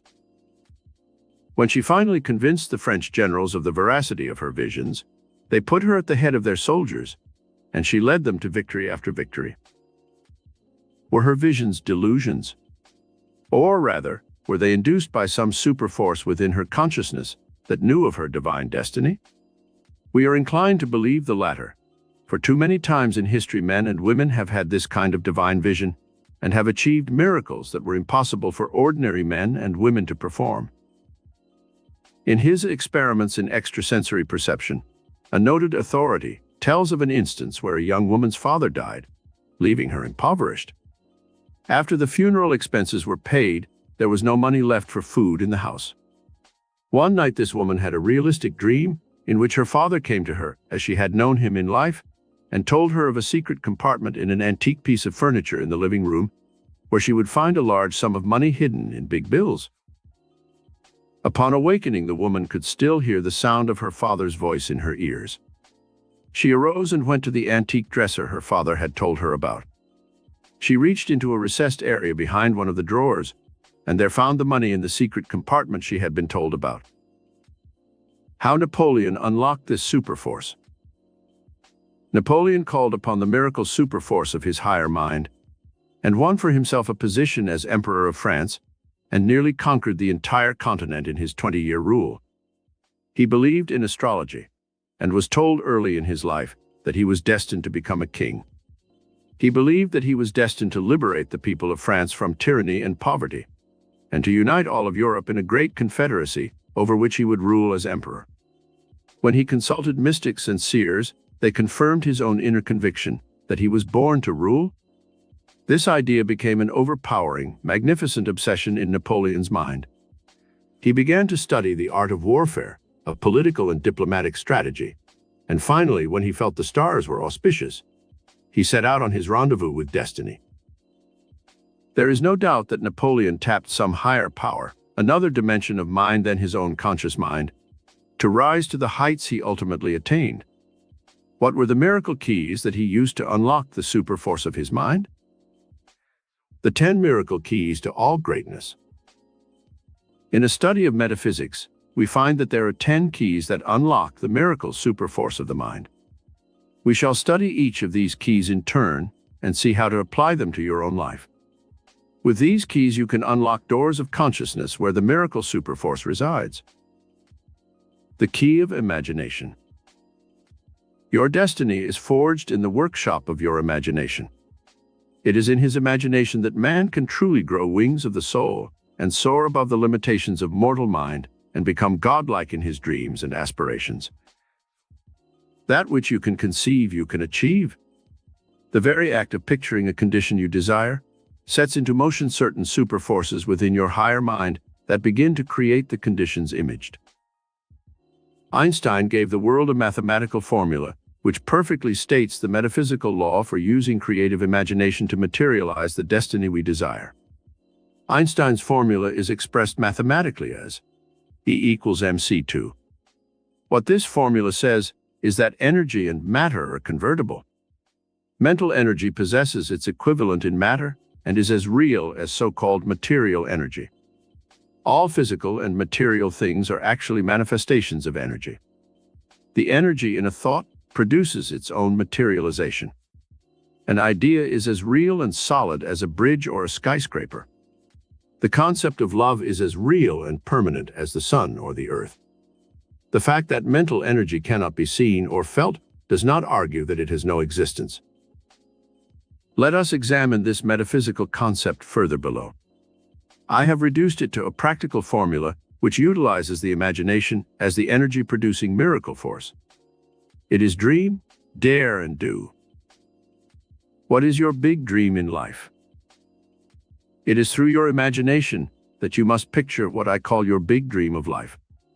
There can be no actual achievement of your dream, the daring and the doing of our metaphysical formula, until you first have the picture in your imagination of the things you want to attract in life. The dream stirs into action the miracle super forces of your higher mind, and the mental and spiritual energy that it sets into motion externalizes in creative patterns. Do you dream of achieving some high goal in life? If you do, it must be specific and clear-cut. Otherwise, the super forces of your higher mind are not activated sufficiently to bring it into being. I remember in my first year in high school in biology class when we were studying the sprouting of plants, we were given home study work where we were told to plant bin seed and then watch them mature. I was so anxious to see the miracle of growth and evolvement that I kept digging up the poor bin seed until it gave up in discouragement and died. The picture of the mature bin, the sprouts, the roots, the final edible vegetable inherent in the seed, were all there in the invisible dimensions of time and space, waiting for the final creative pulsation in the soil. But the law of growth could never work when it was constantly disturbed. This same law applies to your life. In your imagination, you plant the seed of the crop you wish to reap. The super forces of your higher mind are ready and waiting to mature the destiny you want. But you must hold the picture firmly in mind.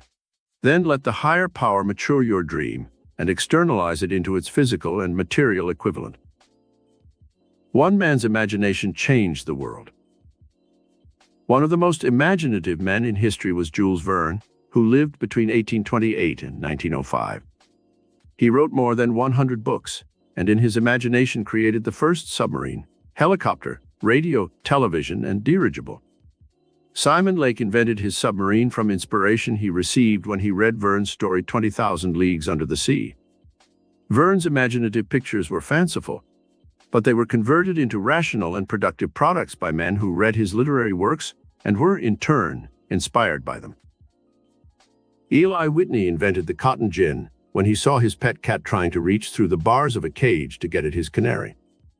In his imagination, Whitney visualized steel bars holding back the cotton seed, while iron claws drew out the fluffy white cotton between the bars. This one invention revolutionized the industry of the South.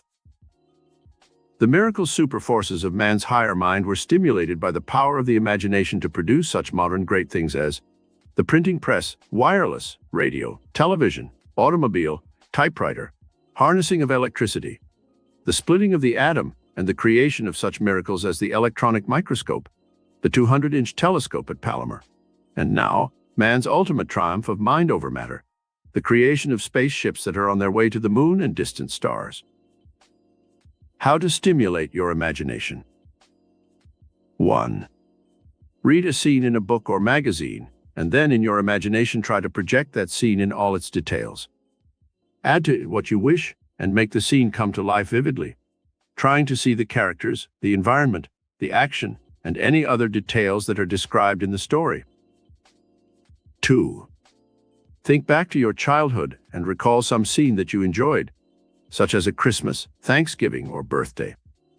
In your mind's eye, try to recall the people who were there, the things they said and did, the food you ate, and any other details that you can remember. 3. Picture your perfect dream home. Cut pictures out of home decorating magazines and let them serve as a stimulus to your imagination. Visualize a party in the dream home. See the friends you have invited, work in the garden, and do any other activities in your mind which you might perform in such a home in reality. 4. Stand before a mirror and imagine that you are speaking before a vast audience in an auditorium. You can speak aloud or to yourself. Make up a talk on some subject with which you are conversant. This speech can be a short one of 2 minutes, or it can be longer. The brain centers are stimulated by such an exercise and make it possible for you to speak more fluently when you need to express yourself. 5. Imagine yourself having $1 million. This mental exercise will help you stimulate the miracle response centers of your brain for building a fortune. If you cannot imagine yourself being rich, it will be difficult to ever attract a fortune. 6. Imagine yourself standing on the prow of a boat headed for some exotic land like Hawaii. You can use pictures from travel magazines to help stimulate your imagination in relation to this exercise. Some people have used travel pictures and literature to stimulate the miracle response centers of their brains, and soon they found themselves actually visiting the places they had imaged in their minds. The second key, curiosity. It was curiosity that caused Columbus to sail the seas in search of new lands. If he had been satisfied with the popular belief that the earth was flat, he never would have embarked on his voyages of discovery. It was curiosity that caused the scientist Fleming to wonder why green mold on bread in a test tube killed germs. His curiosity led him to the discovery of the life-saving penicillin, which is called a miracle drug, and which has saved the lives of millions of people. It was curiosity that led Galvani to experiment with his galvanic battery, from which so many inventions have come. Curiosity has been implanted in the consciousness of man for a specific purpose. This divine emotion makes him discontented with the world as it is, and causes him to search for new ways to change things, to improve them, and to give man greater comfort and luxury. How to develop curiosity. 1. Look about you in your work and see how you might improve conditions. Many an invention has been born because man's natural curiosity caused him to wonder if he couldn't improve on the methods being used in his business. A man sitting at a lecture was disturbed by a woman's big hat. He became curious as to how to convert this obstruction to something positive, and before he left the auditorium, he had an idea for a new hat pin, which made him a fortune. 2. Look at some invention such as radio or television, and try to figure out the principle involved in its mechanism. 3. Look around you in your garden and see the fruit, vegetables, and flowers, and try to reason out the method by which they draw the nourishment from the soil to create their products. It was this type of curiosity that led Burbank to develop so many new types of fruits, vegetables, and flowers. It was curiosity that led George Washington Carver to convert the lowly peanut into plastics, insulating materials, fodder for cattle, varnishes, oils, paints, and many other products, which helped revolutionize the industry of the South. 4. When it thunders or lightnings, try to understand the reason why. Look up the facts in an encyclopedia. 5. Stimulate the curiosity response centers of your brain by wondering how other people live in other parts of the world. Study books in your library showing the customs and habitats of people in Asia, Africa, South America, and Australia. 6. When you listen to beautiful music or read interesting stories, try to analyze the emotions that prompted the composers and authors to create their works. The third key: knowledge. It is through the intellect that man rules the universe. The pen is mightier than the sword. Your miracle super forces of the mind are more easily motivated and released when you fortify yourself with knowledge. This does not mean that you must be a college graduate to succeed in life. Many great men have risen to high positions who did not have a formal education. Wisdom is very often an innate trait, and some of the great philosophers like Socrates and Plato founded their own schools. Henry Ford was not a college graduate, but he had innate wisdom. He absorbed knowledge sufficient for his purposes and succeeded in his chosen field. Bacon said, "For knowledge too is itself power." All knowledge begins with this precept by Socrates: know thyself. The regime for building knowledge. 1. Observe the universe about you and stimulate all 5 senses by absorbing the sights, sounds, and experiences that surround you every day. 2. Reason out why things happen in the physical and material universe under the law of cause and effect. 3. Study specialized knowledge that fits your business or profession, and keep up to date on latest developments in your field by subscribing to magazines dealing in such matters. 4. Expand the horizons of your mind by absorbing as much knowledge as you can about as many things as possible. Take an interest in civic events in your community. Join clubs and organizations that have a wide diversity of interests. 5. Learn by example through emulating the lives and thoughts of great men of history. Read their biographies and autobiographies. Find out what they thought, how they worked, what books they read. Learn everything you can about their lives, and then use them as models by which you shape your own life. 6. Study books on psychology and find out how the human mind works. You will not only be better able to cope with your own life problems by knowing psychology, but such a study will help you understand other people better and improve your relationship with them in your social life and business world. 7. Every day learn some new word or fact that will add to the sum total of your knowledge as you grow older. Most people make the mistake of closing their minds to new ideas when they close their high school or college books. The human brain is illimitable in its ability to absorb more and more knowledge as we grow older. Scientists now find that an older person who has kept his brain agile and active can learn and retain new facts as readily as a young person. 8. Keep your brain agile and exercised by studying a foreign language course, or working out mathematical problems, or studying public speaking, singing, dancing, music, writing.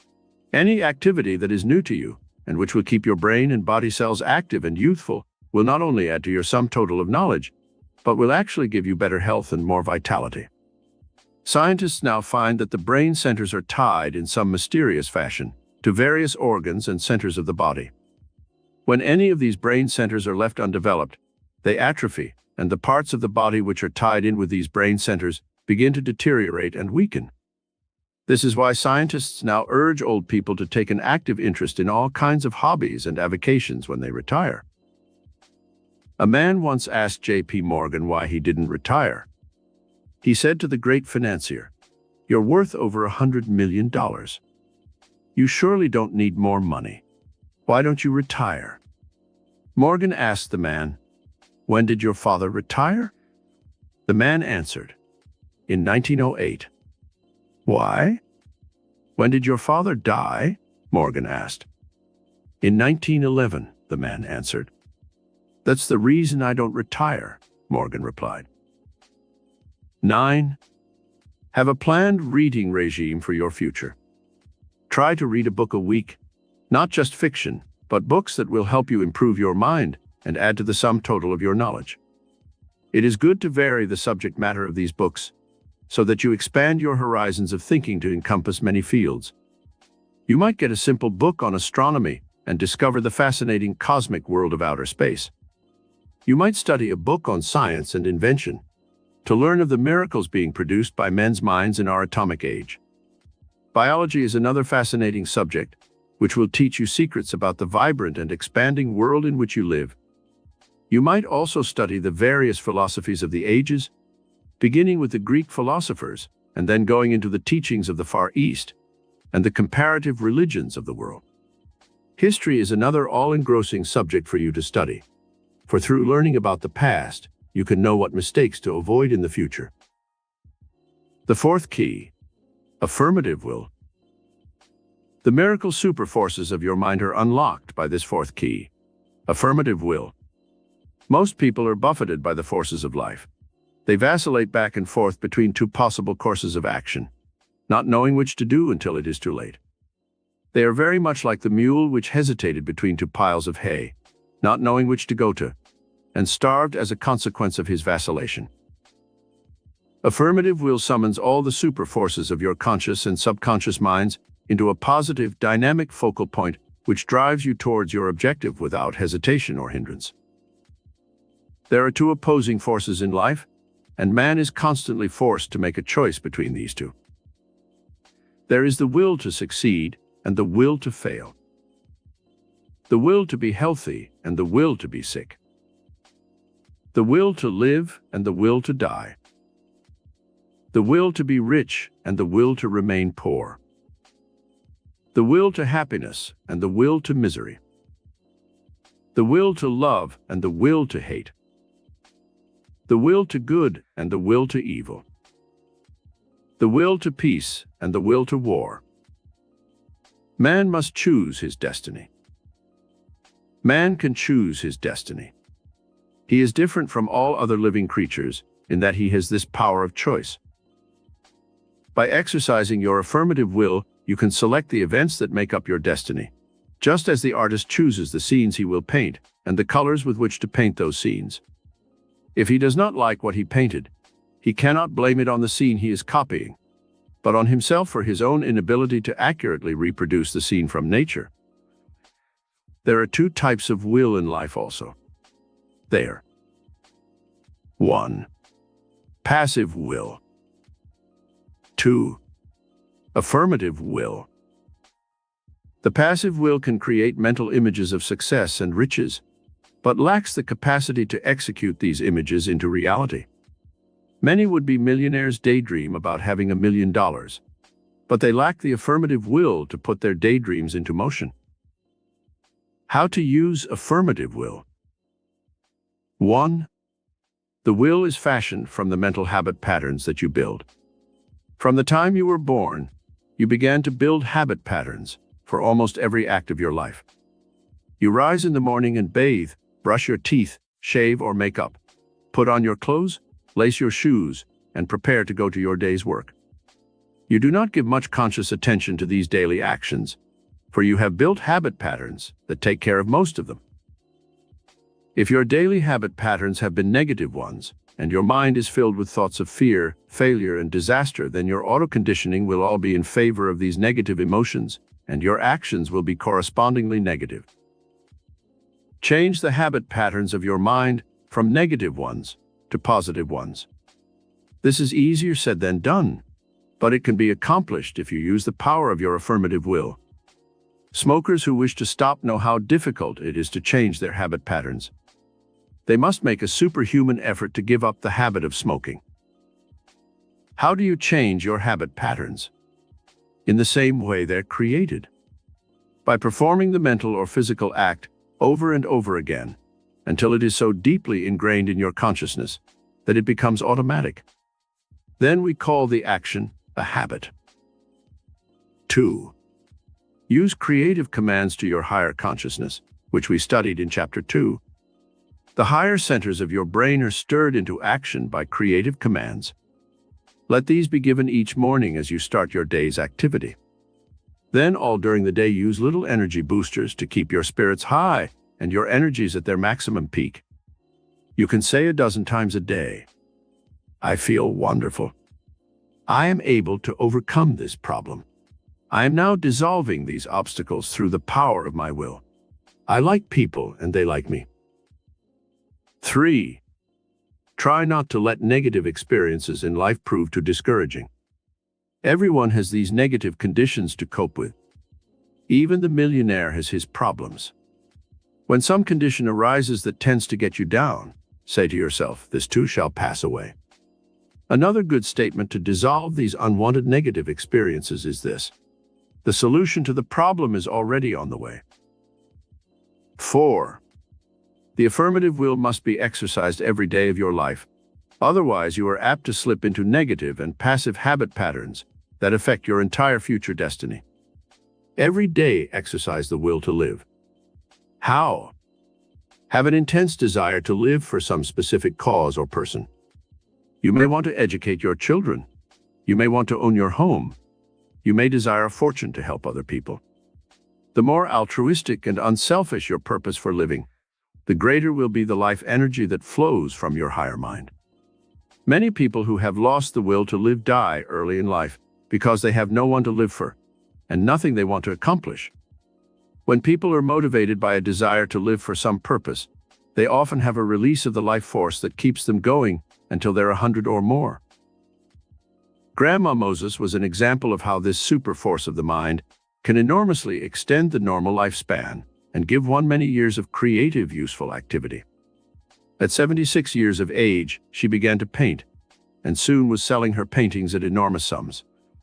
She lived to be over 100, and there is no doubt that her renewed interest in creating helped stimulate the miracle super forces of her brain, infusing her body cells with life-giving energy and purposefulness. 5. Every day exercise the affirmative will to succeed. Do this by planning each day's activity with one thought in mind, to make it as successful as possible. It is good to write down a day-by-day plan, so as to focalize your mind's energies on the things you want to accomplish. Just as a housewife makes out a shopping list for the market, so you should make out a list each day of what you wish to accomplish on that day. List your appointments, your day's work, the sales you wish to make, the money you are going to spend, the purchases you plan, the social engagements you will have. A neat and orderly mind ensures a neat and orderly life and destiny. 6. Exercise daily the affirmative will to attract more money. Money is an idea more than it is an actual material thing. In ancient times, such strange things as tea, fur, stones, pieces of iron, tobacco, and other objects served as money. You can only attract more money when it becomes a habit pattern in your thinking every day. The reason 60% of all college graduates achieve their goal in life is because they were trained in college to think in terms of being successful in their chosen professions. They formed the mental habit patterns of success. Every time you spend $1, think of its value. It is said that John D. Rockefeller Sr. never tipped more than a dime. One day someone asked him why a man as rich as he was didn't tip more. Rockefeller replied, "Why, a dime is 10% interest on $1 for a full year." Money works under the law of the harvest. When you plant a seed in the ground, it usually produces 10 to 20 times the yield of the original seed. When you give money out, make it a point to bless it and know that it will yield you abundance. The 5th key, divine ego. Most people who fail in life do so because they are using the wrong type of ego power. They are so obsessed with excessive self-interest that they lose their perspective and ignore the rights and interests of others. Such people are called egotists. This type of egotism is destructive and causes people to dislike one. Do not misunderstand me. We need some ego, a great deal of self-interest for purposes of self-preservation. But in our metaphysical studies, we convert this power of the psyche which consciously controls the impulses of the id, as it is called in psychology, into the divine ego. The changes in your personality and ego drive will be miraculous when you once institute this method of unlocking the miracle super forces of your mind. How to build the divine ego. 1. Realize that you were created in the image and likeness of God, as the Bible tells us. This is a spiritual idea, not a physical one. When you once accept the premise that you are divine and immortal, then you will begin to be godlike in your thoughts and actions. Voltaire said, "To be a hero, think heroic thoughts." To be divine, you should pattern your thoughts and actions after the divine image. What are the godlike thoughts and actions which you should emulate? God is described in the Bible in two ways. God is good and God is love. If you pattern your thinking after goodness and love, with all their ramifications, you cannot help but reflect goodness and love in all your relationships with others. 2. Cultivate the habit of unselfish actions in relation to others. Share your good with other people. Share your happiness. Instead of talking about yourself and your problems when you meet other people, make it a point to show interest in them and their activities. 3. Work in community projects such as the Boy Scouts or Girl Scouts. Enter into charity drives for such worthwhile organizations as the Heart Fund, the Polio Fund, the Lighthouse for the Blind, American Legion, and veteran organizations. Volunteer to work a few hours a week in foundling homes for orphans, in veteran hospitals for soldiers, in prisons and other public welfare groups. Such expanded interests do more than merely help the unfortunate. They help you in building the divine ego, which can enrich your life and give you blessings of health, happiness, and prosperity by releasing the miracle superforces of your higher mind. 4. Have a high master motive in life. Desire success and money not only for yourself and your family, but also so you can help better the world through your creative efforts. There are many master motives which propel man towards his destiny. Desire for power, desire for money, fame, glory, a desire for wisdom, a desire for material things, a desire to bring peace to the world, to work for brotherhood and tolerance, a desire to spiritualize your mind and find new dimensions of the soul. The higher your master motive, the greater the drive for success and fulfillment. 5. Overcome the animalistic emotions of greed, hatred, selfishness, and envy. The divine image within your consciousness cannot flourish in such an atmosphere of negativity. 6. Implant in your consciousness the positive forces of charity, beauty, truth, justice, faith, and love. And soon you will see the divine inspiration that flows through your consciousness from the divine mind within you. 7. Spend a few moments each day in spiritual contemplation and meditation. In such mystical periods, search within for life's true meaning. Try to find the divine prototype within your own immortal soul. Pray to God for guidance and inspiration every morning when you arise and every night when you go to bed. 8. When you feel the gravity pull of Earth's problems, fears, and worries, stop whatever you are doing and retire for a few moments into the stillness of the cathedral of the soul, and say to yourself, "Peace, be still, and know that I am God." This powerful affirmative spiritual statement from the Bible reaffirms your sense of divinity and will help you once more restore peace and tranquility within your consciousness. Write down on a small card these words. Carry them with you in your pocket or purse and look at them several times. Let each man think himself an act of God, his mind a thought, his life a breath of God. The sixth key, perseverance. Perseverance means the ability to continue doing something in spite of difficulties or opposition.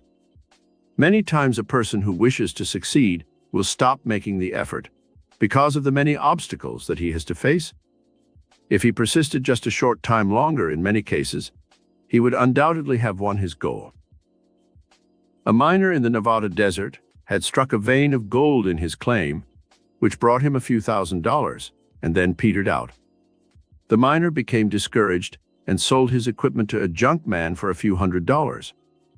The new owner kept digging, and after a few hours, he broke through a wall of stone where he hit a vein of gold that produced $40,000 worth of pure ore. That gold mine brought the new owner $5 million in the next few years.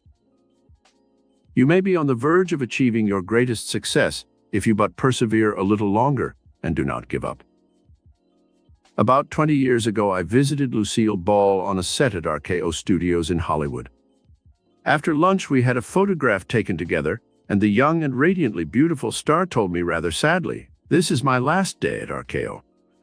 My contract ends today, and they are not renewing it." I expressed my surprise and regrets, but the irrepressible Lucille said, "Oh, don't worry about me. Someday I'll come back and buy the joint." A few years ago, Lucille Ball returned to the studio that had fired her and paid about $15 million for the entire studio. Talk about miracles. This red-haired, talented young lady who went on to fame and fortune on television was able to stir the miracle superforces of her mind by her amazing perseverance in never giving up and by fulfilling the promise she made to herself in jest, to eventually buy the studio that had fired her. There is a powerful and stimulating force within your psyche, which works miracles when you respond to the challenges of life with perseverance and courage. How to utilize perseverance. 1. Work with the law of cycles in nature. There is a time in every life when fate presents a set of circumstances which can bring one success and fortune. Learn how to study and be aware of these cycles, and then take advantage of the opportunities that arise with confidence. Shakespeare spoke of these cycles in men's lives in these words: "There is a tide in the affairs of men, which, taken at the flood, leads on to fortune. Amid it, all the voyage of their life is bound in shallows and in miseries." 2. When you come to those periods of stagnation in your life when nothing seems to happen, learn how to utilize that time study and prepare your mind for the time when your good fortune will come. Persevere in what you are doing and do not give up, for like the miner in the desert, your greatest good fortune may lie just within your grasp. 3. In nature, all things mature slowly and in their right season. Spring is for planting the seed, summer is for growth and evolvement, fall is for the harvest, and winter is for rest and relaxation. This same cycle exists in human destiny. If your fortune does not come in your youth, the springtime of life, remember this is not always the time of the harvest. It is the time of planting. Evolve, develop your mind, prepare for the future when you are young, but do not always expect the fortune of which you dream, for it must also follow this law of nature. If you are in the summertime of your life, that is, your mature years, and you still have not achieved your success, then you must re-examine your life and see what you have done that is wrong, and after correcting your mistakes, persevere and wait for your success. 4. No matter how discouraged you may become, try not to give up.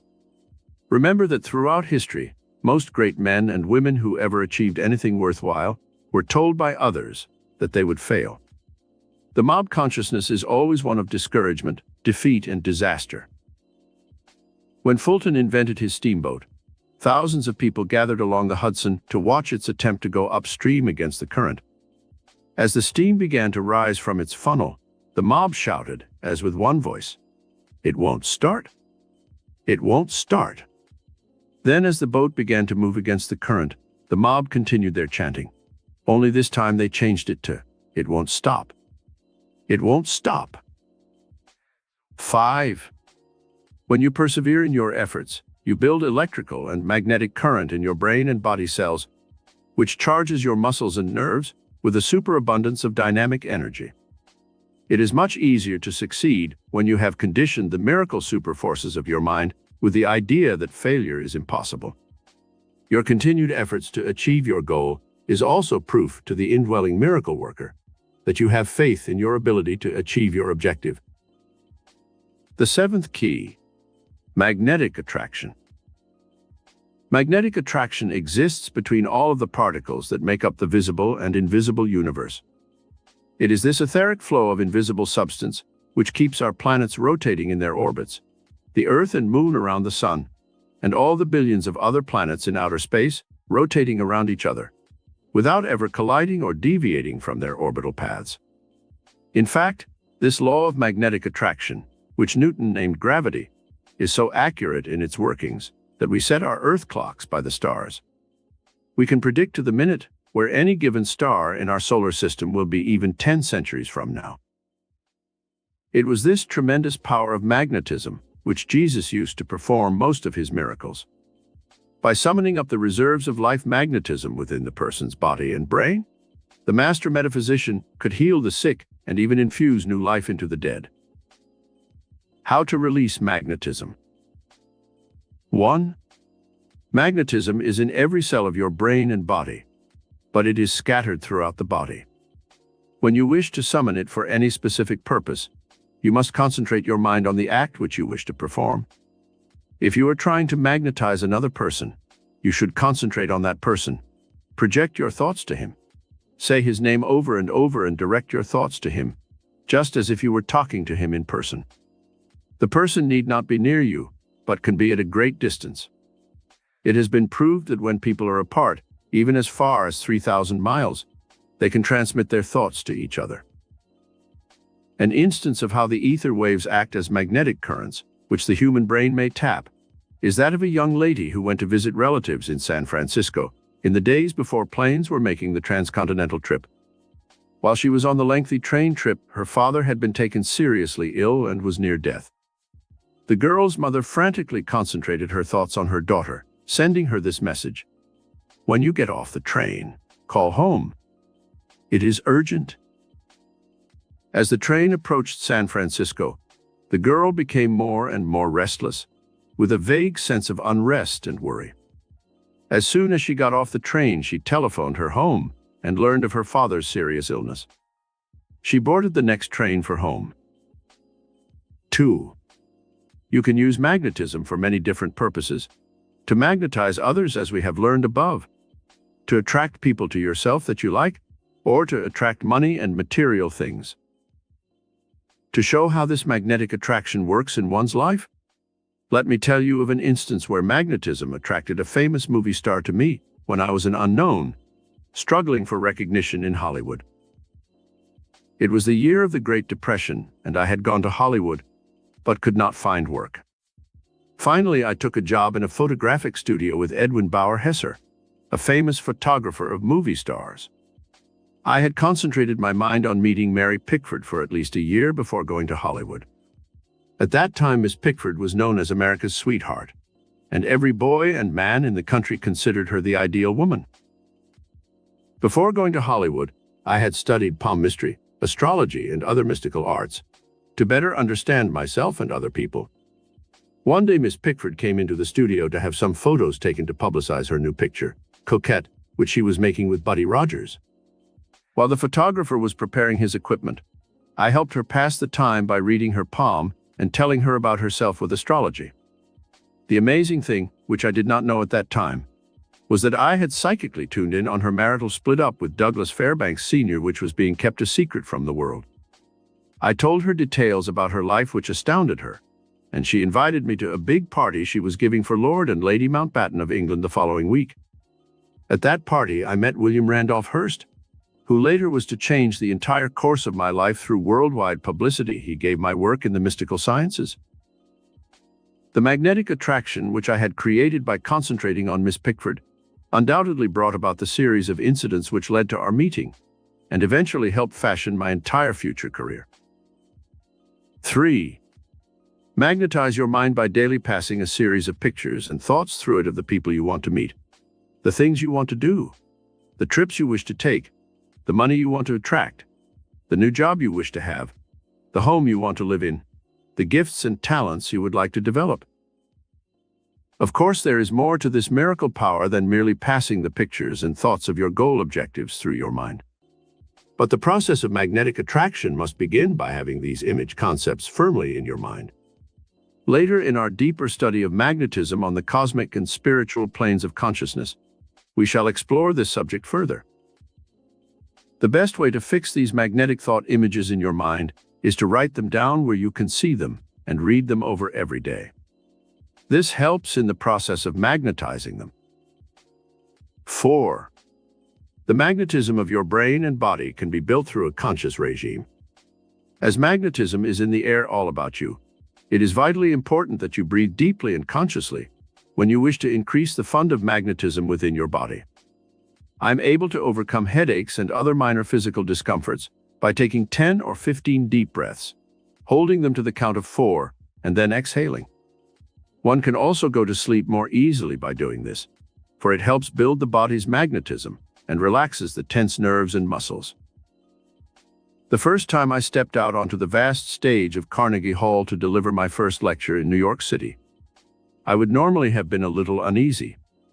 However, having studied yoga breathing and occult sciences for some years, I quickly inhaled 10 or 15 times, charging my brain and body with vast funds of magnetism, and I stepped out onto that stage with a feeling of calmness and tranquility. Always before a lecture, I use this method for quickly recharging the batteries of my brain and body with new electrical and magnetic power. The miracle super forces of your brain are stirred into magnetic action by deep breathing, so do not neglect this vital function. Most people only breathe with the upper parts of their lungs, and the lower parts atrophy from disuse. Breathe deeply and hold the breath for 4 or 5 counts, then exhale. Do this at least 4 or 5 times a day. When you are fatigued from your work, instead of taking another cigarette or a glass of alcoholic stimulant, try the magnetic act of deep breathing. It will give you instant energy and lengthen your life by many years. The 8th key, divine inspiration. Someone has said, inspiration helps man grow wings of the soul and rise above Earth's prison house. Divine inspiration raises man even higher into the realms of transcendental peace, beauty, and joy. Anything that stimulates your mind emotionally to creative thoughts and actions can be said to be inspiring. Divine inspiration releases the miracle super forces of your higher mind to such an extent that you are given supernormal powers and energies that are unknown to the average person. All geniuses had this ability of charging their higher minds with divine inspiration and releasing a veritable flood of creative and inspiring ideas. In music, these great composers had this divine inspiration: Beethoven, Mozart, Handel, and Bach. In art, divine inspiration motivated such geniuses as Michelangelo, Leonardo da Vinci, Rembrandt, and Raphael. In literature and poetry, divine inspiration was shown by Shakespeare, Dante, Milton, Homer, Byron, Keats, Wordsworth. In exploration and discovery, men like Marco Polo Columbus, De Soto, and Ponce de Leon undoubtedly had divine inspiration. In science, Newton, Pasteur, Galileo, Edison, Einstein, Fleming, and Salk had divine inspiration. This is only a small list of the great ones of history who were motivated by divine inspiration. In every field of human endeavor, there have been literally thousands of men and women who possess this form of inspiration in their creative works. The regime for releasing divine inspiration. 1. When you want to stimulate the miracle response centers of your higher mind, use the transcendental power of beautiful and inspiring music to aid you. This means classical and semi-classical music, not the discordant forms of new and modern jazz, which tend to overexcite the brain centers. Waltzes, Hawaiian music, and even modern ballads may be used to relax the mind and body. But for high inspiration, it has been found that the great, enduring classical compositions are best for inducing the highest forms of inspiration. It has been found that in industry, when people work with music playing in the background, their output increases, their energy level is higher, and there is a decrease in fatigue and in accidents.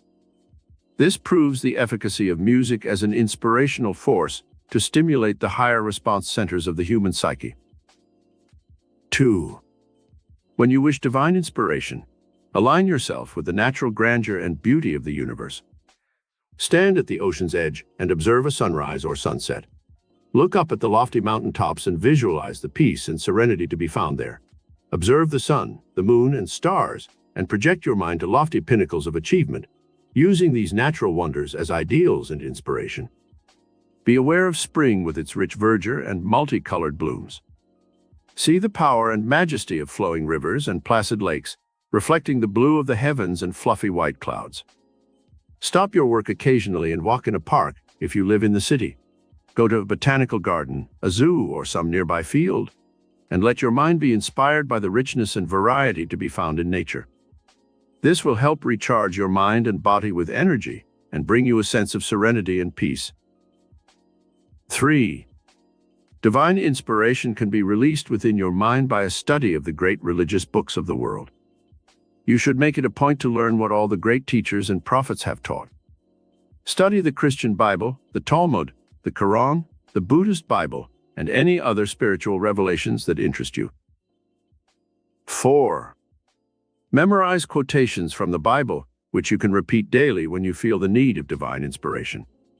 I have found the 23rd Psalm and the 91st Psalm helpful.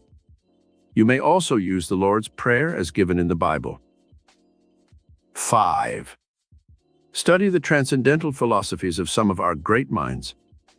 The golden age of Greece was shaped by such men as Socrates, Plato, and Aristotle. Let their inspired thinking help elevate your consciousness to new and lofty pinnacles of nobility and grandeur. Our own American philosophers, Emerson and Thoreau, are also worthy of study and emulation. 6. You can receive divine inspiration through doing charitable acts for others. Helping to inspire those who are less fortunate than yourself is a wonderful way to recharge your brain and body with new inspiration. You can also help inspire others with your smiles, words of encouragement, and kindness. 7. Prayer lifts man's soul into lofty dimensions of spirit that transcend Earth's gravity pull. Pray often during the day. Little short prayers help inspire you and energize your mind and body. 100 times a day I say little prayers like this. Thank you, God, for this beautiful day. I am grateful to you, God, for sending me such good friends. Thank you, God, for this lovely sunshine. Help me, God, to overcome this problem. God, give me guidance and inspiration to carry out this task. These are little soul boosters which keep one in constant attunement with the divine source of all life and all good. 8. The 9th key, dynamic action. The first law of the universe is the law of action. To stir the miracle response centers of your mind into creative patterns of thought, there must be dynamic action in your thinking first. Everyone has some form of action in his life, but the miracle-working kind of action is known as dynamic action. Synonyms for dynamic are energetic, vigorous, forceful. The type of thought that reaches out into time and space and stirs creative forces into motion is dynamic thought. A dynamic thought is one that you hold persistently, and that infuses your brain and body with the necessity for dynamic action. When Edison tried 10,000 times to find a substance for his electric light filament, an assistant said, "It's no use, Mr. Edison. You've tried 10,000 times and failed. You might as well give up." The great inventor, driven by some inner compulsion into a vortex of dynamic mental and physical action, replied, "Give up. Never. Now we know 10,000 things that won't work." His next experiment the following day proved successful. Regime for releasing dynamic action. 1. Emotionalize your thoughts for greater dynamic action. The nerves and muscles of your body respond to emotions that are fervent and dynamic. The lukewarm mind, that is without enthusiasm or emotion, seldom has the drive to get things done. Toynbee, the noted historian, says that the Southern peoples, who lived in an atmosphere of indolence and inactivity, where the weather was extremely hot and the people became lazy, have always been conquered by the Northern races, who lived in a stimulating climate that engendered dynamic action. No matter where you live, north or south, you can achieve more dynamic action by emotionalizing your thoughts. When you want something, want it urgently. When you love someone, do so with emotion. When you face a new job, show enthusiasm and happiness. When you want more money for some specific thing, flood your mind with thoughts of the things you will buy and how much you will enjoy them. In this way, you will stir your brain and body into dynamic action patterns with your emotions and make it much easier for you to achieve the things you desire. 2. Overcome the tendency to procrastinate and put things off until tomorrow. This tendency kills dynamic action, and many wonderful ideas you have will never be carried out into forms of creative action. Adopt a do-it-now and even put a sign over your desk or work table with the words "Do it now" written on it. I did this for years until I acquired the habit of doing things that I wanted to put off. One of the most important letters I ever wrote, which brought me good business results, came as a result of this habit to do it now. If I had waited a week longer, it would have been too late. 3. Work with the laws of nature, not against them. You cannot burn the candle at both ends and have light very long.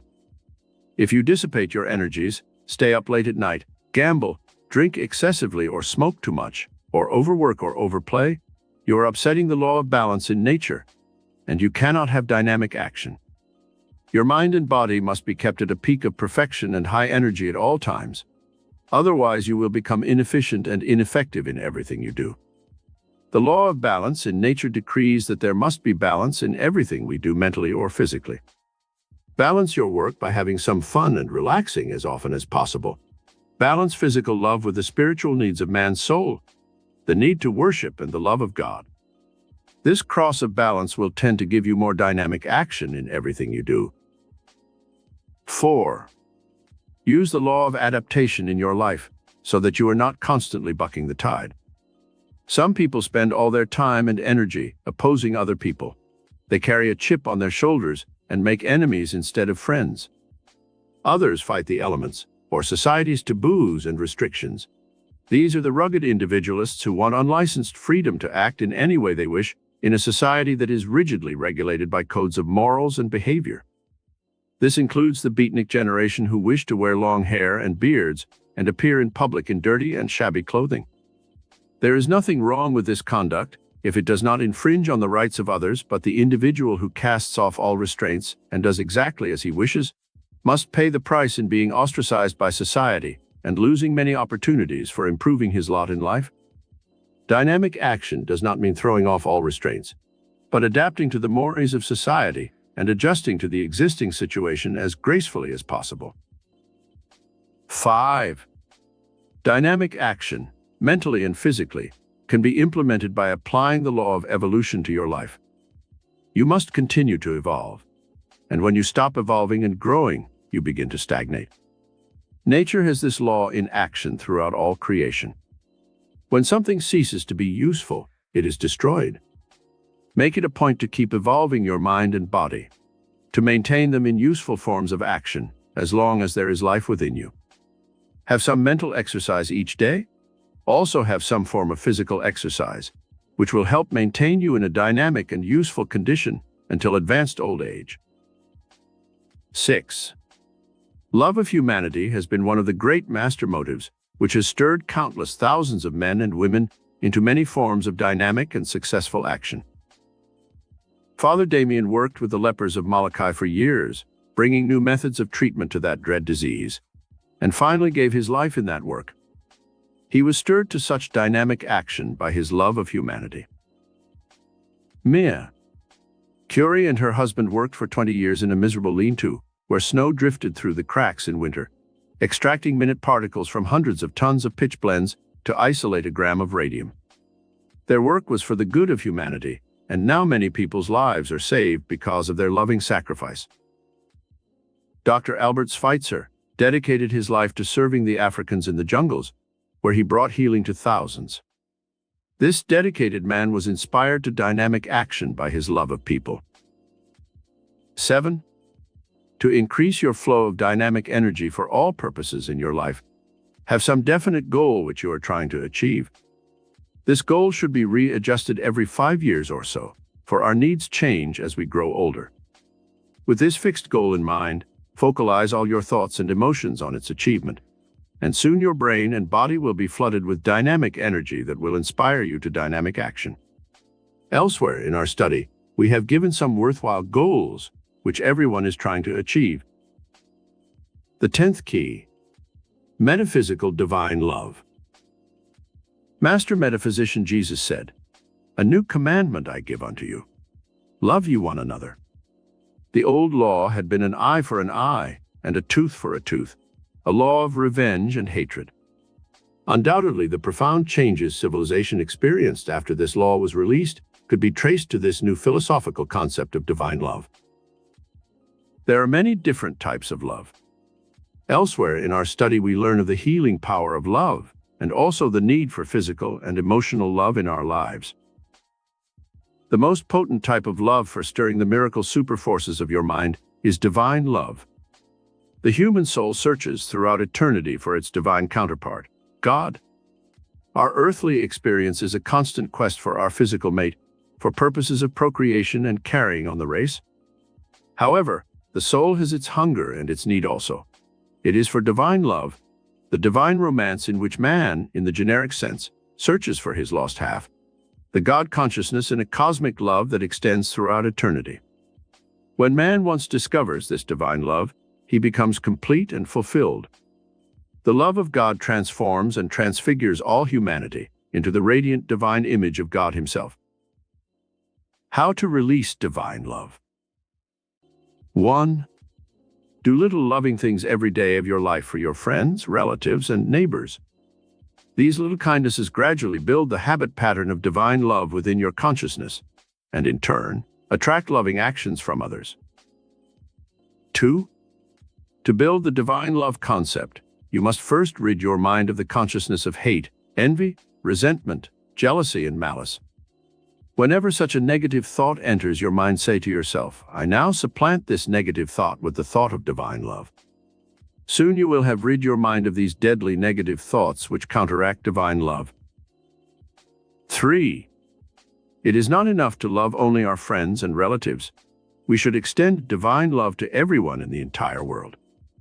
I know it is difficult to hold this cosmic concept of love, for there have been so many enmities throughout the centuries in countries that have long been oppressed by their enemies. Many people hate the Germans, the Japanese, the Russians. The Greeks hate the Turks because they occupied their country for 400 years. Rationally, we can understand such reactions, but spiritually, we cannot condone hate of any kind. We must try to rationalize our reasons for hating and then work out a pattern of forgiveness and divine love, so we do not come under the negative emotional effects which hatred engenders. A girl who came to my lectures in Carnegie Hall for some time had the most radiant and beautiful expression on her face. I became curious as to why she was so magnetic and attractive. Her features were not too beautiful, but there was a spiritual quality within her that transcended the physical. One day I asked her for her secret of loveliness. She smiled brightly, opened a gold locket hanging on a chain about her neck, and showed me the inscription inside. Whom, not having seen, I love. Then I understood the reason for her spiritual beauty and serenity. She loved the entire world and its inhabitants with divine love. 4. Every time you meet someone that you want to hold and interest, practice projecting an invisible golden line between your mind and theirs. Send out the thoughts on this golden cord, I love the divine in you, and you will love the divine in me. People sense our thoughts, and they will instantly respond to thoughts of love and kindness. Another young lady who came to my lectures told me in an interview with her that she could not attract the right type of boyfriend. She wanted to marry and have children desperately, but all the men she attracted seemed so physical and animalistic that she had withdrawn into a shell of solitude and no longer went out on dates with boys. I gave her this golden cord concept and told her to radiate divine love rather than physical or emotional love. She left my office a changed person. Within 1 month, she had 3 proposals of marriage from fine men. Later, she made her choice and married. She now has 3 beautiful children, and her entire life has changed. 5. Your mental states show on your face and in the contours of your body. In order to show to the world the image of divine love, begin at once to change your facial expressions from anxiety, fear, worry, and hate to expressions of love, confidence, peace, and poise. To do this, stand before your mirror and study the various expressions that come onto your face with various emotions. Think of something you hate. Notice how the face assumes an ugly mask. Fear and worry do the same thing. Now change your thought. Think of someone or something that you love. See the uplifted expression of the cheeks and mouth. When you meet people you want to attract or impress, carry the expression on your face that you have when you say, I love you. 6. Another important way for stirring the consciousness of divine love from within is to memorize beautiful and romantic poetry. The electrical pulsations from your mind to your face tend to set the mold of your expression in the form of the thoughts you habitually think. Emerson said, "What you speak so loudly that I cannot hear what you say." To shape the inner consciousness so its radiations are romantic and beautiful in your face and form, absorb the beauty and meaning of romantic poetry. Learn Elizabeth Barrett Browning's beautiful poem, "How Do I Love Thee?" in its entirety, and say it often when you wish to become inspired with divine love. Study the poems of Keats, Shelley, and Byron, also the love sonnets of Shakespeare. 7. Learn to be a lover of beauty in life, and soon you will reflect beauty in your soul. This soul beauty transcends physical beauty and will make you radiant and beautiful.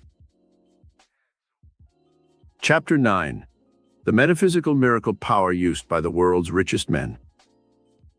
What miracle power is used by men and women who accumulate a fortune? Do they possess some special secret miracle power which makes them different from others? Have they learned how to tap a hidden vein of gold, a vast reservoir of mental and spiritual power with which they can convert their ideas into a radiant golden stream of riches? In our study of this miracle power for building a fortune, we shall explore the ancient secret of the alchemists who tried to convert base metals into gold. They failed, but the principle of transmutation they used is a solid one, and this law of transmutation is behind all great riches. This secret power of transmutation is in all of nature, and we see it at work in the soil. When we put a seed of wheat or corn into the ground, nature transmutes it into a pint of grain. Plant a pint and nature gives you back a bushel. The law of the harvest is to reap more than you sow. Nature knows the alchemist's secret of transmutation well. She takes black soil and fashions golden apricots and pink watermelon. From green grass, the alchemist of nature produces white milk and yellow butter. From the same patch of soil, this miracle force in nature will yield corn, apples, wheat, potatoes, and cotton. What strange secret power is in the soil that can give such a diversity of riches from the same elements? Metaphysical alchemy. Secret of the ages. Throughout the ages, there have been men and women who knew how to use metaphysical alchemy to achieve miraculous results. With this superpower of divine mind, they were able to wrest a fortune from nature. They were able to convert their ideas into material substance. They knew how to use the hidden forces of nature to create new substances like nylon and plastics. They discovered the hidden reservoirs of wealth and brought forth oil, coal, steel, and gold from the hidden places of earth. They tapped giant trees and from their resources created mansions and skyscrapers, and from their sap brought forth sugar and rubber. However, nature does not yield her priceless treasures to man easily. There must be a regime of work and study of the laws of nature. There must be a willingness to give something to the universe in return for what we are to receive. Nature does not give man anything. Man must pay a price for all these priceless treasures. Metaphysical alchemy, the secret power of the ages, may be used in your own life to convert your ideas into golden treasures, if you wish to become rich. Or you may use this secret miracle power, as so many geniuses of history have, to achieve some worthwhile goal through releasing your creative talents in other ways. Everyone does not want to become a millionaire. Many people are satisfied to have a comfortable income and security for old age. Such people may still benefit from a study of this metaphysical alchemy, for with this power of transmutation, they may convert their time, thoughts, energies, and efforts into substantial rewards that will sustain them comfortably throughout life. 16 Gold Keys to Metaphysical Alchemy. We shall study the lives of some of the world's richest men, past and present, and see how they have used our 16 gold keys to metaphysical alchemy. In each instance, you will discover these successful men have used one or more of these gold keys to unlock the secret doors to the treasures of the universe. Vision, courage, organizational ability, willingness to take chances, an expansive mind, enthusiasm, sharing their wealth, thrift, integrity, loyalty, intensity of desire, good judgment, ability to make right decisions, determination, patience, persistence.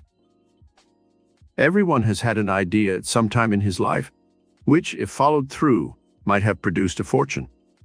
The only difference between the richest men in the world and ordinary people is that these men followed through with their creative ideas and used one or all of the above 16 golden keys to riches. Let us study some of these successful men's lives and see how they applied the principle of metaphysical alchemy to their ideas and lives. The key to the Rockefeller fortune. Perhaps one of the most outstanding fortunes in the entire world is that of the Rockefeller oil empire. The late John D. Rockefeller Sr. transmuted his ideas into a vast worldwide financial empire that is still blessing millions with its productivity and products. What keys did Rockefeller use to transmute the products of Earth into billions of dollars? Vision was the first golden key that Rockefeller used in this process of transmutation.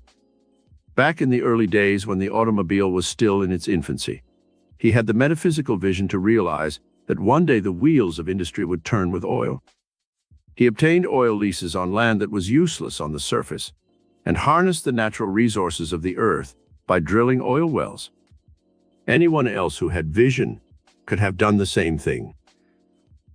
Vision was the key to the Rockefeller fortune. However, Rockefeller used other keys that are given in our list. He had great organizational ability and formed a company which he headed. He also showed a willingness to take chances, number 4 on our list, and risked his capital, which he had to first borrow on this extremely hazardous undertaking.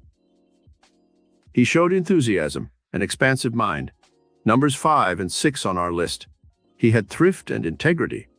He also exhibited good judgment and the ability to make the right decisions. He shared his wealth. Millions of people have been helped by the scientific and medical discoveries of that altruistic organization, the Rockefeller Foundation. He also used the last 3 keys on our list: determination, patience, and persistence. Rockefeller loved his work. He was at his desk early and remained until late at night, personally taking care of the thousands of details that came up daily. He continued this habit of work until he was in his 90s. His enthusiasm gave him amazing glandular stimulus that carried him successfully through periods of illness, worries, and problems that might have floored a weaker-willed person. Andrew Carnegie and his golden touch. It is said of Andrew Carnegie that he possessed the golden touch. Everything he undertook turned out successfully. This was no accident. It was the result of painstaking care and effort, coupled with an intuitive sense that was almost psychic. In his youth in Scotland, Carnegie was extremely poor. He had one great determination early in his life. It was to be a great success and make a vast fortune, so he could help the world in some way. His desire to become rich was not motivated by greed and selfishness. He had a great desire to give his poor family the comforts of life, as well as to share his wealth with the world. Carnegie exhibited vision as an early trait.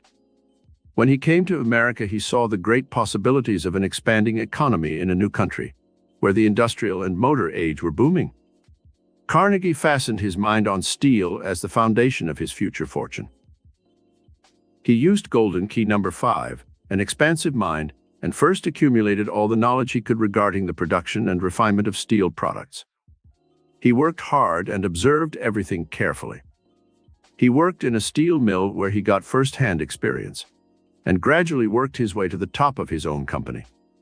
He showed qualities of organizational ability and good judgment in hiring good men to head his organization.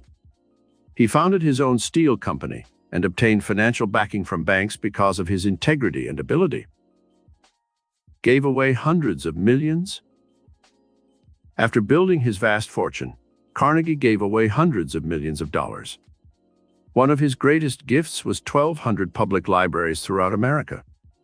This golden key number 7, a desire to share his wealth, was the key to Carnegie's character and one of the reasons why he succeeded. He also founded Carnegie Hall, a cultural institution that has brought priceless treasures to New York City for many years. He had numerous other philanthropies and charities which he supported. He believed that wealth should be distributed for the good of all mankind, and that it should be used to help humanity. His own life was a living example of this creed of generosity.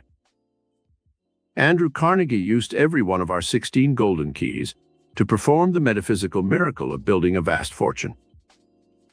The Hearst Publishing Empire. The great publishing empire that was built by William Randolph Hearst was based on the 16 golden keys we are studying. Hearst was left a considerable fortune by his father. He took this money and bought up newspapers and magazines until he had established himself as the most powerful publisher in the world. Hearst transmuted ideas into a steady stream of gold that made him one of the world's richest men. What metaphysical miracle power did he use? Hearst started with the golden key of vision, first on our list, for he realized that a growing America would need newspapers and magazines to keep itself informed on worldwide happenings. He used keys number 3 and 12, for he had great organizational ability, and when he chose Arthur Brisbane to become his editorial assistant, he showed good judgment. It was Brisbane who helped Hearst give America the type of journalism it seemed to want.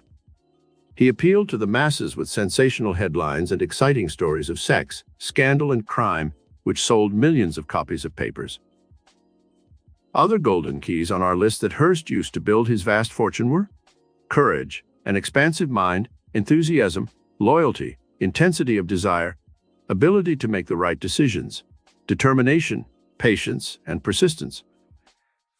Onassis, the Golden Greek. Aristotle Onassis is known as the Golden Greek. He started life as an ordinary seaman, rose to a position as an officer in the Greek Navy, and learned all about ships and the sea. He had vision, the first key on our golden list. He realized that modern shipping of goods was too expensive. If he could find a way to use cheaper labor, fewer men, and faster ships, he could make a fortune. He obtained financing and soon had a vast fleet of ships sailing around the world. He is now one of the world's largest ship owners, and his fortune is estimated to be nearly $1 billion. What keys did Onassis use in his climb to fame and fortune? In addition to vision, he showed tremendous determination, 14 on our list. He had courage, willingness to take a chance, enthusiasm, an expansive mind, good judgment, the ability to make the right decisions, and patience and persistence. All these factors combined aided him in his rapid rise to a vast shipping empire. Courage, the key to Henry J. Kaiser's wealth. The main key to the vast fortune built by Henry J. Kaiser is courage. When the government needed ships rapidly in order to win the war in the South Pacific, every builder said it would take months to ready the vessels. Kaiser had the courage and vision to promise the ships within 30 days. This was an impossible feat, and everyone expected him to fail. Kaiser brought the assembly line methods used in manufacturing cars to the shipbuilding field. Within 30 days, the Liberty ships that helped win the war were rolling off his assembly lines. What miracle powers did Henry J. Kaiser use? In addition to courage and vision, this creative genius used the metaphysical keys of organizational ability, willingness to take chances, enthusiasm, integrity, intensity of desire, good judgment, ability to make right decisions, determination, patience, and persistence. The new millionaires of Hollywood. Spectacular successes are the exception, not the rule. However, in the make-believe land of Hollywood, this same metaphysical miracle power of mental alchemy has worked to create new millionaires. In the old days, when movies first began, such people as Harold Lloyd, Charlie Chaplin, Mary Pickford, Griffith, DeMille, Goldwyn, Zanuck, Selznick, and many others rose to positions of fame, power, and riches overnight. In almost every one of these great careers, the golden metaphysical keys we have listed were used. The miracle power of mental alchemy is not dead today. It is as alive and powerful as it was in the days when the above made their fortunes. They say that Frank Sinatra is worth approximately $35 million. What golden keys did he use? He had vision, courage, a willingness to take chances, enthusiasm, intensity of desire, good judgment, determination, and patience. When his career as a singer had run its course, everyone thought he was a has-been. However, he persisted and had a great desire to become a dramatic actor. When the picture, From Here to Eternity, was being cast, he convinced the producer and director of that picture that he should play the leading dramatic role. His success in that part won for him an Academy Award, and he went on to become one of Hollywood's brightest stars and a very rich man. Today, he owns his own record company, a motion picture producing unit, and far-flung interests and properties, including his own private airplane. He is the friend and confidant of presidents and industrial giants. Truly, the metaphysical alchemy he used worked miracles for this unknown Italian boy who started life with 9 strikes against him. Bing Crosby's story is somewhat similar. The famous singer used most of the 16 metaphysical miracle keys we have listed, especially vision, courage, and persistence, to achieve a permanent spot in Hollywood's bright firmament of stars. Walt Disney's $1 million consciousness. One of Hollywood's most outstanding examples of how to build a $1 million consciousness through the principles of mental and metaphysical alchemy, which we are studying, was Walt Disney. Through the chemistry of his mind, he wove the warp and woof of a tapestry of dreams which poured a steady golden stream into his coffers. The metaphysical mixture he used was one of vision, courage, organizational ability, enthusiasm, an expansive mind, loyalty, intensity of desire, good judgment, ability to make the right decisions, determination, patience, and persistence.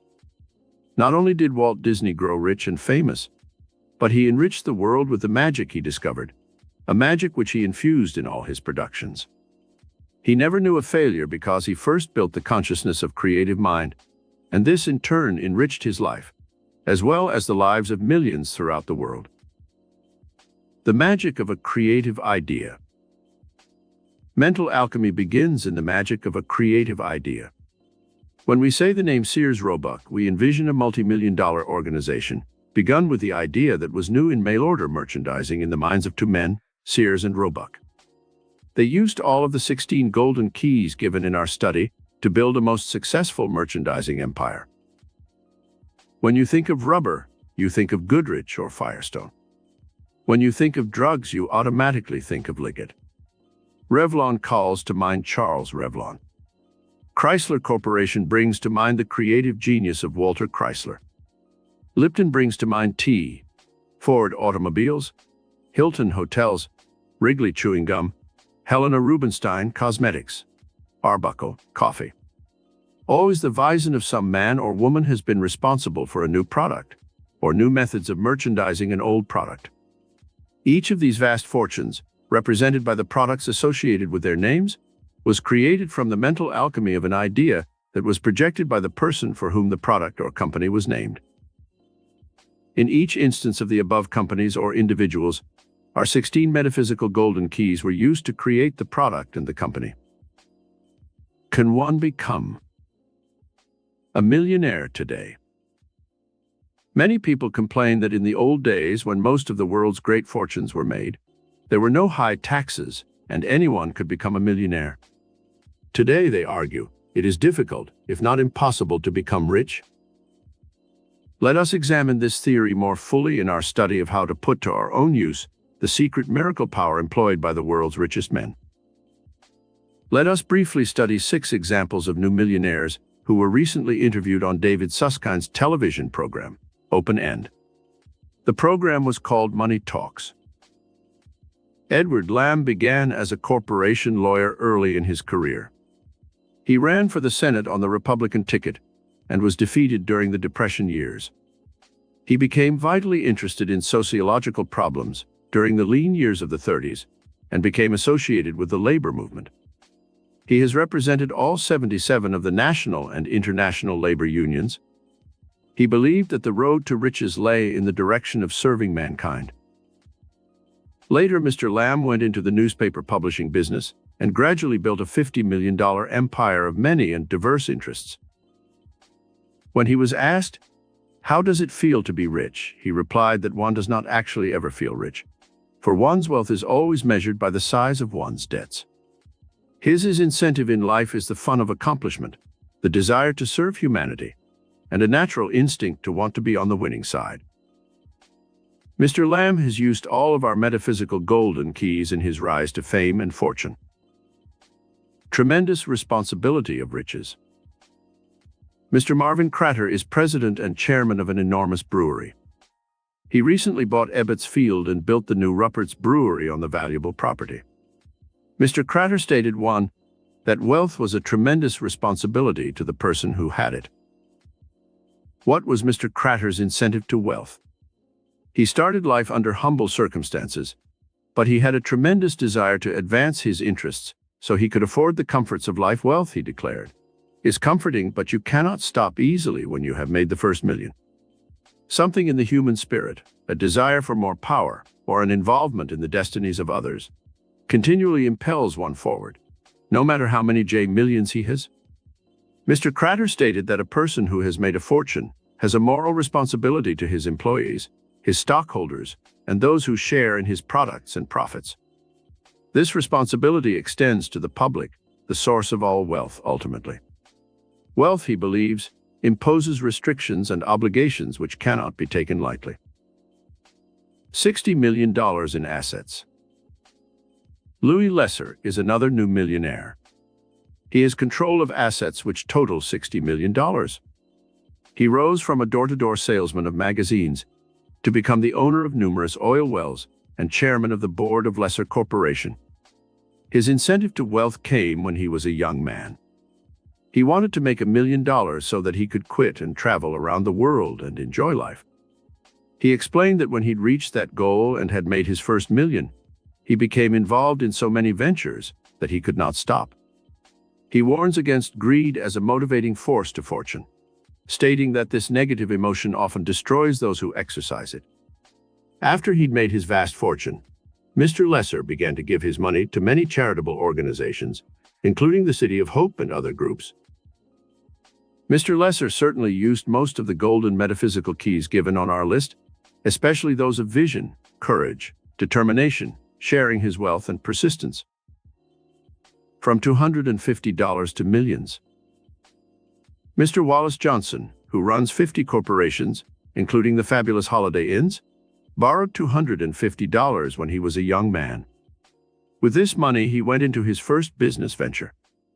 Through hard work, shrewd investments, and knowing what the public wants, Mr. Johnson snowballed that original small capital into a multi-million-dollar fortune and businesses that span 50 different corporations. His secret of wealth: give the public value for their money. Be aware of the public's needs, and then fill those needs with products that are as good as you can possibly produce. He said, "Success? I am still looking for it and working very hard." Perhaps in those words is the true incentive which has made Mr. Johnson a multi-millionaire. He drifted into a fortune of $120 million. Perhaps the most startling success story of all these 6 new millionaires is that of David Murdoch. When he was a very young man, he drifted from job to job, not sure of where he was going. One desire he did have, however: to become rich. In 1946, something impelled him to go to Phoenix, Arizona, and there he laid the foundation of his future fortune. His investments in real estate and other business ventures, his faith in the great destiny of the West, and his overwhelming desire for achievement were the keystones to the building of his vast fortune. He surely showed vision, determination, courage, good judgment, ability to make the right decisions, an expansive mind, and determination, patience, and persistence in his climb up the ladder of success. The challenges of life spurred him on. Thomas J. Bullock started out to seek fame and fortune at the age of 26. Something told him that his destiny would be fulfilled in New Mexico. The country teemed with hidden possibilities, which could make one rich if one had the vision and foresight to see it. In the barren desert land of that arid state, Mr. Bullock discovered oil, and he was on his way to achieving his boyhood dream of success. Mr. Bullock wanted to serve the people of the state that had made him rich. He successfully ran for governor and added new laurels to his crown of success. All life is a challenge, Mr. Bullock believes, and one must be prepared to meet that challenge by facing life's obstacles and overcoming them. He also believes that one must utilize all one's gifts and skills in converting nature's free resources into usable products that will enrich and benefit humanity. He thinks of himself as only a trustee for wealth, and that he must use money to do as much good as possible for the people he serves. Only then, he said, is one worthy of such a high and sacred trust. How to motivate the miracle power to acquire riches.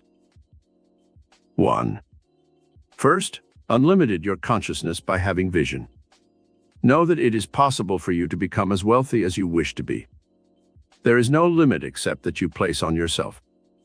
The Bible says, "Without vision the people perish." Have the vision to see yourself successful and rich. If you do not want 1,000,000 or more, then ask the divine mind within for security for yourself and your family. 2. Go to your public library and obtain books dealing with the lives of such rich men as Morgan, Vanderbilt, Astor, Baruch, Ford, Carnegie, Hearst, Chrysler, Getty, and any other men who have built vast fortunes. Study their lives carefully, take copious notes, find out what mistakes they made, so you can avoid the same mistakes. Emulate their patterns of thinking and action. Become conversant with their methods and then try to apply them to your own life. 3. Turn your thoughts inward and ask the divine mind within you for ideas, formulas, inventions, stories, creative thoughts that you can use to become rich. One idea can bring millions. The law of transmutation can work for you to turn your thoughts into gold. Build your faith in your own powers of creative mind and search within until you find the key that will help you unlock doors to the treasures of the universe. 4. Sit for 15 minutes every day for 1 month and concentrate your thoughts on nothing but money. Mentally visualize yourself receiving a large sum of money. See yourself banking it or spending it for something you want. Go through the pleasurable emotion that such good news would bring you. Plan on all the things you would do with money if you had it. Walk on the streets and look in store windows and mentally put your mark on the things you will buy with your fortune when your dream ship comes in. 5. Use the money and the possessions you now have wisely and take good care of them. This will prove to your higher mind that you are capable of taking care of a big fortune and of spending it wisely. Many people waste their money, their food, and their time. Such wasteful habits prove they are not yet ready to assume the full responsibility of having a fortune or better homes or possessions. 6. Treat your present home as if it were a palace, to prove to your higher mind that you are worthy of a finer home. Decorate it as tastefully as possible. If it is even a small room, keep it clean and neat. Enjoy its comfort and be grateful for it until you are able to build your consciousness and can move into a new apartment or house that will fit your expanded consciousness. 7. Every time you spend $1 or some bigger bill, write in the white margin these words: "I bless this." Under the law of the harvest, realize that every dollar you give out will return to you tenfold and enrich you. This is especially true of money spent to help others. The tithing principle used in church is an excellent one to bless your money and to multiply it. This spiritual principle can help you enrich your mind and your pocketbook. 8. Build your consciousness of wealth. Read the stock market news every night and learn the figures and facts about some of the biggest stocks in the big corporations. Do not hate Wall Street and rich people, for this will raise a mental barrier and keep you from ever getting rich. We cannot attract that which we despise, so turn your mind to trying to understand higher finance and the way the market works. The capitalistic system has made America one of the richest and most respected nations in the world. Millions of Americans have a part in American industry, and such big businesses as American Telephone, General Motors, Ford Corporation, Radio Corporation of America, Standard Oil, and Chrysler are really owned by the people who own the stock. Have a desire to become a part of this vast network of creative thought and learn all you can about industry and financing. Soon you will find the means to make investments that will pay you rich dividends in the future. 9. Sit down every night for the next week and ask Divine Mind to give you 3 ideas for improving your position in the world. Have a piece of paper and pencil with you in these periods of meditation, and give yourself at least a half-hour session each time. Write down on the paper ways in which I can improve my life. Then, after asking Divine Mind for guidance, sit still and wait for the inner prompting which will come. Write down your thoughts and read them over the next day. Keep this up for a week and see what results you obtain. 10. Visit your local public park and sit on a bench or walk about and survey it. Mentally tell yourself that you own this valuable piece of property. It is your own private estate, and you are enjoying it as if it were really your own. This exercise will give you a sense of possession and pride of ownership. Actually, you do own that park as much as any of the other people who walk there and enjoy its beauty.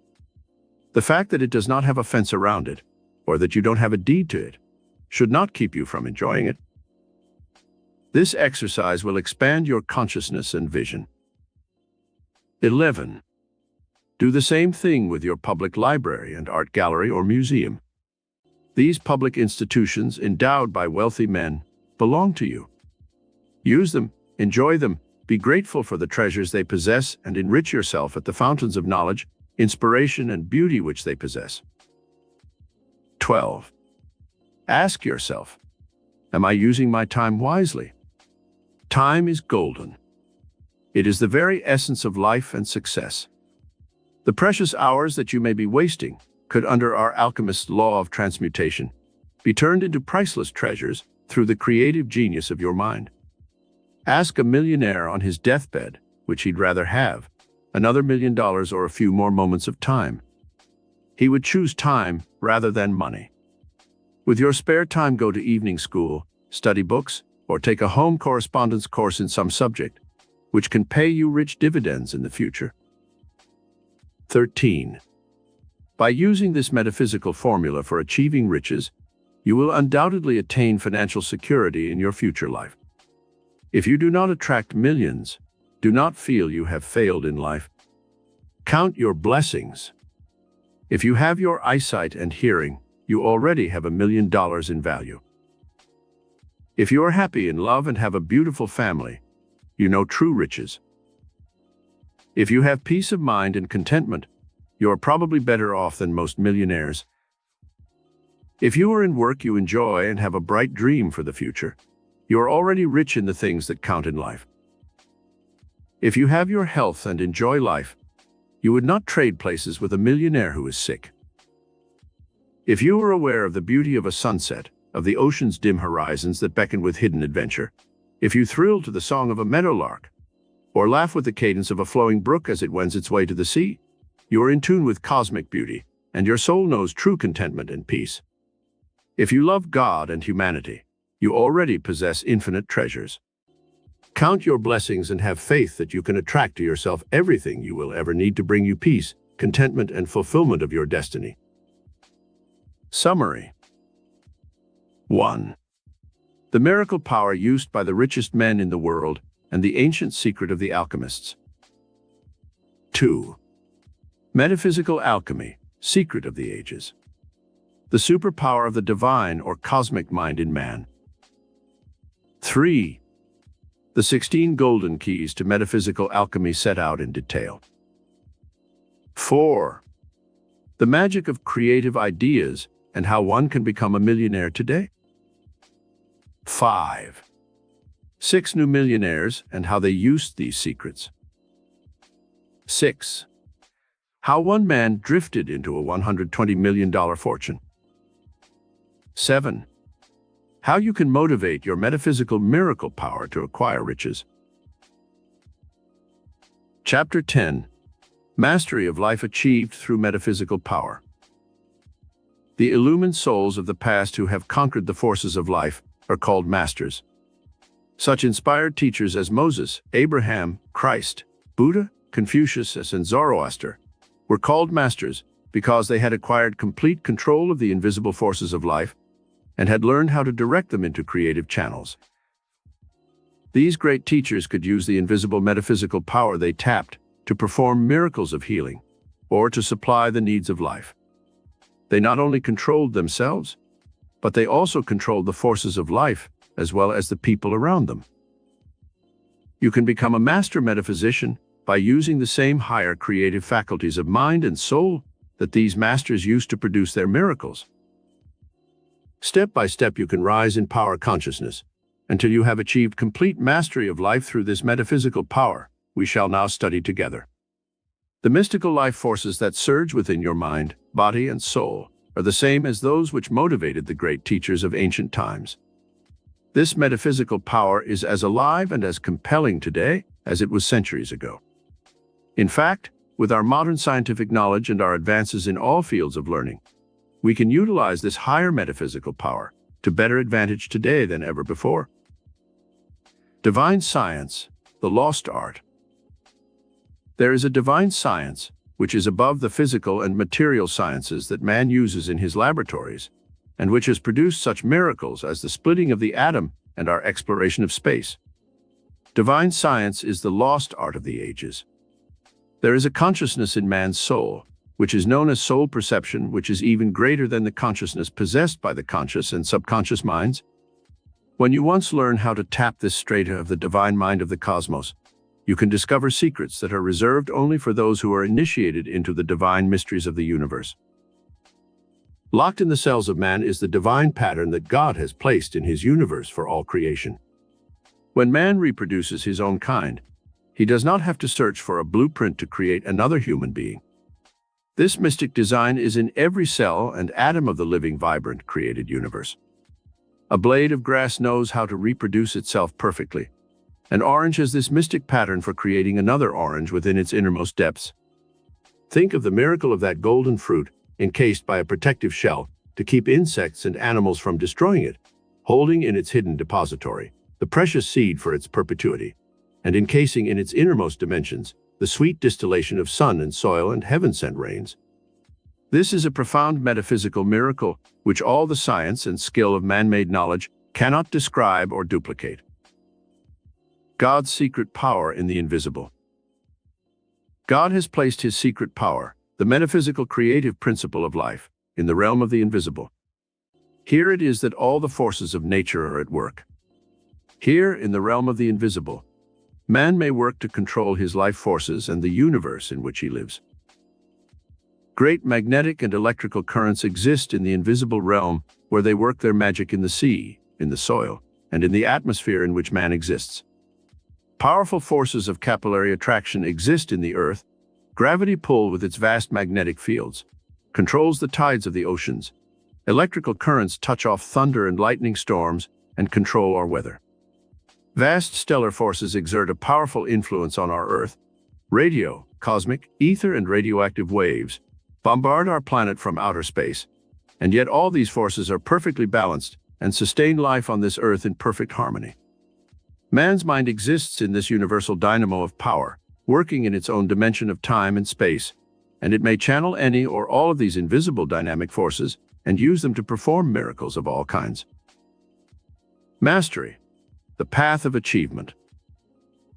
In order to achieve any goal in life, there must be complete mastery of the self and of the multitude of invisible forces which surround us on this planet. The regime of mastery must begin with the self, for it is through the self that consciousness of cosmic awareness.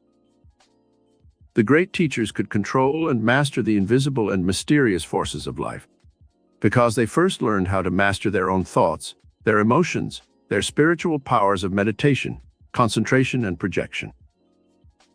The 6 realms of metaphysical control.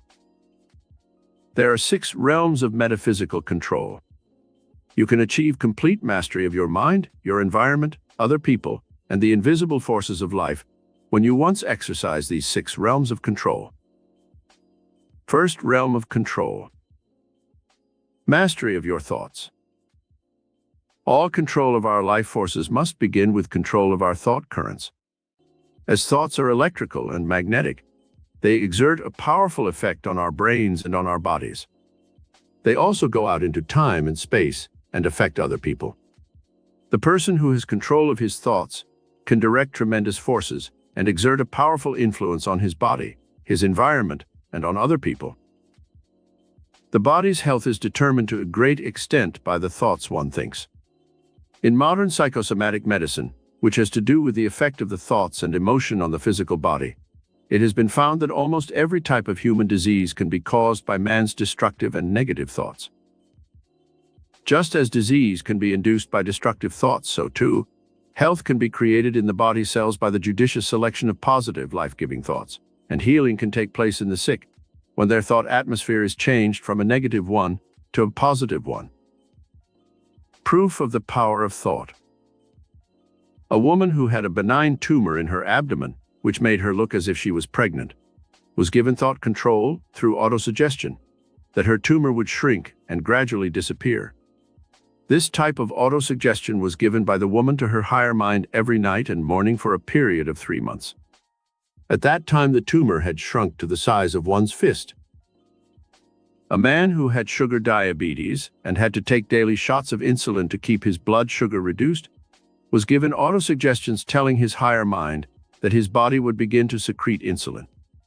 He kept up these autosuggestions, and within a month he lessened the amount of insulin taken. Within 3 months, his body was secreting enough insulin so that he could discontinue the injections of insulin entirely. Doctors always hasten to point out that all cases do not respond to this type of autosuggestion, but even if a few cases respond, it proves that there is some power within the mind of man which can be reached for purposes of healing under the right conditions. Rather than try to heal sickness, man can try to prevent it through a process of thought control and positive mental and emotional action. If thoughts can make man sick, dynamic spiritual action mentally can also heal him of sickness. Regime for control of your thoughts. 1. Sit for half an hour a day and meditate on your thought processes. Be conscious of your thoughts all during that time. At first, do not try to control them. Let them run rampant, but be aware of what is happening. You will see how uncontrolled they are, how they jump here and there without any order or control. The second day of your meditation, try to stop the rapid changing of thoughts and select one thought at a time. Fasten your mind on that thought and think exclusively of it, and do not let go of the thought until you choose to. From an Indian guru or teacher, I learned the secret method some Indians use to achieve mastery of their thoughts. He told me to mentally visualize my brain as a tree, and my vacillating thoughts as little monkeys jumping from branch to branch in that tree. Then, he urged me to mentally pick up each monkey and put him into a mental bag. He would kick and scream and fight, but one must forcibly eject him from his perch in the tree. This process is to continue until all the monkeys are safely in the bag and the tree is free of their screaming, jumping, and chattering confusion. This is a good method to use to clear your mind of unwanted, confusing, disoriented, and negative thoughts. You must force the issue at first and eradicate all unwanted thoughts. Gradually, you will choose only those positive, beautiful, and inspiring thoughts that you wish to dwell in your mind. You will find the release of tremendous power when you have once achieved mastery of your thoughts. You will not waste all your electrical and magnetic energy on useless thoughts. You will be able to overcome worry and fear and other negative emotions that erode your mind and decrease your physical vitality and energy. 2. Now you are ready for the process of selection of suitable thoughts that you want to occupy your mind. Your destiny is shaded by your thoughts. Choose every day what thoughts you want to accompany you in your business life, your social and personal life. These should be thoughts that are inspiring, good, healthful, beautiful, opulent, joyous, expectant, and friendly. If you want to motivate people to friendly action with your thoughts, send out the magnetic thoughts of love and friendship. Emerson's injunction of how to have friends is a good one. To have a friend, be a friend. Passive love treatment to control others. One lady who came to my lectures in Carnegie Hall complained that her husband nagged and abused her constantly. She could hardly stand being in his presence because of his constant negativity and criticism. I told her how to insulate her mind against this barrage of negativity by simply saying to herself every time he was negative, "I send you only thoughts of love and kindness.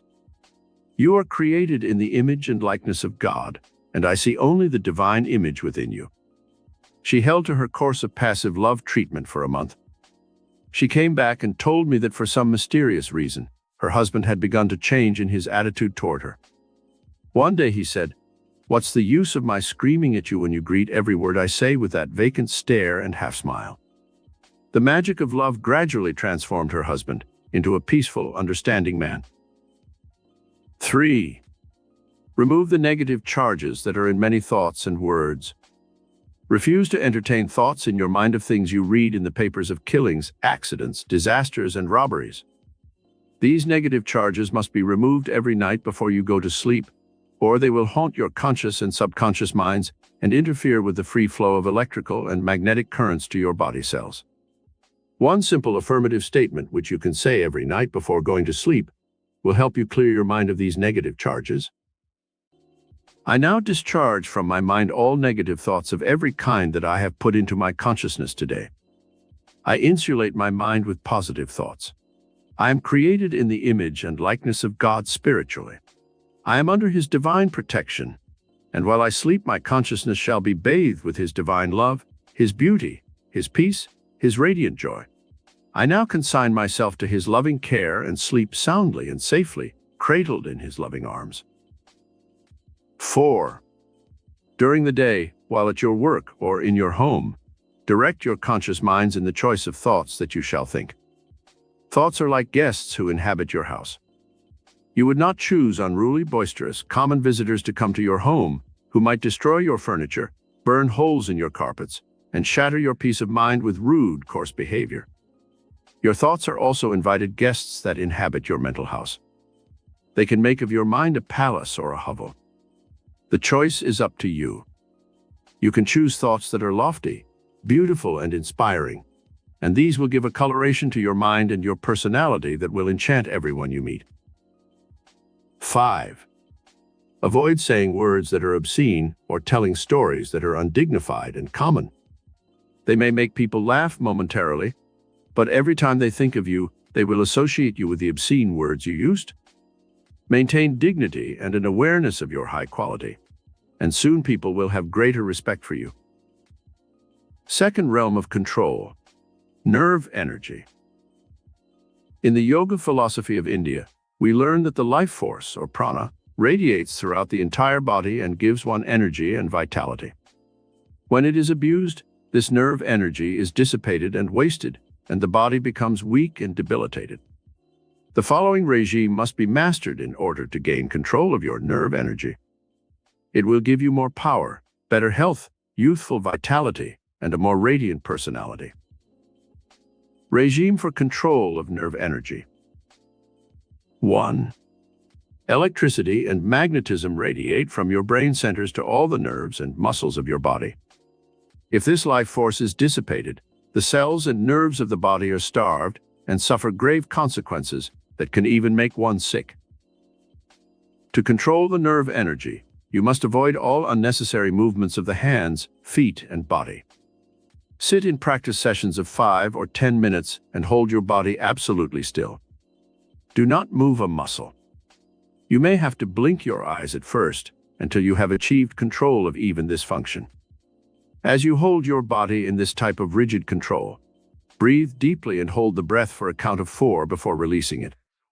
The electricity and magnetism which radiate to your nerves is in the air about you.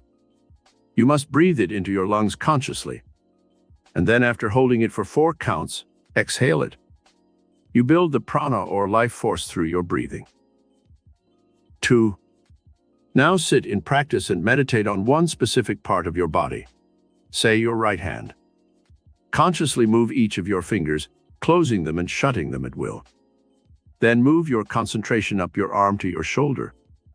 Raise the arm and hold it in rigid position above your head for a few moments only. Concentrate all your nerve energy in that hand and arm. You will feel warm currents flowing throughout your arm in a few movements of the hands, feet, and body. Sit in practice sessions.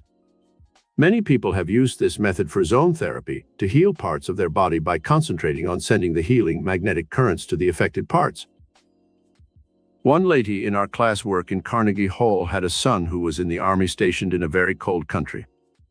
He complained in his letters how cold he felt at night and how his feet nearly froze. His mother wrote telling him of the method of nerve control she had learned, and the boy tried it, sending his concentrated nerve energy to his feet.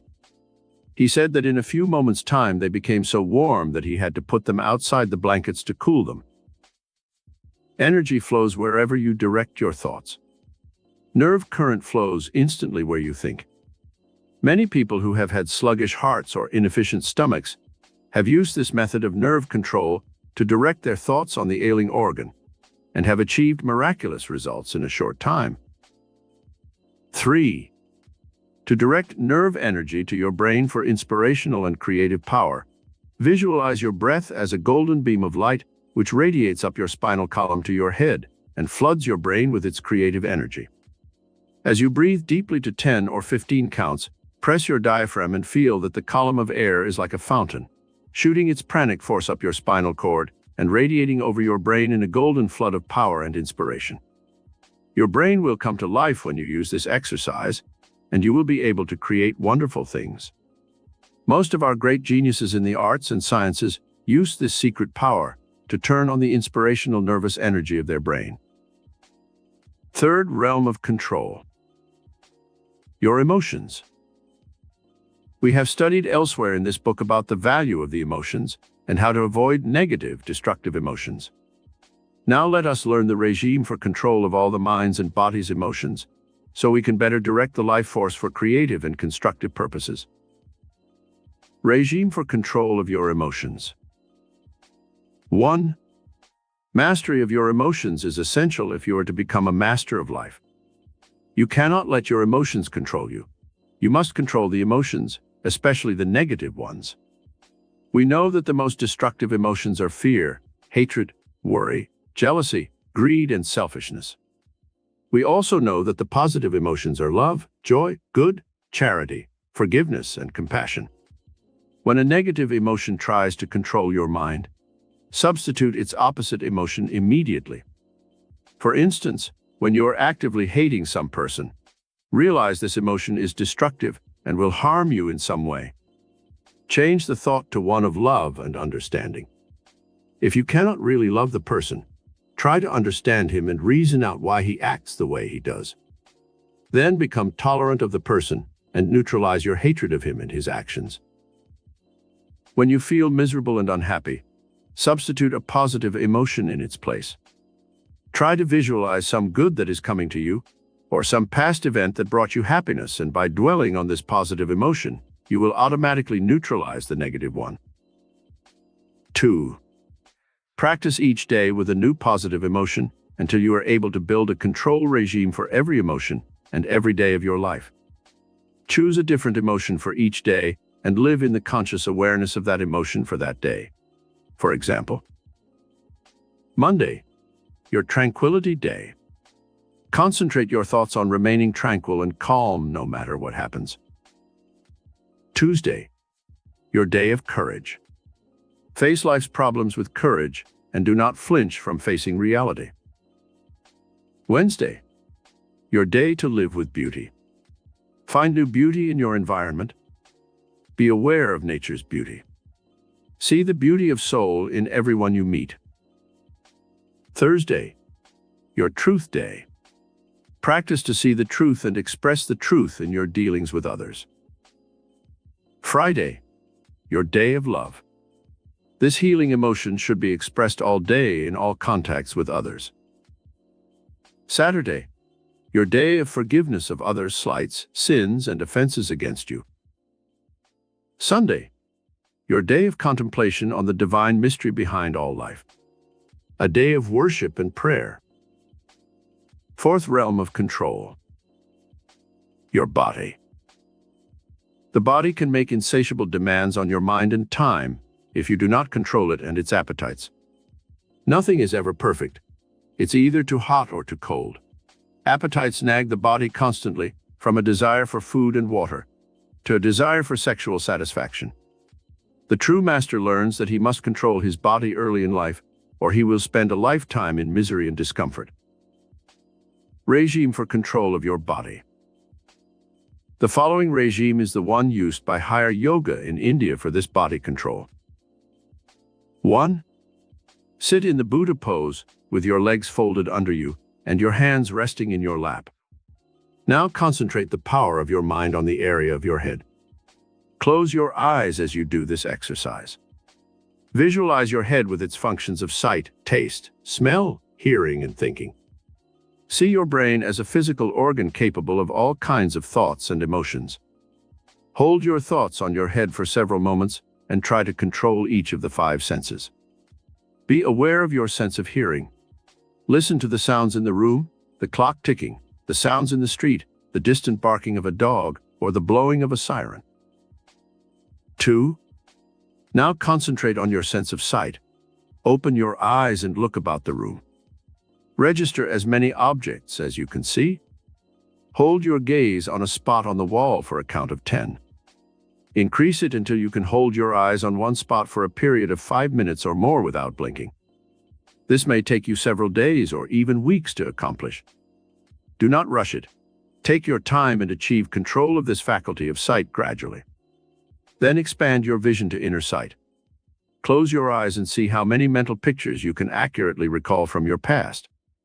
Hold your body still while you are performing this exercise. 3. Now concentrate your faculties on the sense of taste.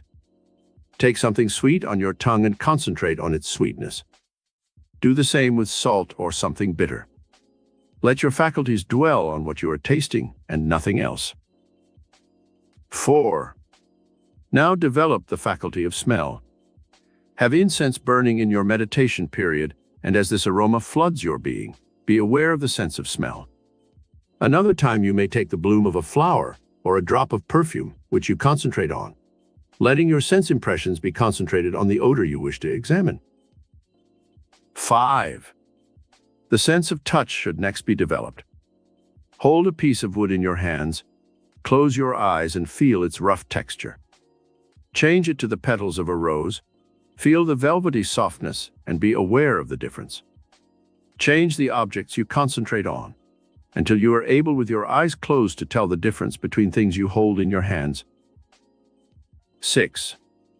Now concentrate on your heart and its rhythmic beating. Do not try to control it. Just be aware of it in an impersonal way.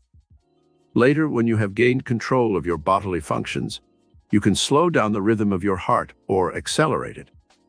You can do this with your blood pressure and other bodily functions at will. But for the present, just be satisfied to listen to your heartbeat and be aware of the life rhythm within you. 7. Do the same type of concentration on your stomach and its functioning. Be aware of the stomach. Visualize its workings. See the process of osmosis within that organ, which permits the fluids to pass through the walls of the intestines into the bloodstream. Be aware of your digestion for 10 or 15 minutes. Some people have been able to control their stomachs with amazing power and regulate the flow of hydrochloric acid and aid in the process of digestion consciously and at will. 5th realm of control. Other people. It is easy to follow all of the above 4 realms of control relating to the self. It is a matter of discipline and habit to gain control of your thoughts, your emotions, your nerve energy, and your bodily functions. Our 5th realm of control is a little more difficult, for it has to do with the actions of others. You cannot always control the actions of others, but you can control their effect on you and your destiny. With your mind power, you can, to a great extent, determine the people you will attract into your orbit of activity. The quality of the persons you attract as friends will, to a great extent, determine their influence on your future destiny. Choose your friends well, and when you have made your choice, use the following regime of control to make certain that your friends and acquaintances do not infringe on your privacy and affect your decisions and actions. Regime for control of other people. 1. To control other people, you must first win their respect and admiration. People will be friendly to you if you first show friendliness towards them. In social groups, where you do not know many people and you wish to enlarge your sphere of friends, make yourself known to others. Be friendly and take the initiative in breaking the social ice. They are as anxious to be friends as you are, but many times people are hampered by conventions and modesty, and will not take the first step to be friends. An example of this in my own life is an instance where I went to a big Hollywood party and saw a lonely-looking, unattractive man sitting in a corner by himself. No one paid any attention to him. They were all courting the famous stars, directors, and producers who were there. I sought out the lonely-looking man and introduced myself, not knowing his identity, and chatted with him for fully an hour. I found him amusing, well-read, and charming. When he got up to leave, he said, "I am very much impressed by you, young man, and I'd like to have lunch with you one day so we can talk some more." He handed me his card and made a luncheon date for the following week. I glanced at the card and saw that it was Irvin Cobb, the famous humorist and novelist. His taciturn appearance often kept people from making friends with him. But he had a heart of gold, a wonderful sense of humor, and turned out to be one of my best friends. Through his contacts, I was able to further my early career tremendously. 2. When you meet a person for the first time, try to fix his name in your mind for future reference. Also make it a point to talk about things that interest him. In this way, you can direct his interest and attention to those subjects that he is conversant with. His wife, his children, his work, his home, his car. These are all things that give him a sense of familiarity with you and make him like you without being conscious of the reasons why. 3. If you really want to win control of other people, try to avoid what I call rough corners in the conversation. Avoid discussing differing viewpoints in religion, politics, and other controversial subjects. When you know a person better, you can risk offending him by giving your opposing viewpoints. Get the other person to drift along with you on the conversational stream, and you'll find that it is easier to get control of his mind than if you oppose him and make him dislike you at once. 4. When you meet new friends, make it a point to try and praise something in their personality, their clothes, their voices, or something they have accomplished, which merits praise. People like flattery, and you can gain control of friends through subtle praise and flattery. One man I know who is a real estate broker has mastered this principle of control of others to a fine point. He told me his secret one day. "I make every man feel like a prince and every woman like a queen," he said. "I try to find out something about the person's work, and then I praise his ability and his accomplishments. It works like magic. Of course," he hastened to add, "I am sincere in my praise. I really choose something that I admire about the person or his work. Otherwise, I would not sound convincing and sincere." This man has made millions of dollars in business through this simple formula to control other people. 5. When you first meet a person, get on a personal and emotional level with him as soon as possible. Remember the 4 things that mean most to everyone emotionally. A. Self-preservation. Things pertaining to food, nourishment, and general health. This is always a safe topic of conversation and interests everyone. B. Money and financial security. People all like to discuss business, the stock market, the business they are in, and other things pertaining to money. C. Love and sex. This is always a good topic of conversation if kept on a dignified, intelligent basis. D. Ego recognition or social acceptance. When you give a person your attention and praise, you are automatically elevating his ego, and this cannot help but win his admiration of you. 6. When you are trying to win control of others, use the word "you" in your conversation as much as possible. Get the person to agree with you, and soon you will control the direction of his thoughts. People are conditioned to self-interest. This is not selfishness. It is a matter of early training and mental conditioning. The word "you" is more appealing to others than the word "I." Remember this when you first meet people, and you will soon win their attention and be able to control them. 7. Encourage and inspire a person if you are trying to win his friendship and control of his mind. Too often people discourage others, and this dampens their enthusiasm and makes them withdraw into a shell. If you give encouragement and inspiration to a person, he will remember you affectionately, because this is an unusual trait. Most people knock others and tend to discourage and disparage them. The sixth realm of control. Soul perception. There is a fourth dimensional realm which is above the physical and material, as we have learned elsewhere in our study. This is the realm of the soul. Here it is that man may have divine perception if he once learns how to ascend to this lofty realm of perception and know the past, present, and future. Mystics are able to achieve miracles when they once learn how to control this vital function of the human psyche. Regime for attaining soul perception. 1. Sit in meditation for at least half an hour a day and enter the inner sanctuary of the soul by withdrawing your mind from outer material and physical things. Contemplate during that time on the divine mystery, the nature of God, the mystery of life, your spiritual identity. Let your mind be inspired by candlelight, incense, and soft music. Forget the cares and burdens of the day. Withdraw your mind from problems and worries. Hold your mind on the sacred image of the Godhead that is implanted within your own immortal soul. 2. Concentrate your thoughts on the divine mind within your consciousness. In meditation, ask this higher power for guidance in your life. Bring specific things to the attention of the Father within. This session should take about 15 minutes a day and is different from the above type of meditation, where you think only of the divine mystery. In this session, you can bring to the divine mind specific questions you want answered, problems you want solved. Ask this higher mind, just as you would a friend, what should I do? How will I solve this problem? Where can get the money for my needs? How can I find another job? Should I marry this person? Should I move to California? Then sit in the silence and wait for the inner self to answer. Sometimes the soul perception does not occur immediately. Do not get discouraged. Go about your regular activities, and suddenly, like a flash of inspiration, the answer will come. Soul perception gives you clues as to your future events, persons you will meet, and trips you will take, long in advance of the materialization of the actual physical or material event. 3. Soul perception comes when we are peaceful and quiescent.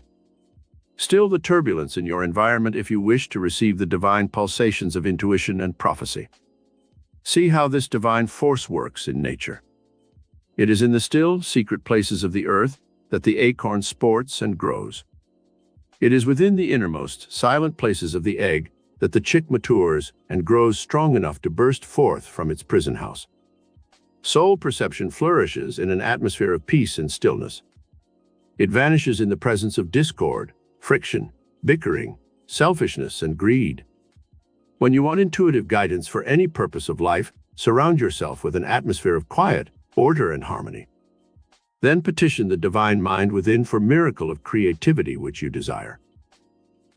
4. To encourage the divine presence within the sanctuary of your soul, live in the atmosphere of divine love every day of your life. As God is love, a loving heart and soul will most certainly encourage the divine visitant that dwells in the serene and loving souls of those who are attuned to godliness. Chapter 11. How to tap the divine mind power currents of the cosmos. There is a vast tidal wave of cosmic power that ebbs and flows throughout the interstices of the universe. It is this creative intelligence of the cosmic mind that created all things and which sustains the universe. When you once learn how to tap the divine mind power currents of the cosmos, you will be in tune with the infinite, and all metaphysical power will be yours. Let us study the methods by which this cosmic power radiates throughout creation and learn how we may avail ourselves of its omniscience, omnipotence, and omnipresence. There is a miracle power in every blade of grass and a divine mystery in every robin's egg. With all his scientific knowledge and skill, man is not yet able to duplicate the mysterious forces of the cosmos. He can, however, work with them and perform seeming miracles.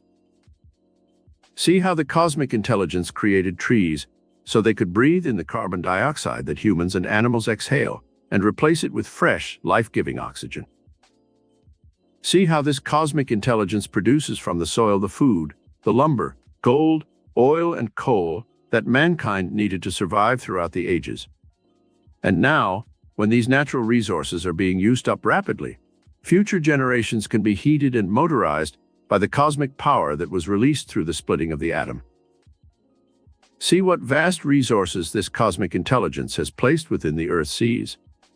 Fish for food, gold, diamonds, and oil in abundance, which man is now learning how to extract from the Earth's seas. See the miracle of a growing tree, which gives man shelter, food, lumber, rubber, sugar, fruits in abundance, and perfume and flowers. The cosmic mind has not neglected one single aspect of man's needs in its creation of the universe. See how the divine mind power currents of the cosmic mind work in the lower forms of creation. The swallows of Capistrano always know the exact day to fly back to their nests in the famous mission.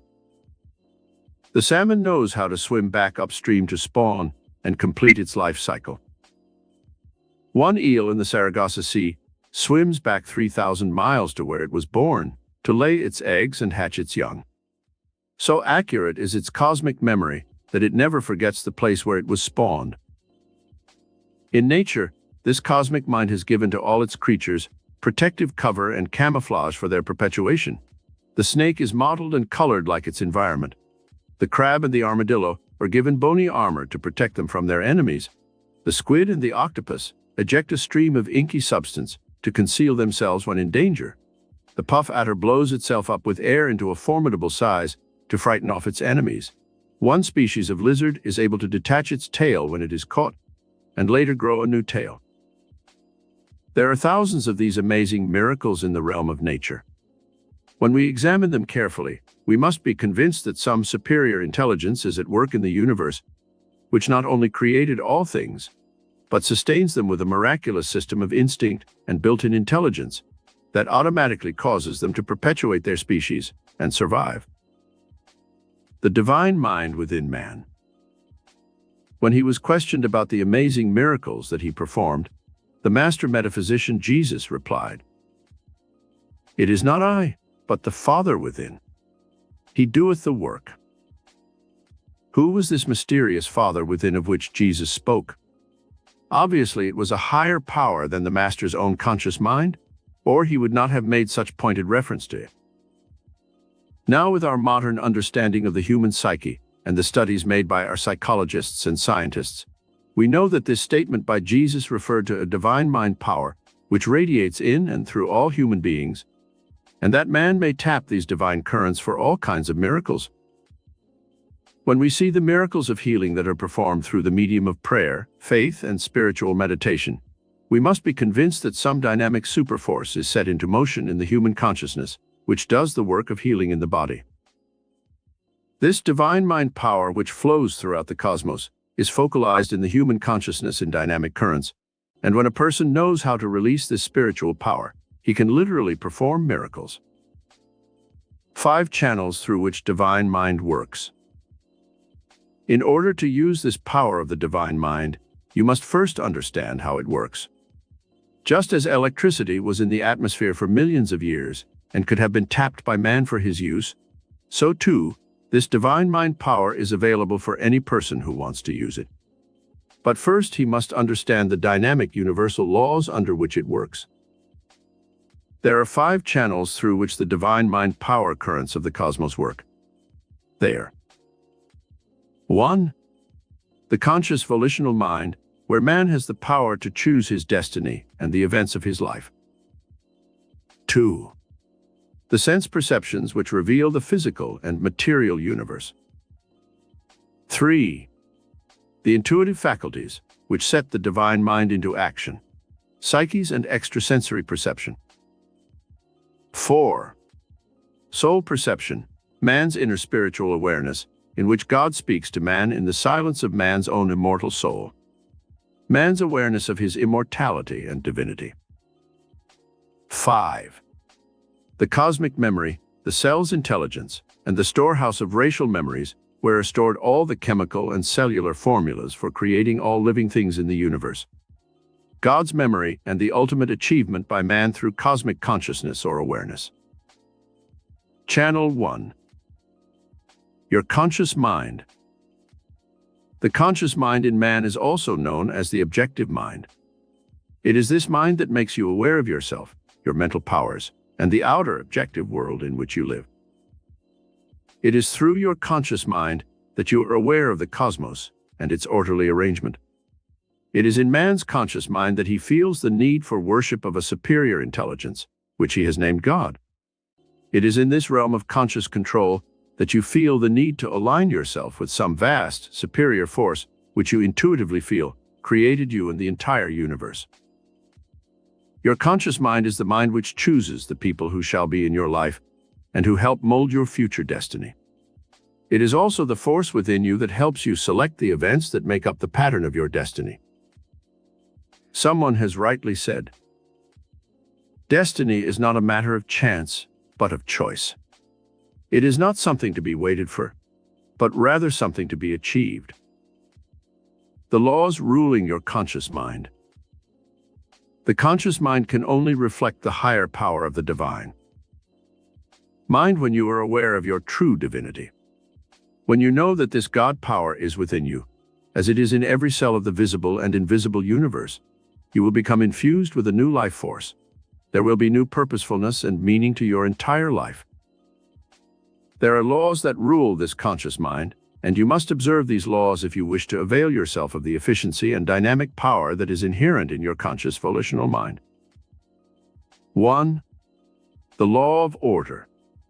The law of order is a cosmic one in that it applies to all creation. There is order in the heavens. All the planets revolve in their orbits without confusion or collision. Think of the countless billions of stars and solar systems, bigger than our own, which are involved in a cosmic scheme so vast the mind of man cannot comprehend it. Then realize that these planets have such a system of order in their workings that we set our earth clocks by them. Duplicate this law of order in your own mind. Have a schedule by which you live. Write down a list each day of the things you want to accomplish that day. Have a plan and system underlying everything you do. Keep track of your expenditures daily. Rockefeller's system, on which he built his vast fortune, consisted in jotting down every expenditure, even if it was only a few cents. The mental habits he built of order and system later extended to his vast financial empire and made him a multimillionaire. 2. The law of balance. Never let your mind race out of control, for the law of balance in nature demands that we pay a price for every excess. The law of the balance is likened to the swinging of a pendulum. The same arc it prescribes in its upward motion it must duplicate in its downward swing. When you carry any emotion or indulgence to excess, nature exacts a penalty in order to maintain the law of balance. When you do not sleep enough on one night, you must make up for it the next day, or your brain suffers from fatigue and inefficiency. An excess of alcohol or cigarettes or sleeping pills must be paid for by the body's reaction to the poisons pumped into the bloodstream, with a lowering of the body's resistance, fatigue, and a subsequent slump in all of the body's functions. The divine mind power that works through your conscious mind is a delicately balanced force and quickly withdraws when this law is upset. Each day balance work and play, love and worship, so that you do not have excesses of any one thing in any department of your life. 3. The law of rationality or reason. The conscious mind works best with the divine mind when you rationalize your actions and your mental processes. Be consciously aware of your use of your conscious powers. Know why you do certain things. Reason out the need for the physical emotion of love. Control the functions of your mind and body. Do not let them control you. Every year, thousands of Americans commit suicide because they have lost the art of rationality. Their minds get out of control because they do not make the daily effort to reason out their actions. Back of every mental cause, there must be some physical effect. When you lose a good job through some thoughtless action, reason out the reasons for the loss. Do not blame society, the government, capitalism, or communism. The cause can be traced back to your own conscious or unconscious acts and thoughts. 4. The law of attraction. What you put into your conscious volitional mind becomes the pattern of that which you shall attract. There is a law of magnetic attraction which applies equally to the mind as well as to the body. You are what you think. Put only those thoughts into your conscious mind which you wish to externalize in dynamic forms of action in your outer circumstances of life. Think friendly thoughts and you will attract friends. If you think thoughts of enmity, hatred, and envy, you will attract people who will personalize these traits in the outer world. You have it within the power of your conscious choice to set the stage for the enactment of your life drama. Do you wish it to be a drama or a tragedy? Is it to be a romantic love story? Is it to become a comedy in which you play the part of a clown? Do you wish a stage setting of beauty and opulence, or will you select a backdrop of ugliness and barrenness in which to act out your life drama? The choice is up to you. The power of the divine mind within you will help you externalize anything that you consciously choose. Make that choice carefully, and then sit back and watch how events will shape themselves to fit your mental pattern of action. Channel 2. Your sense perceptions. It is through your sense perceptions that you are aware of the objective world of reality. Elsewhere in our study we have learned of the importance of the 5 senses. Now let us learn how to channelize the divine mind power through these sense perceptions. In this way you can heighten the effectiveness of your senses and achieve a greater degree of sensitivity in these areas of mental and physical action. 1. Have an awareness of your inner subjective world. Close your eyes in this practice session that should last about half an hour. Be aware of your innermost being. See with your mental vision. Try to recall sights and colors and actions in the outer world of reality. Duplicate them and project them upon the screen of your inner mind. Then do the same thing with your senses of hearing, touch, and smell.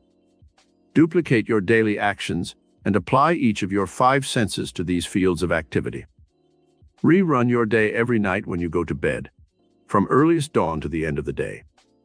This inner awareness of your subjective world of emotions, sensations, states of consciousness, and perceptions will help you channelize the power of the divine mind to your every mental and physical faculty. 2. In another practice session, which should last for a full week of at least a half hour a day, sit in meditation and have an awareness of the outer, objective world in which you live. Be physically aware of heat and cold, of the room in which you meditate, of the outer world in which you work and love and play. Run through your mind the physical emotions you experience when you eat, when you work, when you dance, when you see a movie, when you love. Take a walk through a public park or street and be aware of the physical size and dimensions of trees, flowers, buildings, and your surroundings. Be aware of form, dimension, and physical characteristics of the environment in which you exist. Notice the trees, the leaves, flowers, the formation of the grass and bushes. If you walk on the beach, notice the sky, the distant horizon, the mountains, the blue skies, the golden sunshine. In other words, make it a point to become physically aware of the entire objective world about you, just as if you were an artist trying to reproduce everything on a canvas, or an author trying to describe everything in a novel. This exercise will tend to channelize the divine mind currents to your conscious mind and increase your sense perceptions enormously. 3. Extend this awareness of your sense perceptions to your body and its needs. Consciously be aware of the form and dimensions of your physical body. Look in the mirror at yourself and study your face carefully. See what mental impressions you create in the minds of others with your facial expressions. Put onto your face the mental masks of greed, hate, jealousy, fear, and worry. See how the facial muscles respond to these negative emotions. Now change the mental mask and put on the expressions of charity, love, trust, and confidence, and see how the facial muscles pull upwards gently, giving your face a totally different expression. Channel 3. The intuitive faculties. The power of the divine mind within you is activated by your intuitive faculties. Everyone has some psychic and intuitive ability. It can be developed so that you can receive divine guidance on every move you make in life. It is possible for man to know the future, not every specific event, but the general trend of his life and destiny. See how this power works in two of nature's great miracles, you have seen a tiny pollywog in a country stream.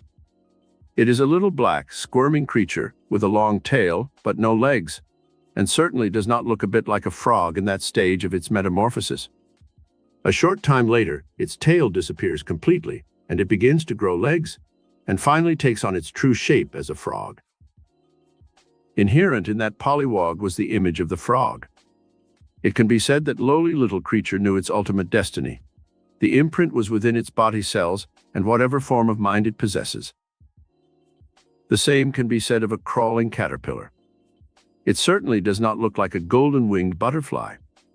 Some divine instinct within that creature causes it to weave its cocoon and sleep throughout the long winter, to emerge the following spring in its ultimate triumph, as a winged creature able to soar aloft in the empyrean blue. Inherent in the caterpillar was the divine wisdom and prophecy which caused it to weave its cocoon and become a butterfly. It can be said that its destiny was known to the caterpillar. How to release divine mind through intuition. 1. Intuition is the immediate knowing or learning of something without the conscious use of reasoning. You can use this gift of divine mind consciously. Be aware that you possess psychic powers and that you can tap them at any time you wish. Call upon this power of intuition whenever you are forced to make a decision between two courses of action. Ask this indwelling Father questions and then wait for the answers. They will come, perhaps not at that exact moment, but at some later time. Many times, the answer will come through a letter, through another person, or even in a book which you are accidentally reading. I remember once I was in New York, and I wanted to find a certain book that contained valuable information for me. I could not locate it anywhere in New York. I gave the problem to my higher divine mind, and then forgot it. 2 weeks later, I had to go to Hollywood on business. I walked into a second-hand bookstore to browse, and the first book I took down from the shelf was the book I had desired. This was the result of some higher mind that guided me to the object I wanted. 2. Psychic and intuitive gifts can be cultivated deliberately. The voice of the Spirit speaks universally to every cell of the universe. In the spring, the trees burst forth in foliage, and the flowers bloom under some divine instinct, which tells them it is springtime. In the soil, the seed sprouts and grows under the divine impetus to create its own kind. In man, this same divine gift of intuition works its creative miracle if we are aware of the voice of the Spirit that is constantly trying to guide and direct us. Sit in the silence for at least a half hour a day, while you are consciously trying to develop this psychic and intuitive gift. Ask of this higher divine mind specific questions, and then wait for the answers. Is this person honest? Can I trust him? Should I let myself love this person? Should I make this new business move? Should I take this trip? After you have asked your questions, sit for a while and wait for the answers from divine mind. If nothing comes through immediately, do not become discouraged and give up. Go about your regular activities, and the answer may come through at night, while sleeping, or during your working hours. Sometimes it does not come as a direct answer, but only as a prompting, or many times, the answer comes in the guise of another person. 3. Concentrate your psychic powers on some person you know, and let your higher mind reveal what is true about him. You can ask questions of this higher mind, and some force within you will give you the right answers. Many times, people conceal their true natures, but the higher divine mind within you knows the truth about everyone. You can penetrate the masks of others through cultivation of this higher psychic and intuitive gift. At first, you may not want to believe some of the things your higher mind tells you, but later you will find out that it was right. Haven't you, upon meeting some new person, felt an instinctive sense of not trusting him? Later, weren't your suspicions justified? 4. To cultivate this intuitive faculty of the divine mind further, sit in the silence and let mental images come through to you. These mental pictures may be of foreign countries you want to visit. They may be of a future home in which you wish to live. The mind may feel that it is jumping from place to place, but follow its workings for at least half an hour.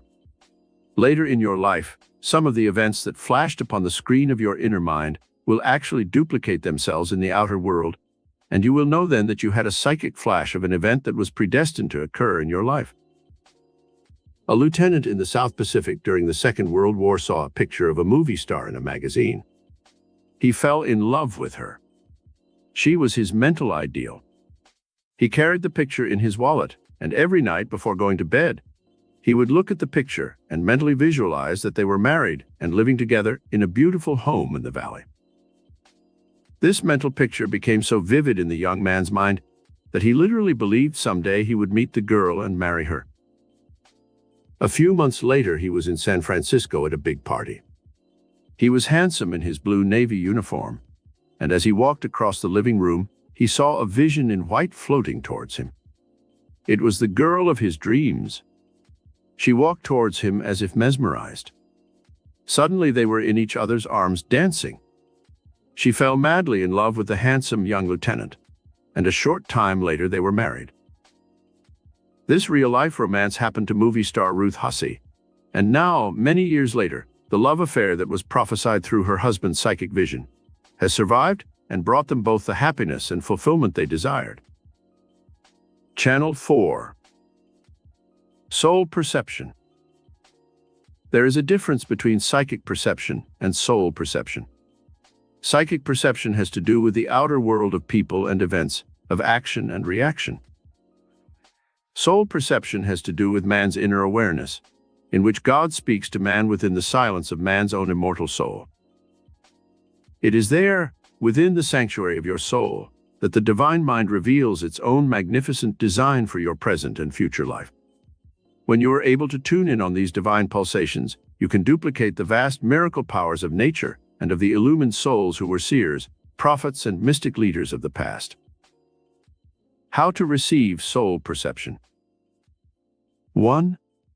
Withdraw from the world of harsh reality and create an atmosphere of soft candlelight and music. You can have incense burning if you wish.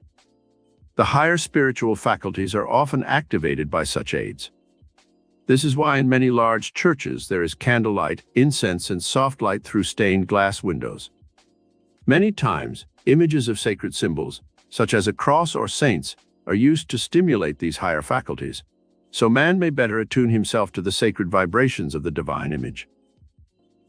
This exercise in meditation should be a daily event of 10 or 15 minutes.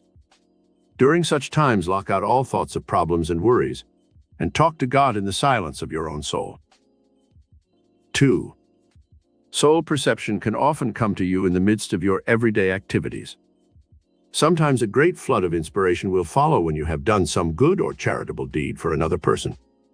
Often, when you view a magnificent sunrise or sunset, or some scene of grandeur in nature, like the Grand Canyon, you will feel welling up within you a deep, spiritual emotion that overpowers your senses and is so penetrating that you feel close to tears.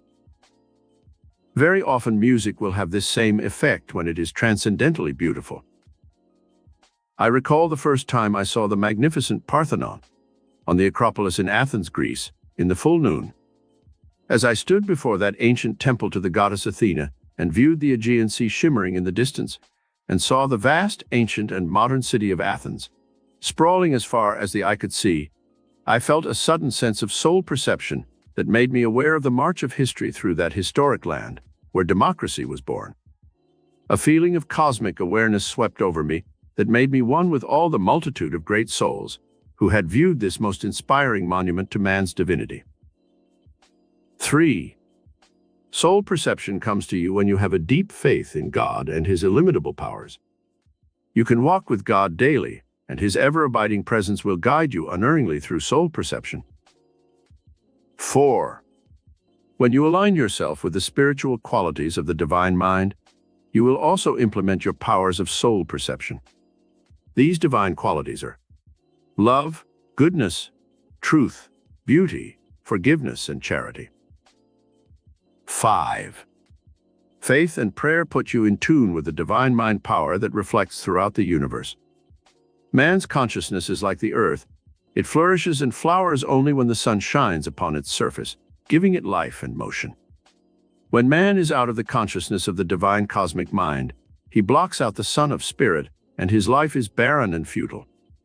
When he basks in the golden light of the spiritual sun, he flourishes and grows wise, and his gifts and talents flower, and he blesses the earth with his creative mind. Prayer releases a golden stream of spiritual light, life, and intelligence. Dr. Alexis Carrel said of prayer that it is a force as real as terrestrial gravity. In experiments conducted by scientists and ministers, it was found that when prayer was said over wheat and corn that was planted, it yielded 2 to 3 times as much as seed that was not prayed over. In an experiment with growing things, it was found that cursing the tender young shoots made them wither and die. Loving the growing plants made them flourish and mature. There is a miracle power in the atmosphere about us that responds to prayer and faith. 6. The power of divine love also helps man channel this divine mind power to all his actions. In tests conducted by a famous pediatrician in the care of young children, it was found that children who were not given love often died in the crucial first year of life. On each baby's chart, this doctor writes, "This child is to be picked up on the hour and loved." It doesn't matter whether it is a nurse, a stranger, or the mother. The important thing is that the children who are given this type of human love grow and become healthy, happy, balanced children. Whereas when they are denied love, they seldom survive the first year of life. Channel 5. The Cosmic Memory. It is within the cosmic memory that God stores all the chemical and cellular formulas which he uses to create all living things in the universe. The universe is built according to a master plan, which follows a mechanical design and structure.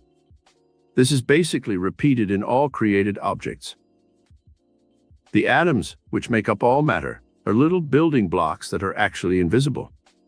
When they are drawn together by the law of gravity, they become plants, trees, mountains, moons, and stars. The entire universe is created and sustained by a flow of invisible substance, which we call spirit or intelligence.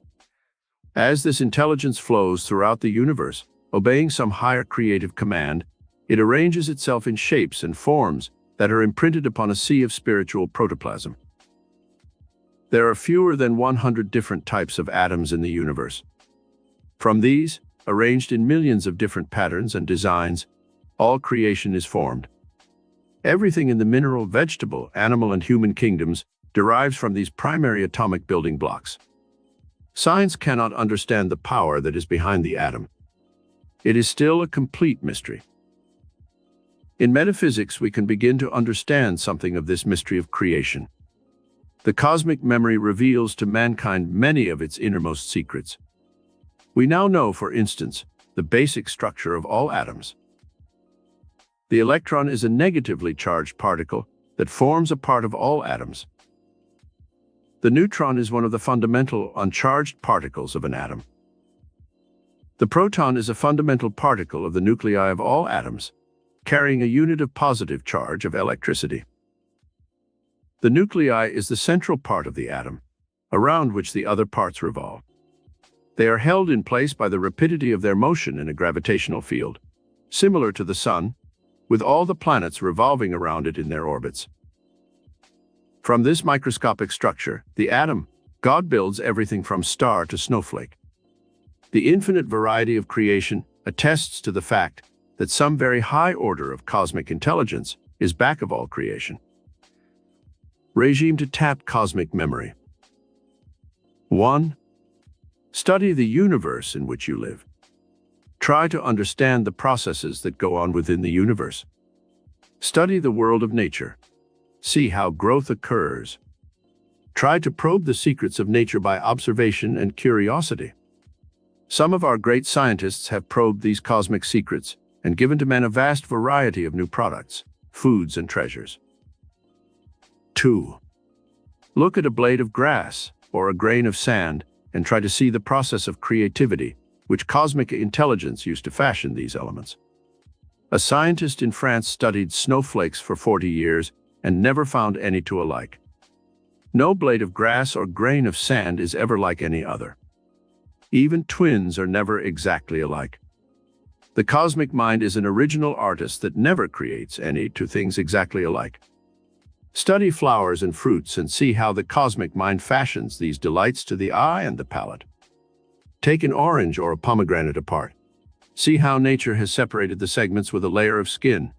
How carefully she has placed the seed within the fruit, where they will not be disturbed.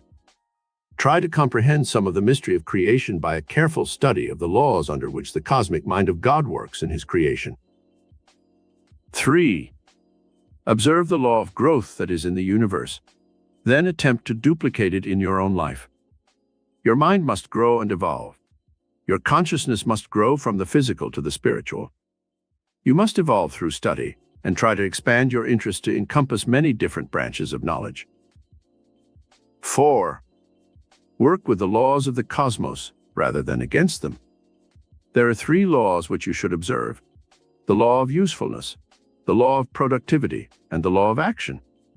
Any object that loses its usefulness in the scheme of things is automatically discarded by nature. Try to maintain your usefulness to an advanced old age. Keep on producing and creating all your life in some way. Have an avocation as well as a vocation, so that you can keep your mind and body constantly stimulated by new interests. Then, last but most important, observe the law of action mentally and physically. Keep yourself busy and never stop creating something for the world. This regime will assure you of keeping in tune with the cosmic mind where all intelligence resides. You will reflect more power and energy once you are in tune with the infinite mind of God through His cosmic memory. Summary. 1. The divine mind power currents flow throughout the cosmos, including yourself. 2. The miracle power is tireless in creation and is the divine mind within man, the Father within, who performs miracles. 3. The 5 channels worked out in detail through which divine mind works. 4. The laws ruling your conscious mind, your sense perceptions, and the intuitive faculties in man and how to tap them. 5. Soul perception in man and how to channel its power. 6. Power of faith and prayer to work miracles. 7. The cosmic memory and how to tap this power for creative miracles. Chapter 12.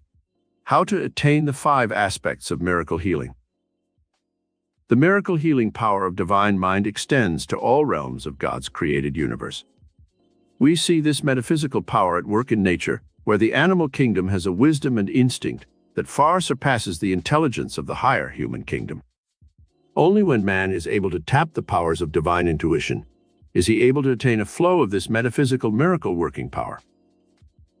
You will never see a horse or a cow smoking like a chimney stack. You cannot make them